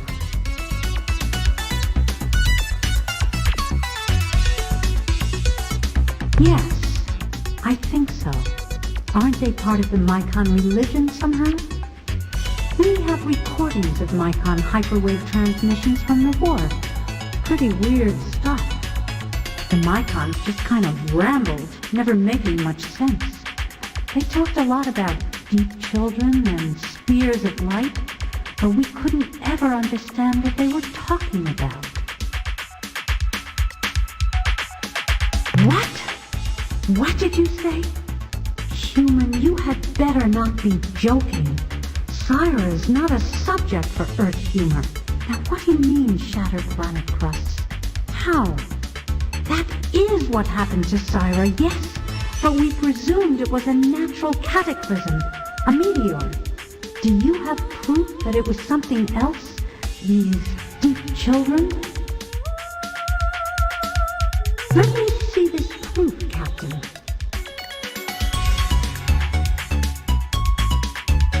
Great gods! These fragments, they are identical to the debris we found near the punctures on Syra. We never guessed that the fragments might be organic. To have survived re-entry, nothing organic would remain. Unless it was genetically constructed for this purpose. And only the Mycons possess this capability. The Mycons will pay dearly for their crimes. We will not sit here and do nothing while the Mycon fiends are free to roam the galaxy, perpetrating their evil. You wanted our cooperation in fighting the Ur-Quan. You've got it. Provided you first help us seek our revenge against the Mycon race. Help us to destroy them. Our first step is to get some mobility. We have some fine starship officers aboard, and they're all eager to go after the Mycons. But without our penetrator starships, we're totally ineffectual. So our first step has to be recovering our Space Patrol combat fleet. We know that the Ur-Quan didn't destroy them. They never waste anything. But we believe they have sealed them in some kind of deep vault in the surface of an alien planet. No, that's your job. But maybe we have some clues to help you find them. The starship officers who flew the penetrators to the vault did so with total sensor blackout. The only thing they could use for navigation was the presence of the dreadnought fleet surrounding them. When they arrived at their destination and lowered their ships into the immense vault, they were transported to the dreadnoughts and only caught a split-second glimpse of the outside world. As far as they could tell, the sun was either red or orange. Based on the trip time calculations, the farthest they could have traveled is about 200 hyperspace distance units. Captain, we've assembled a small team of our most skilled officers. We will send them to your ship on board their own small shuttle.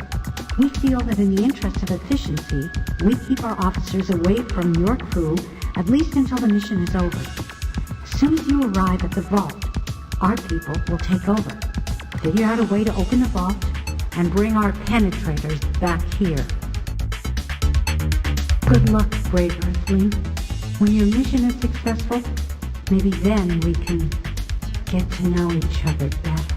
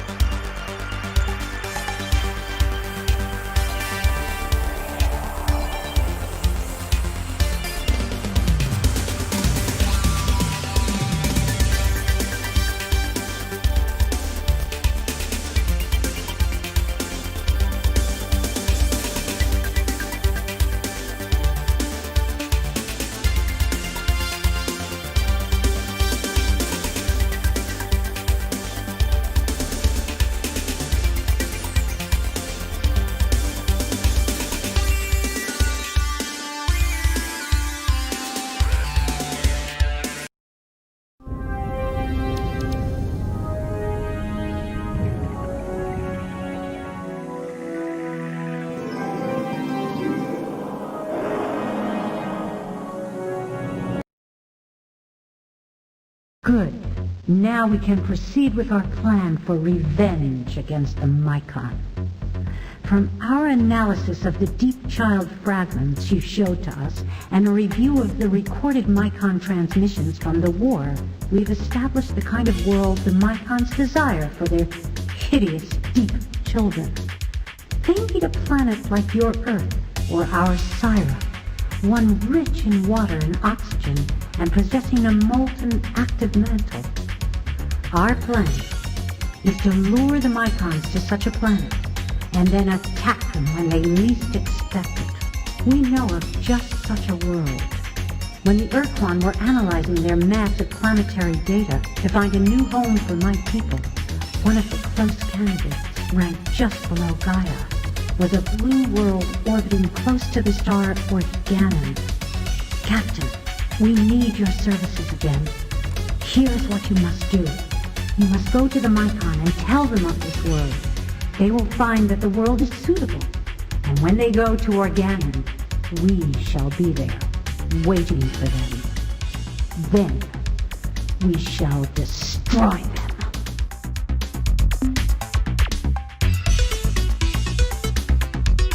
Don't worry, my human. We will be together again. Someday.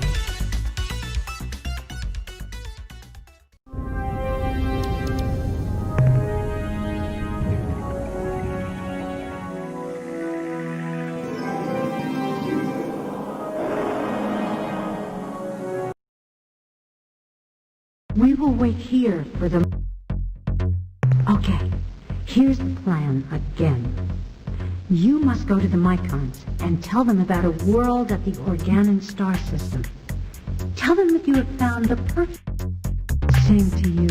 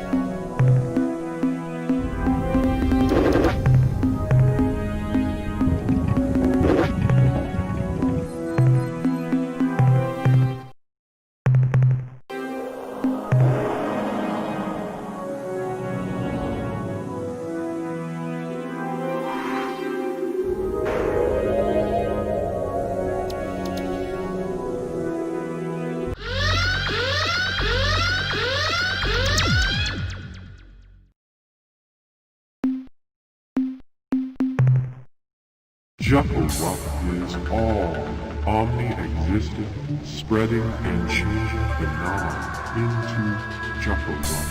You are Nom, who must become Juffleruff or Void. We are the agents of Juffleruff. We are the Mycon.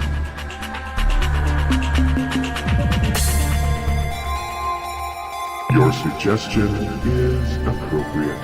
Acceptable new worlds are a priority for the rapid and complete spread of Juffleruff. We wish to know more for our suitability assessment. Tell us of this world.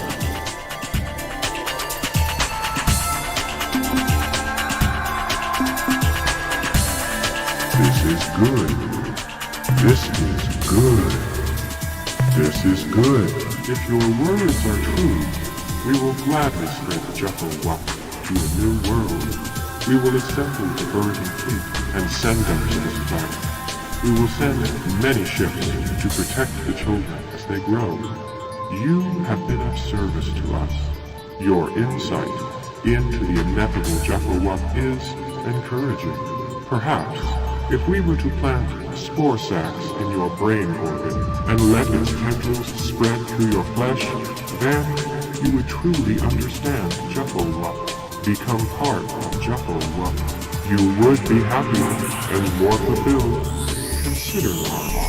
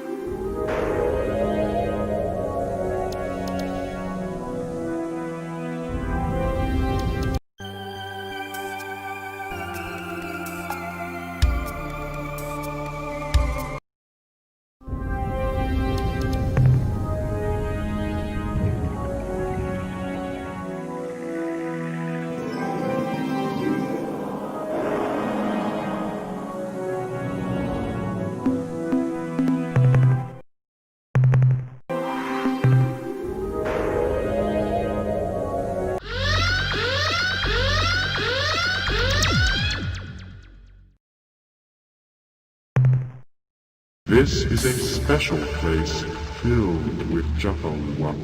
But it is not the source. Jeffowup springs forth from 629.1 by 220.8. We must not allow this place to be soiled by the knowledge. You must go now.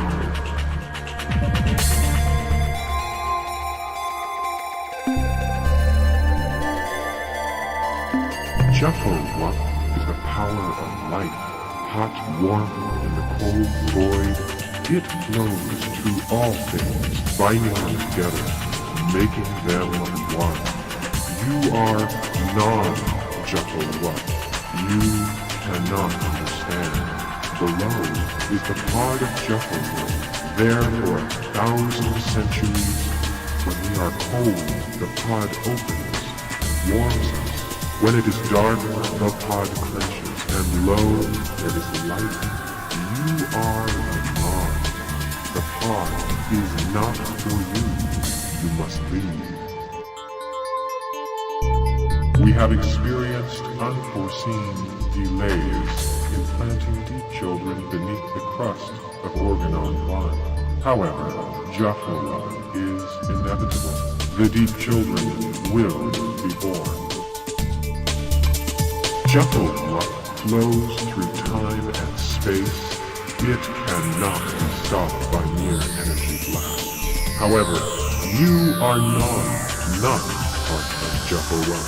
You can be destroyed by energy blasts. Let us demonstrate.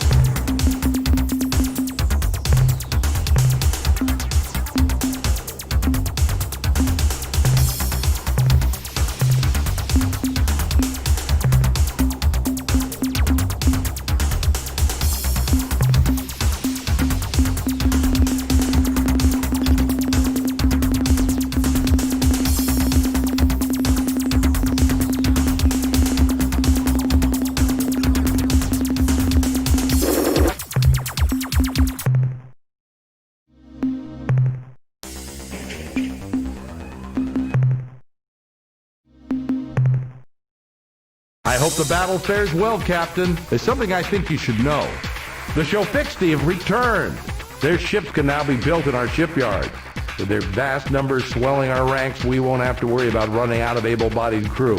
And I'm sure their volunteers will reduce the cost for new crew. The analysis reads as follows. Subject, sun device. Data, the unit contains a power generator whose output magnitude is simply mind-croggling. When activated, the device radiates energy equivalent to less than 1/100th of 1% of our sun. However, when placed close to a planet, perhaps in orbit, its output would rival Sol's. Summary, another precursor tool, the energy output of which can replace or augment a sun's radiance. The next entry in the analysis is Subject Hyperwave Broadcaster, UMGA design. Data, this unit is capable of generating extremely intense hyperwave transmission, though it is otherwise similar to our own casters. Summary, this thing would be great for practical jokes. You could scream boo from an orc cloud to scare the pants or whatever off of everyone in the system. If you used it in hyperspace, there's no telling who might hear you and come running. That's the end of our scientist's report. Be careful.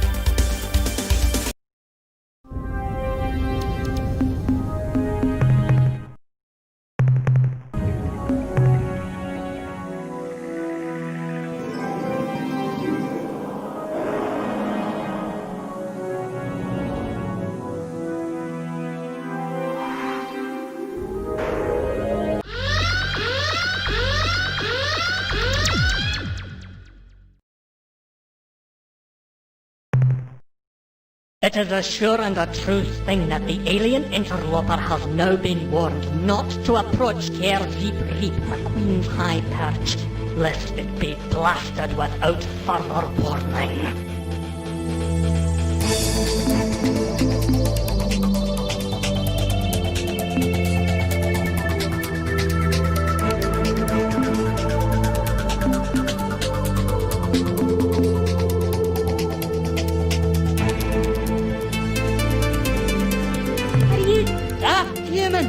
Have you not heard our words?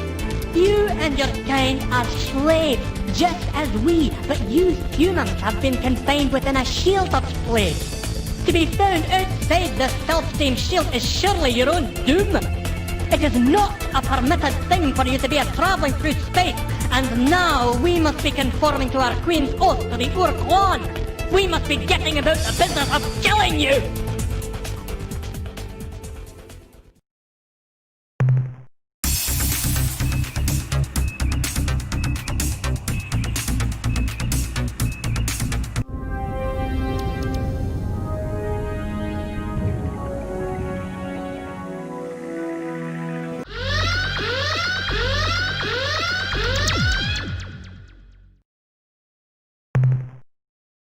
is a shocking thing to see the return of the human renegade.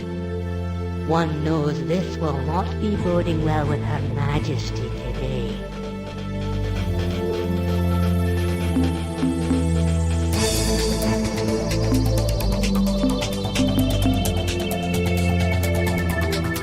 It's a wondering thought that crosses my mind, human starship captain. Are you not knowing that the cause of Ur-Quan and Empire is now allied with the fortunes of the mighty Ur-Quan? And that your presence here is being only the end of your life? Haven't you got the sense, human, to know this simple thing?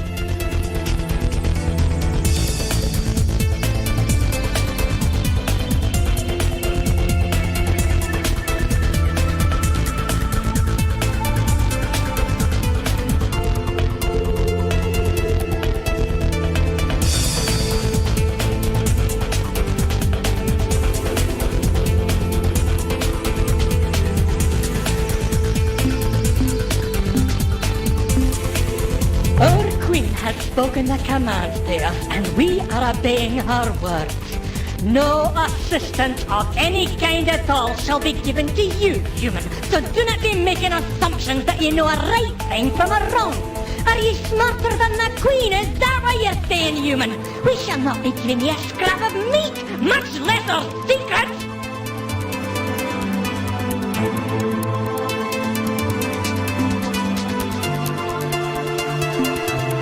The cowards live?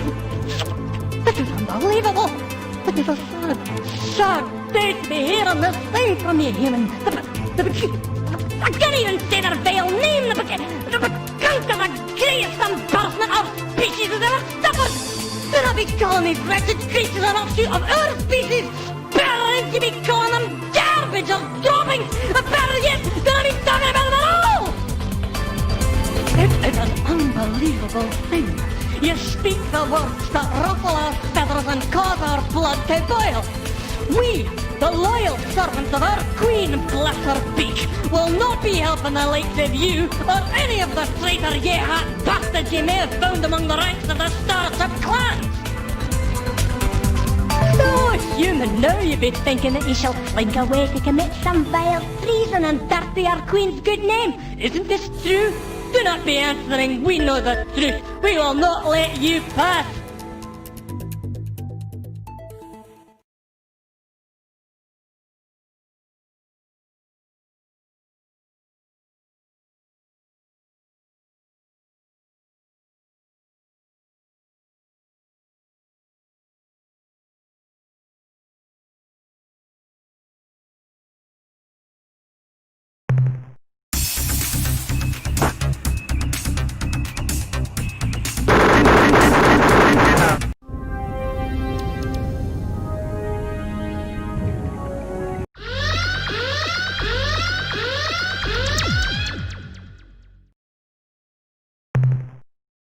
What am I seeing on my view screen? It's none other than the flattened old face of our friends the human. But, old ally, are you not knowing that we, the Ye-Hat, are allied with the Ur-Quan now? And your presence outside the slave shield and in an armed starship are clear violations of your oath of fealty. Whatever shall we do? It just isn't the right thing to kill you, human, but as a loyal member of my clan, I must obey the wishes of our Queen.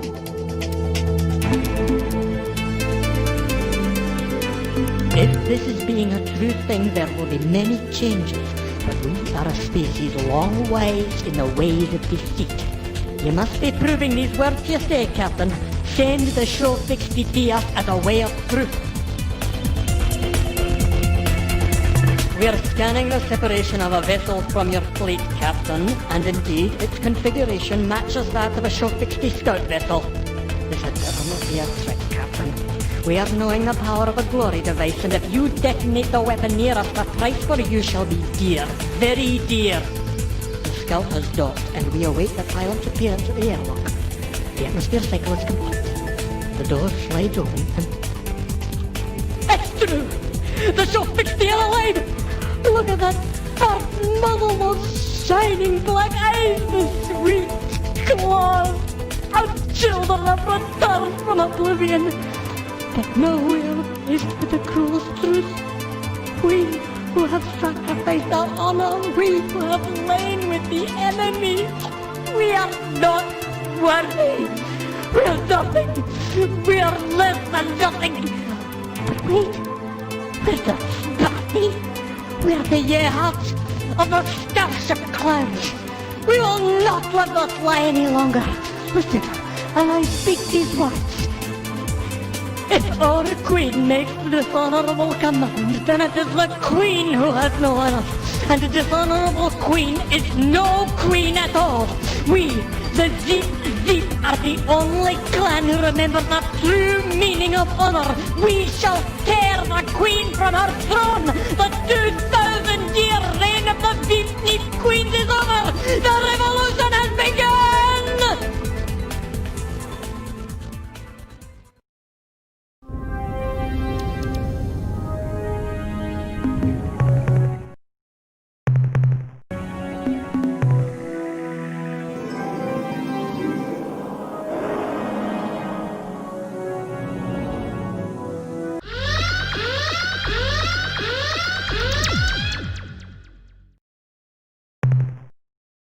Human, like all heroes you be, brainless as you are brave.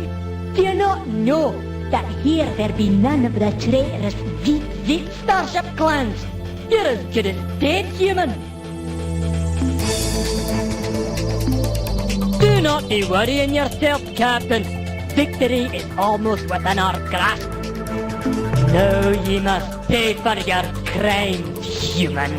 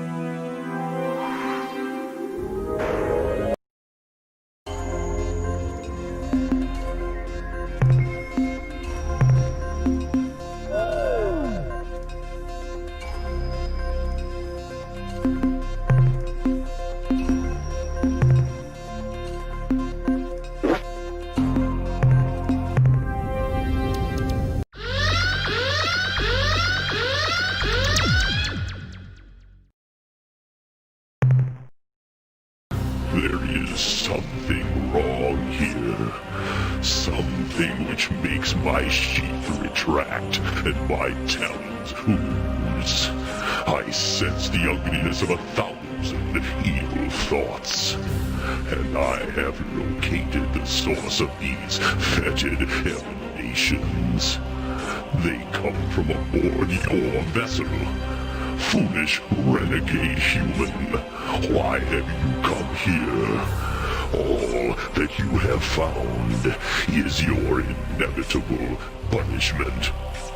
So, the offspring has returned to its nest.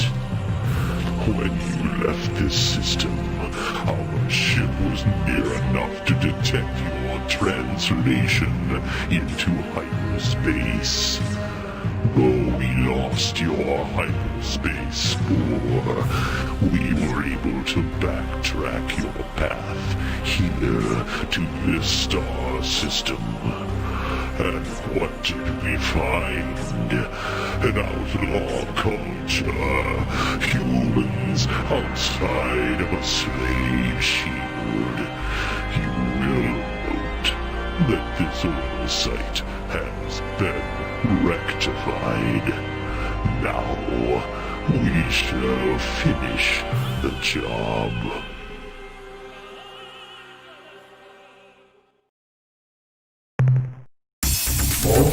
Launch fighters.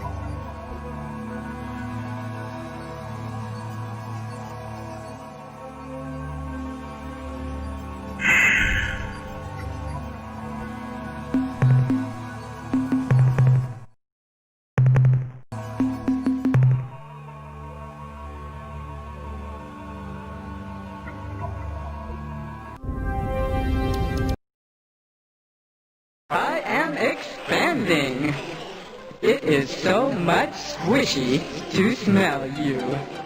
Campers are the best. I have anticipation. And then what? Better parties in the middle for sure. Yes, we do.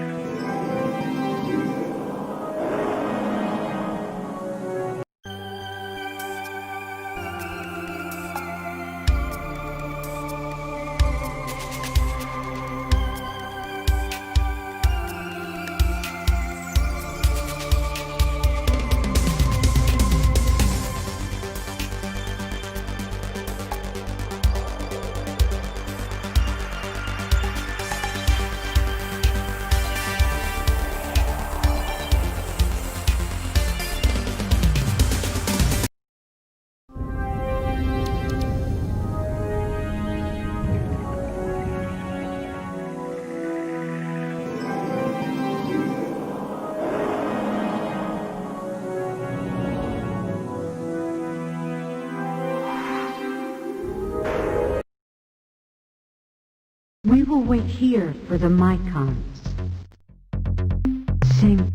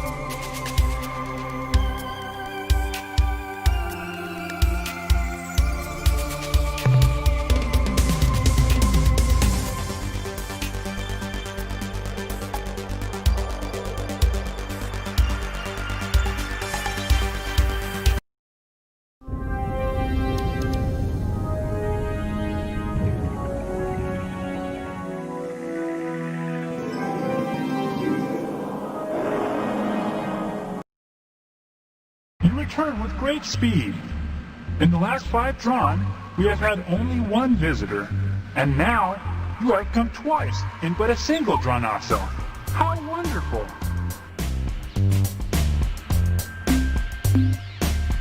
Oh yeah, how could I forget? This is the really neat part. The probe was self-replicating. When it wasn't recording data, it would pulverize rocks and stuff, and suck in the debris. When it had enough raw materials, it would fabricate a duplicate of itself, which could self-replicate too. We expect the first probe to return in a few hundred rotations, and then we should see an increasing number thereafter. Our probes do not attack. They have only defensive capabilities. Offensive behavior is not part of the instructions we programmed into the probe. To do so would be reprehensible. Sure. What would you like to know?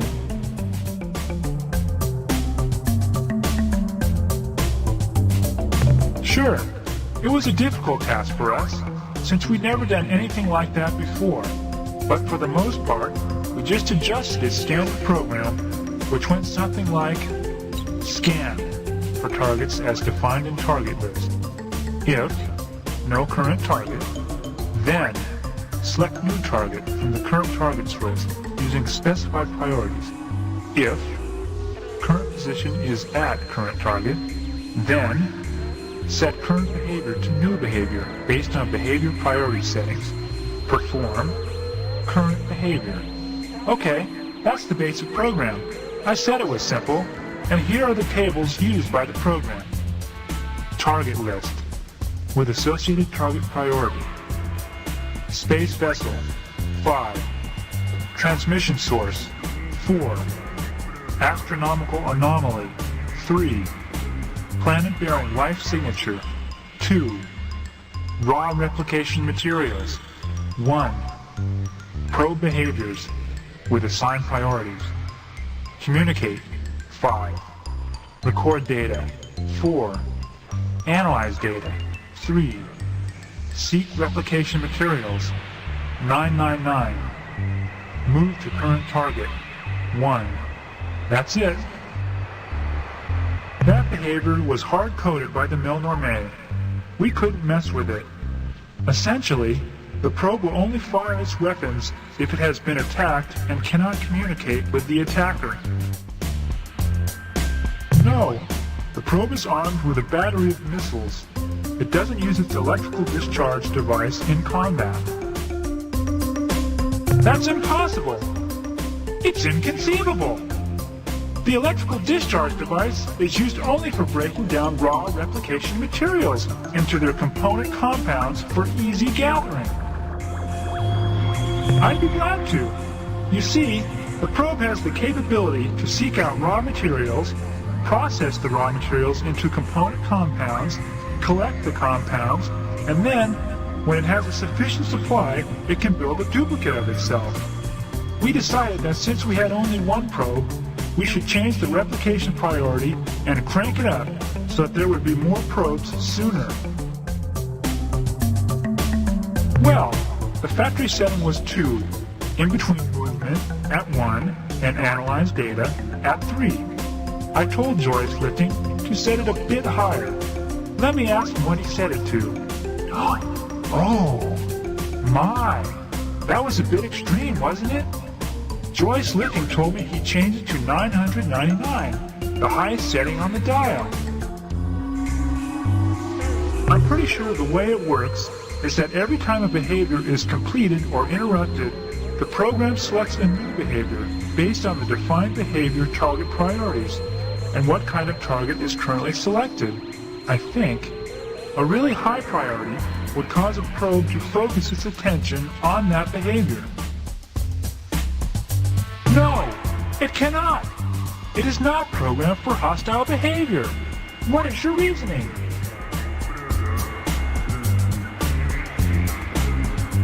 The probe seeks raw materials and processes them in preparation for replication. The answer is simple. It would spend more of its time seeking raw materials for its replication process. So what?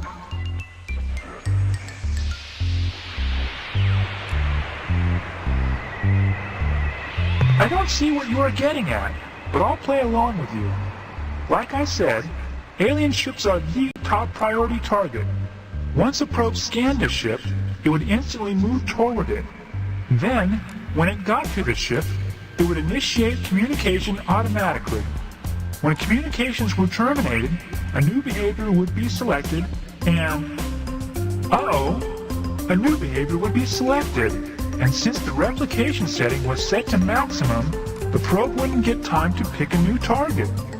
It would use the current target, the ship, for raw replication materials. It would process the ship, break it into component compounds with electrical discharges. Oh no! What have we done? Traveler, you must tell us what we can do!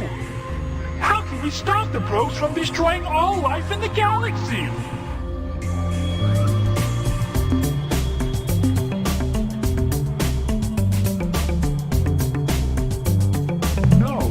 Not Catalog Item 2418, Remote Self-Replicating Robot Explorer Probe. The model with the recall transmitter was Catalog Item 2419, and the Melnorme said it was out of stock. Why yes, there is! You're a genius, Traveler! Why didn't we remember that? Oh, there's a problem though. How are we going to transmit the code? Well, while we ponder that problem, at least we can give you the code sequence. That way, if you run into a probe, you can destroy it without getting shot at.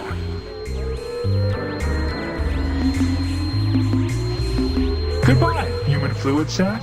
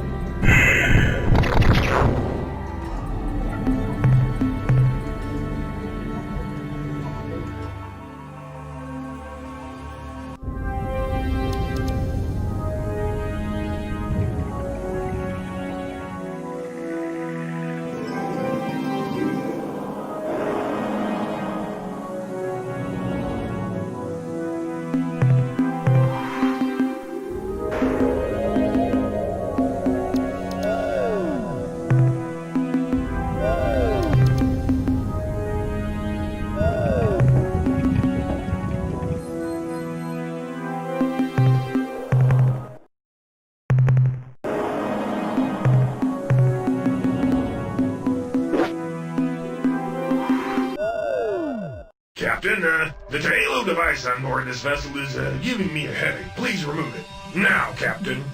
It is foolish to resist. It remains more effective than I thought. You're still able to disobey. Ah, well. What can I do for you, Captain? It is cold and empty. I could use a thermal blanket. Since it is incredibly boring down here, I am using the opportunity to try and get some sleep. The first thing I do is to make sure I have a strong ship and fleet. I consider such a question to be intrusive and impolite, but that is consistent with your behavior. What do you want to know? Over 20,000 years ago, my species was happy and carefree, living a life of peace and contentment on the surface of our world, Ventaflora. We spent our time gathering foods, creating art, and compelling each other to do the boring chores. Then, a ship from the sentient milieu landed, and, well, things got pretty complicated. The sentient milieu were a bloodthirsty empire that ruled a large section of the galaxy for thousands of years. If you've heard that the milieu was a cooperative union of sentient species, it's lies, all lies. The Ur-Quan were just a part of the milieu, but their dark and evil hearts infused the entire association with a sinister ambiance. Well, after we'd been in contact with the milieu for a while, they decided to kill all of my species. Now, does that sound like a reasonable, friendly bunch of aliens? Huh? Does it, Captain? No, it does not. Well, the war was over pretty quick. My species lost. Instead of just killing us, the Ur-Quan modified our genes. Our children were born non-sentient, dumb animals. For the past 20 millennia, we Denari have been serving the Ur-Quan in the most demeaning way they could imagine, acting as mindless translators who communicate the words of inferior races. You mean my superior brain? My mental prowess? I don't want to talk about it. Captain, I don't think you meant to ask about my powers. Didn't you mean to ask about flowers? Flowers are beautiful and smell nice. Now, be a good human and leave me alone. An excellent idea, Captain. You must have a great deal of work to attend to. Goodbye.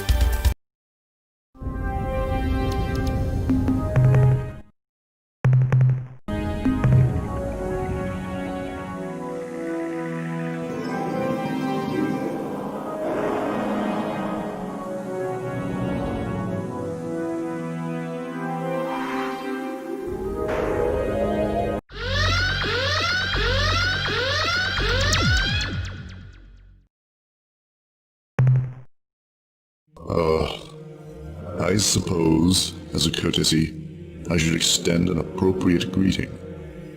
On behalf of the Ardwick Proctors, I truly hope, for your sake, that your day has been better than ours. Although this really isn't saying that much.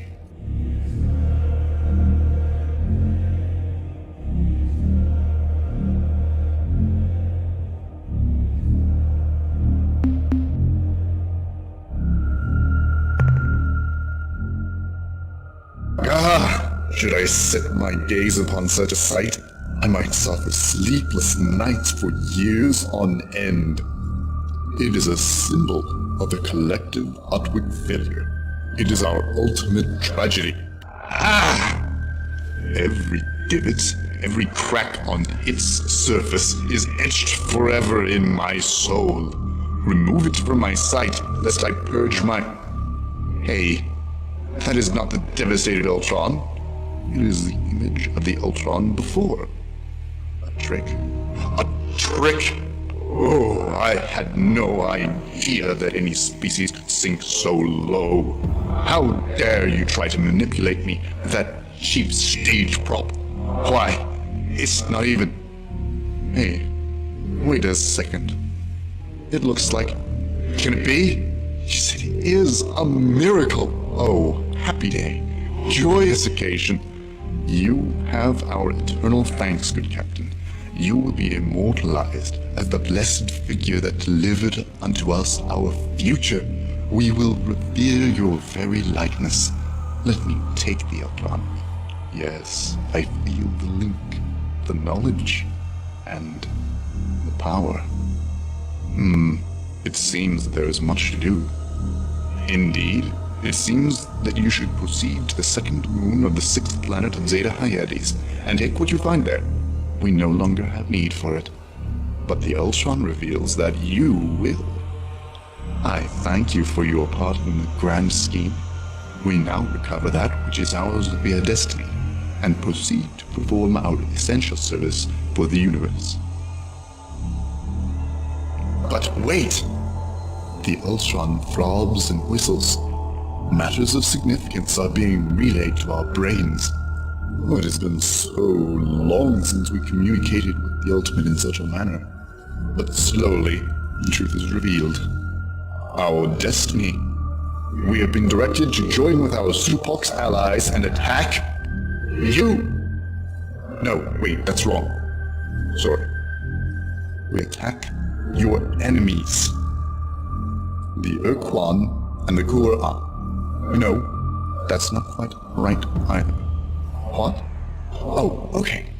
We must strike only the black ships, only the Ur-Quan. In addition, we will grant you the boon of our Jugger starship designs, as well as a supply of trained starship commanders. Our Juggers are nigh invincible. I can also say with certainty that our allies, the Supox, will give you the same assistance.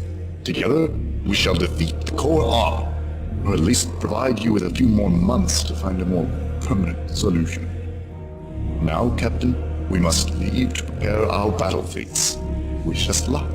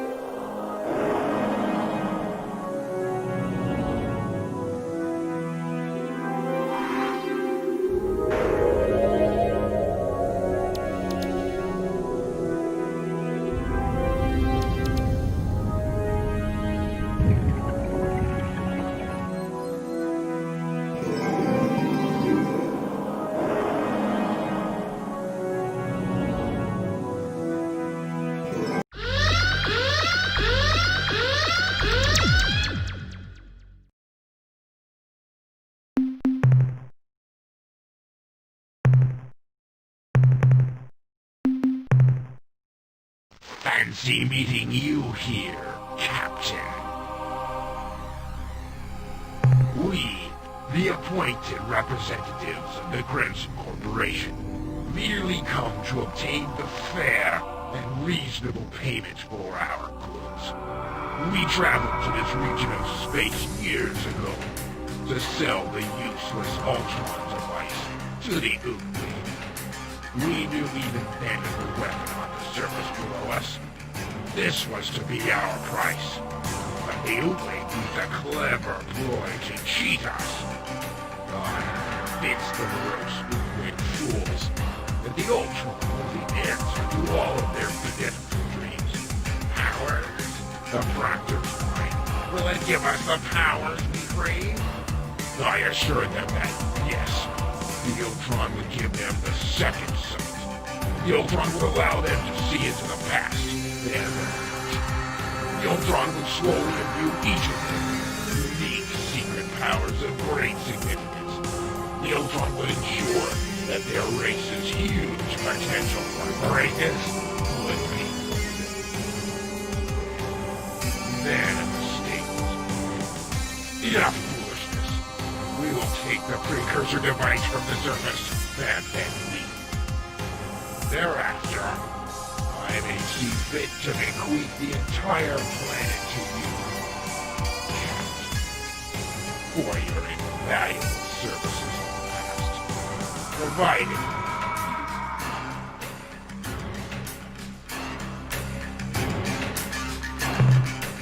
liar! It is we who are the genuine owners, not you, Captain. Those many years ago, when we offered the Ur-Quan to the Ur-Quan, how they capered and laughed at their good fortune. Fools.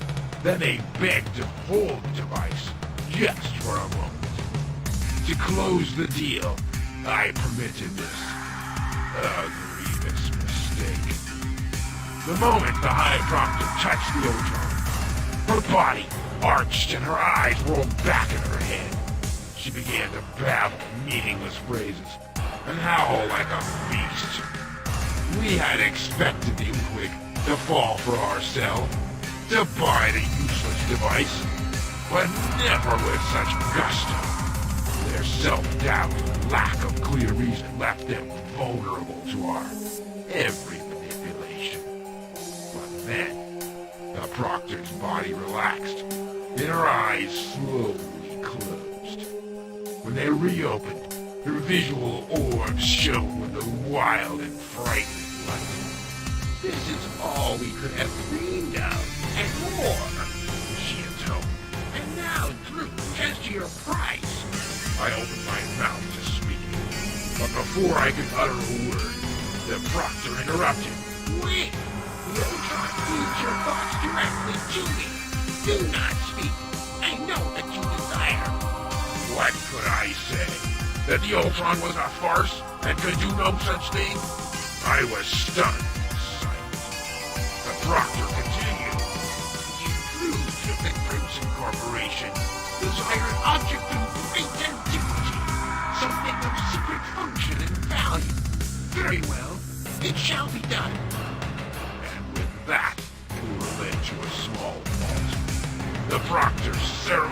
courteously opened the door of the vault and explained that because we had been of such great service, all of the treasures within were now ours. Inside we found a hodgepodge of ancient, useless artifacts, a glowing rod, an absurd trident, and more such junk. I could see no way to salvage the disastrous situation at that time. But when I heard of you, your travels, and your foolish quest for freedom, I realized that you could be the agent of our justice. And it is so. You have heard our justification. It is valid and unassailable. Now go, and do not return.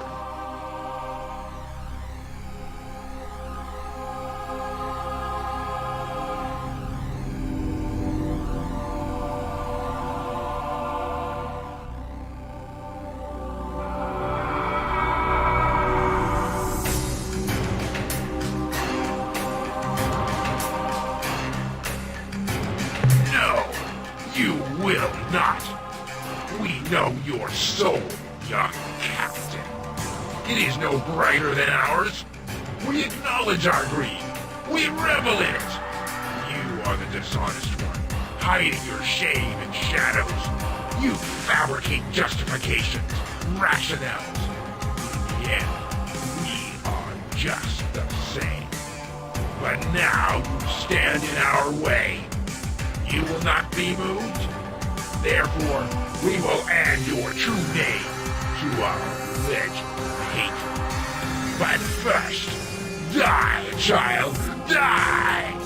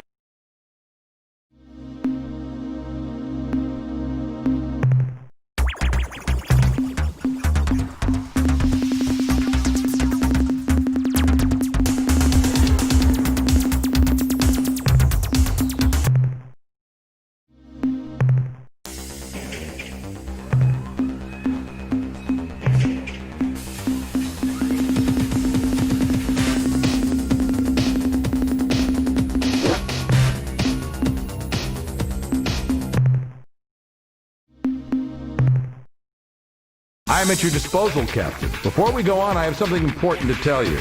A race of plant creatures called the Supox have arrived in your absence, Captain. They offered use of their ship designs and will supply you as many starship captains as we require. I, of course, accepted their offer immediately. Also, a small contingent of Utwig has visited.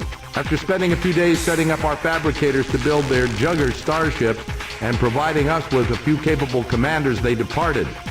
Captain, if you continue to build such strong alliances, we will surely win our battle against the Ur-Quan.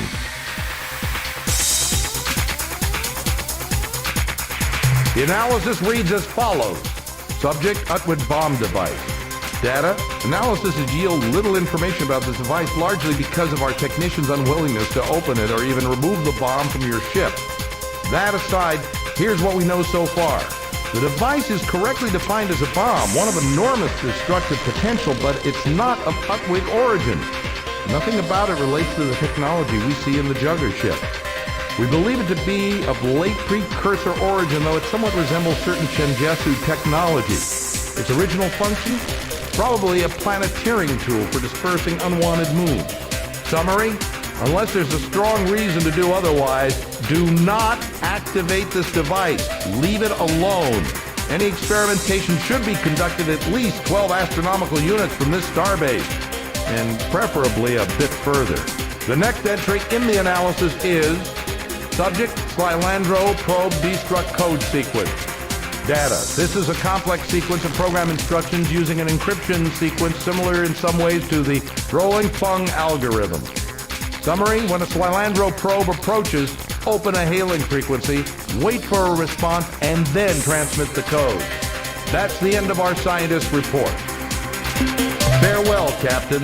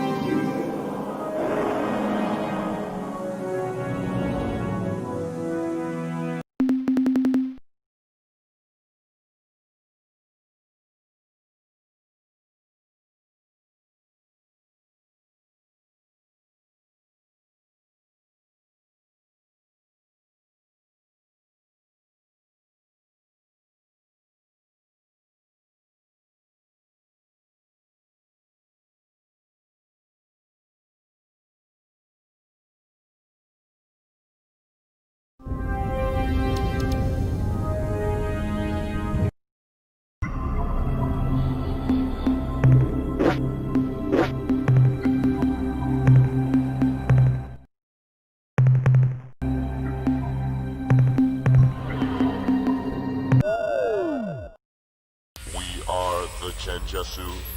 We are the Mernherm. We do not understand how you have penetrated the slave shield or why, but in doing so you have interrupted the process. Explain this intrusion. We cannot be of any assistance now. We are in the middle of the process. I will explain. After we, Shenjesu, and Ur-Quan were defeated by the Ur-Quan, we chose to be encased in a single slave shield on this world. As soon as the Ur-Quan departed, we began the process. We initiated a synthesis of our two species, our two cultures, one crystalline, the other purely mechanical. This process, fueled only by the radiant energy of our sun, will eventually produce a new hybrid race. And when the process is complete, we will crack the Ur-Quan slave shield and emerge from our chrysalis like a winged insect unleashed from its cocoon. Then we will be ready and capable to deal with the Ur-Quan, their battle thralls, and their dreaded Samatra.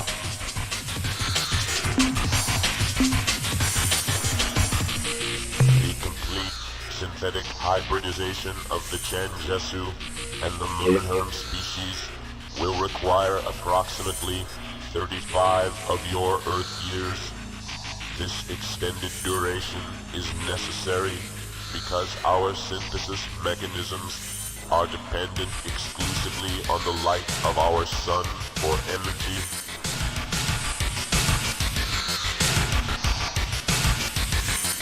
What you describe is theoretically possible, but it would pose a great danger to us.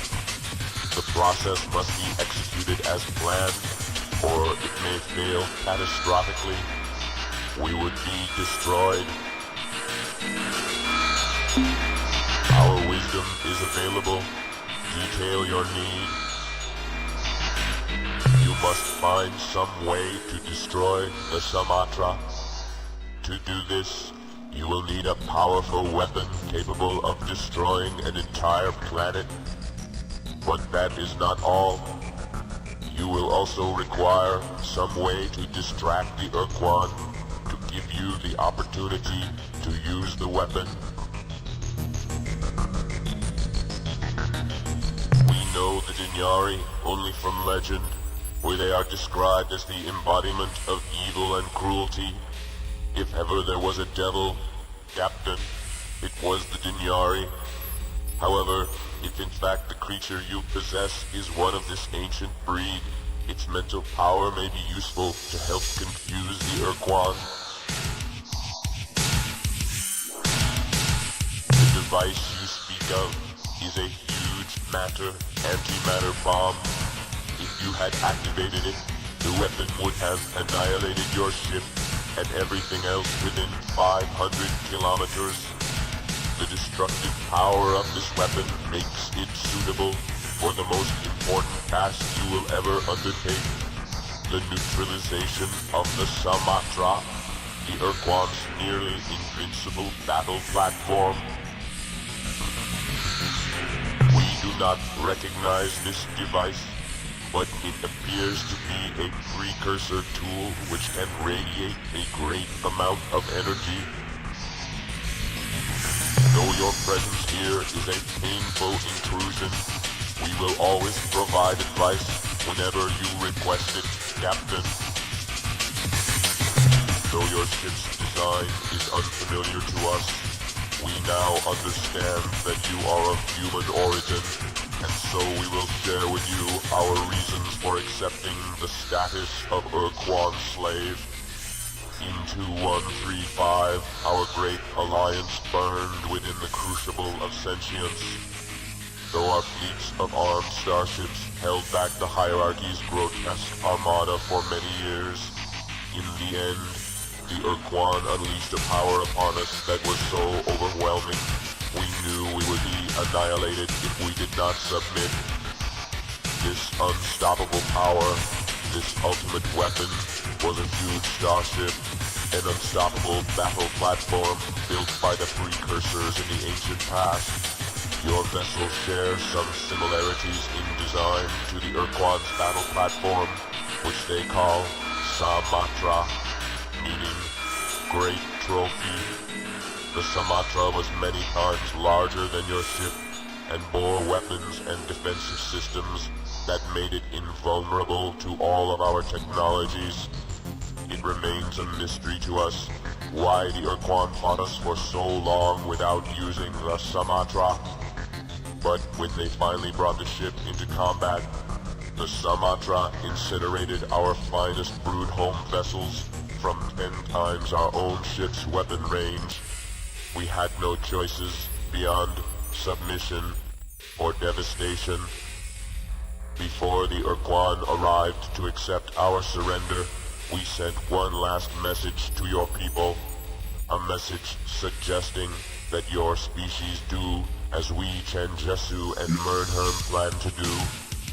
We would accept the Ur-Quan's demands and become slaves until such a time as we found a way to destroy or neutralize the Sumatra.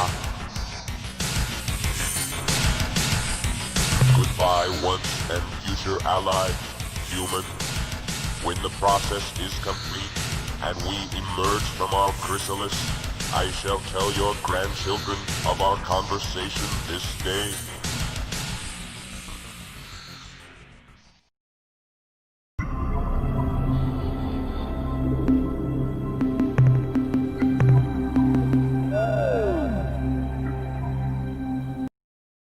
We are free. You have flooded our synthesis mechanisms with a wealth of radiant energy. What was supposed to take decades has been accomplished in seconds. The process is incomplete, yet we have emerged. We are the Chmer. Why have you interrupted the process?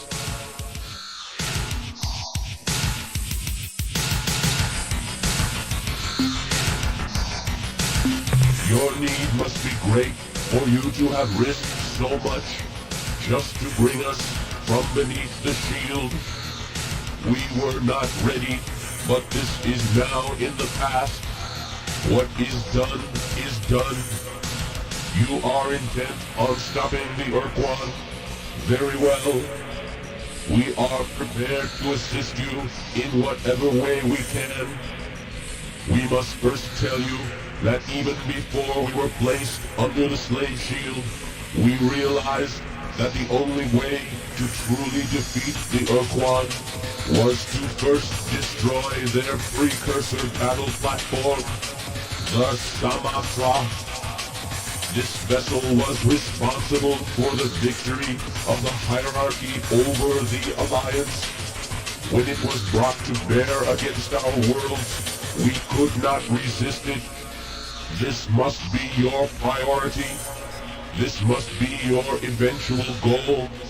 We know what is necessary to achieve this end. But first, we must know what you have already learned. So we will scan the data banks and logs aboard your ship. There. The process is complete. Now we can discuss what you must do.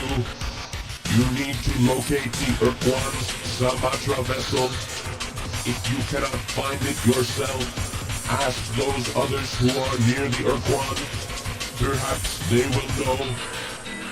We have detected the presence of a Dunyari aboard your ship. Though the being is darkly evil and incredibly dangerous, the Tallow device you possess has effectively nullified the creature's power over you. However, it will do a most excellent job distracting the Ur-Quan long enough for you to approach the Sumatra and destroy it. You possess an antimatter bomb. This is good. But had you activated it, the device would have annihilated your ship and everything else within 500 kilometers. Even so, we will have to improve this device, magnify its power with our crystal technology. The destructive potential of this weapon will then make it suitable for the most important task you will ever undertake, the neutralization of the Sumatra, the Ur-Quan's nearly invincible battle platform. You are fully prepared for the undertaking. There is every chance that you will be able to destroy the Sumatra and stop both the Ur-Quan and the Quora.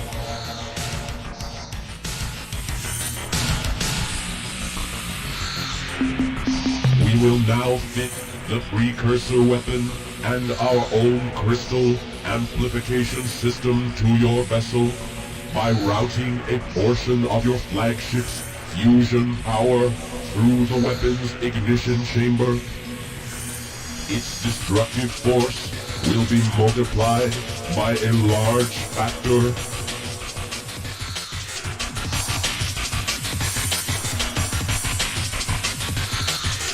Your vessel will be totally annihilated.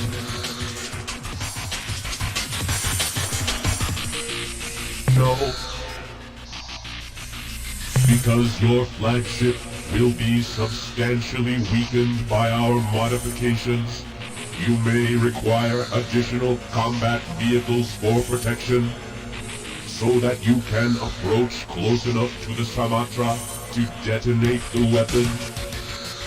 We will provide you with the designs for our new Avatar-class fighting ships.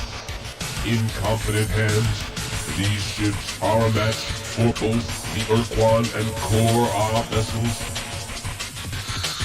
The completion date for your vessel's modification is roughly 2 weeks hence, so that you and your human companions may make any necessary preparations at your starbase. We will now transport you and your crew back to Earth immediately. Good luck, Captain.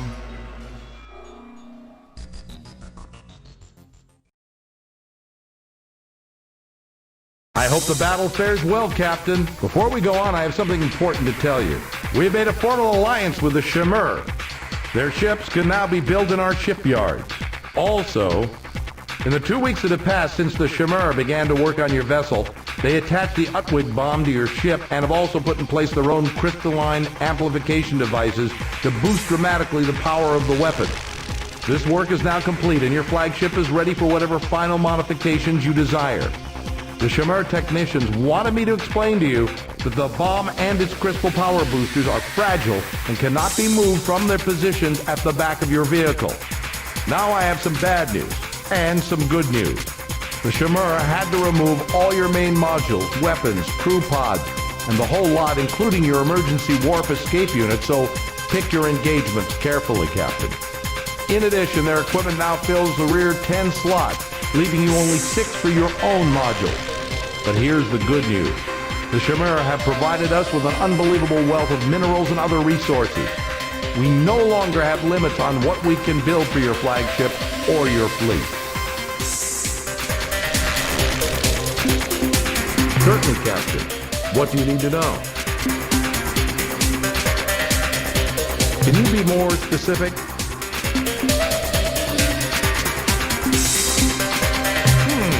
Let's see. You have constructed a flagship of unrivaled power. The Shimur have modified your ship to route its weapon power through the Utwig bomb. I'm certain we need to assemble a more powerful fleet of combat ships before you face the Sumatra. What else can I tell you? Fine. Is there anything else? We're all...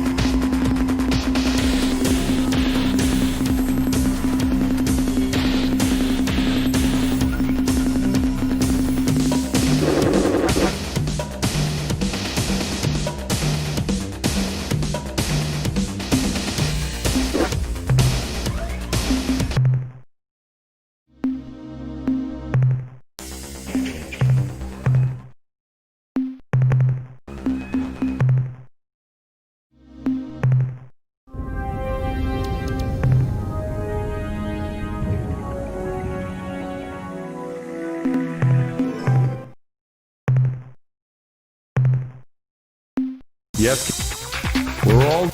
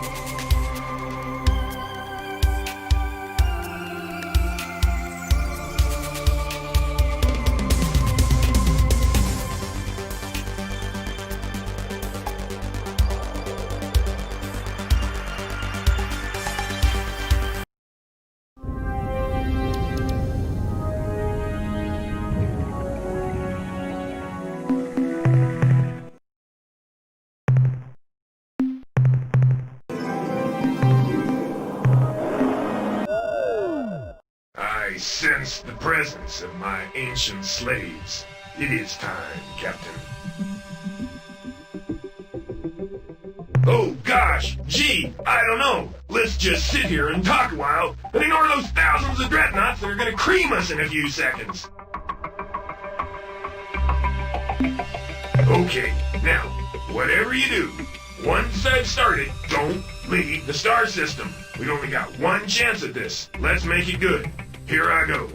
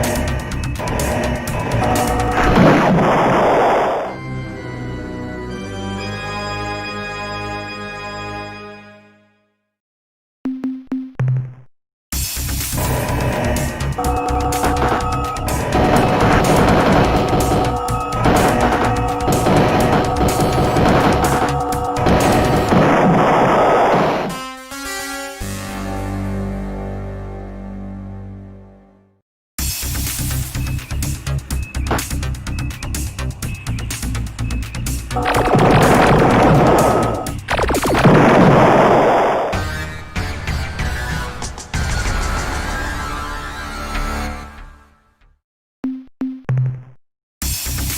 fighters.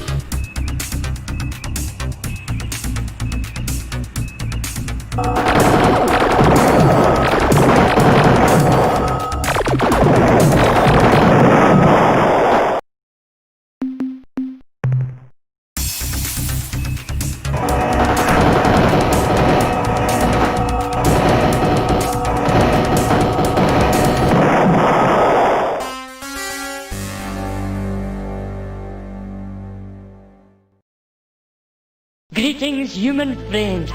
We know you're about to be attacking a Samatra and probably don't like being interrupted, but we have important news. The rebellion is won. We are victorious. We have pulled the Veep Neep Harpy Queen and her cronies from the high perch, and better yet, we have found a new queen. A queen who will unite the clans in peace and harmony as never before. You will never guess who it is, Captain. A big gunk! Yes, it is true! They survived their absorption into our culture and are now providing us with insights into ourselves we never dreamed of. We only thought we were being happy birds of prey. We were fooling ourselves. Our new queen's name is Breaky Gardy the First, and her first command was to rush here and bring you these ships. Yehat Terminators and Pakunk Furies. No, Captain, together we can attack the Samatra!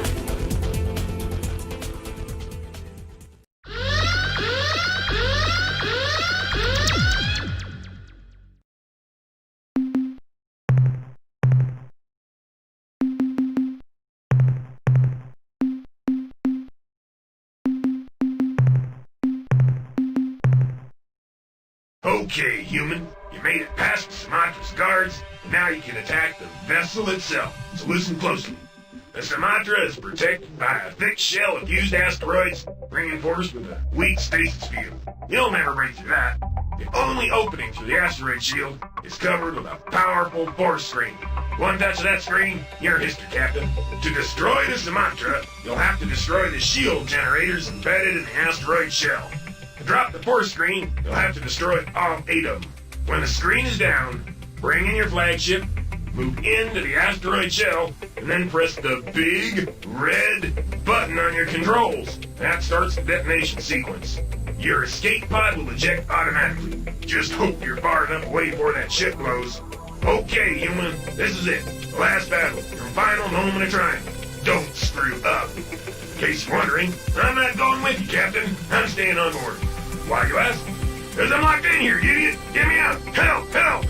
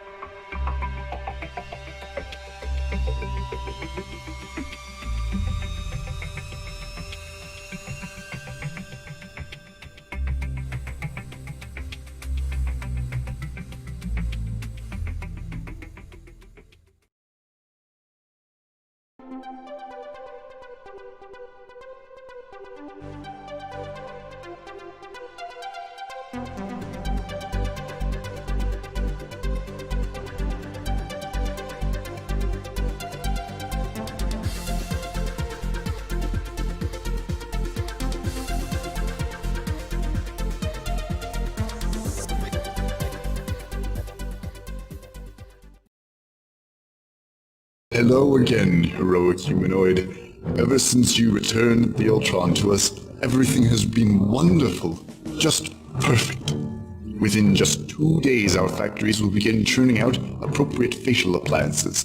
And I have already picked out my first mask, the domino of unrivaled merriment.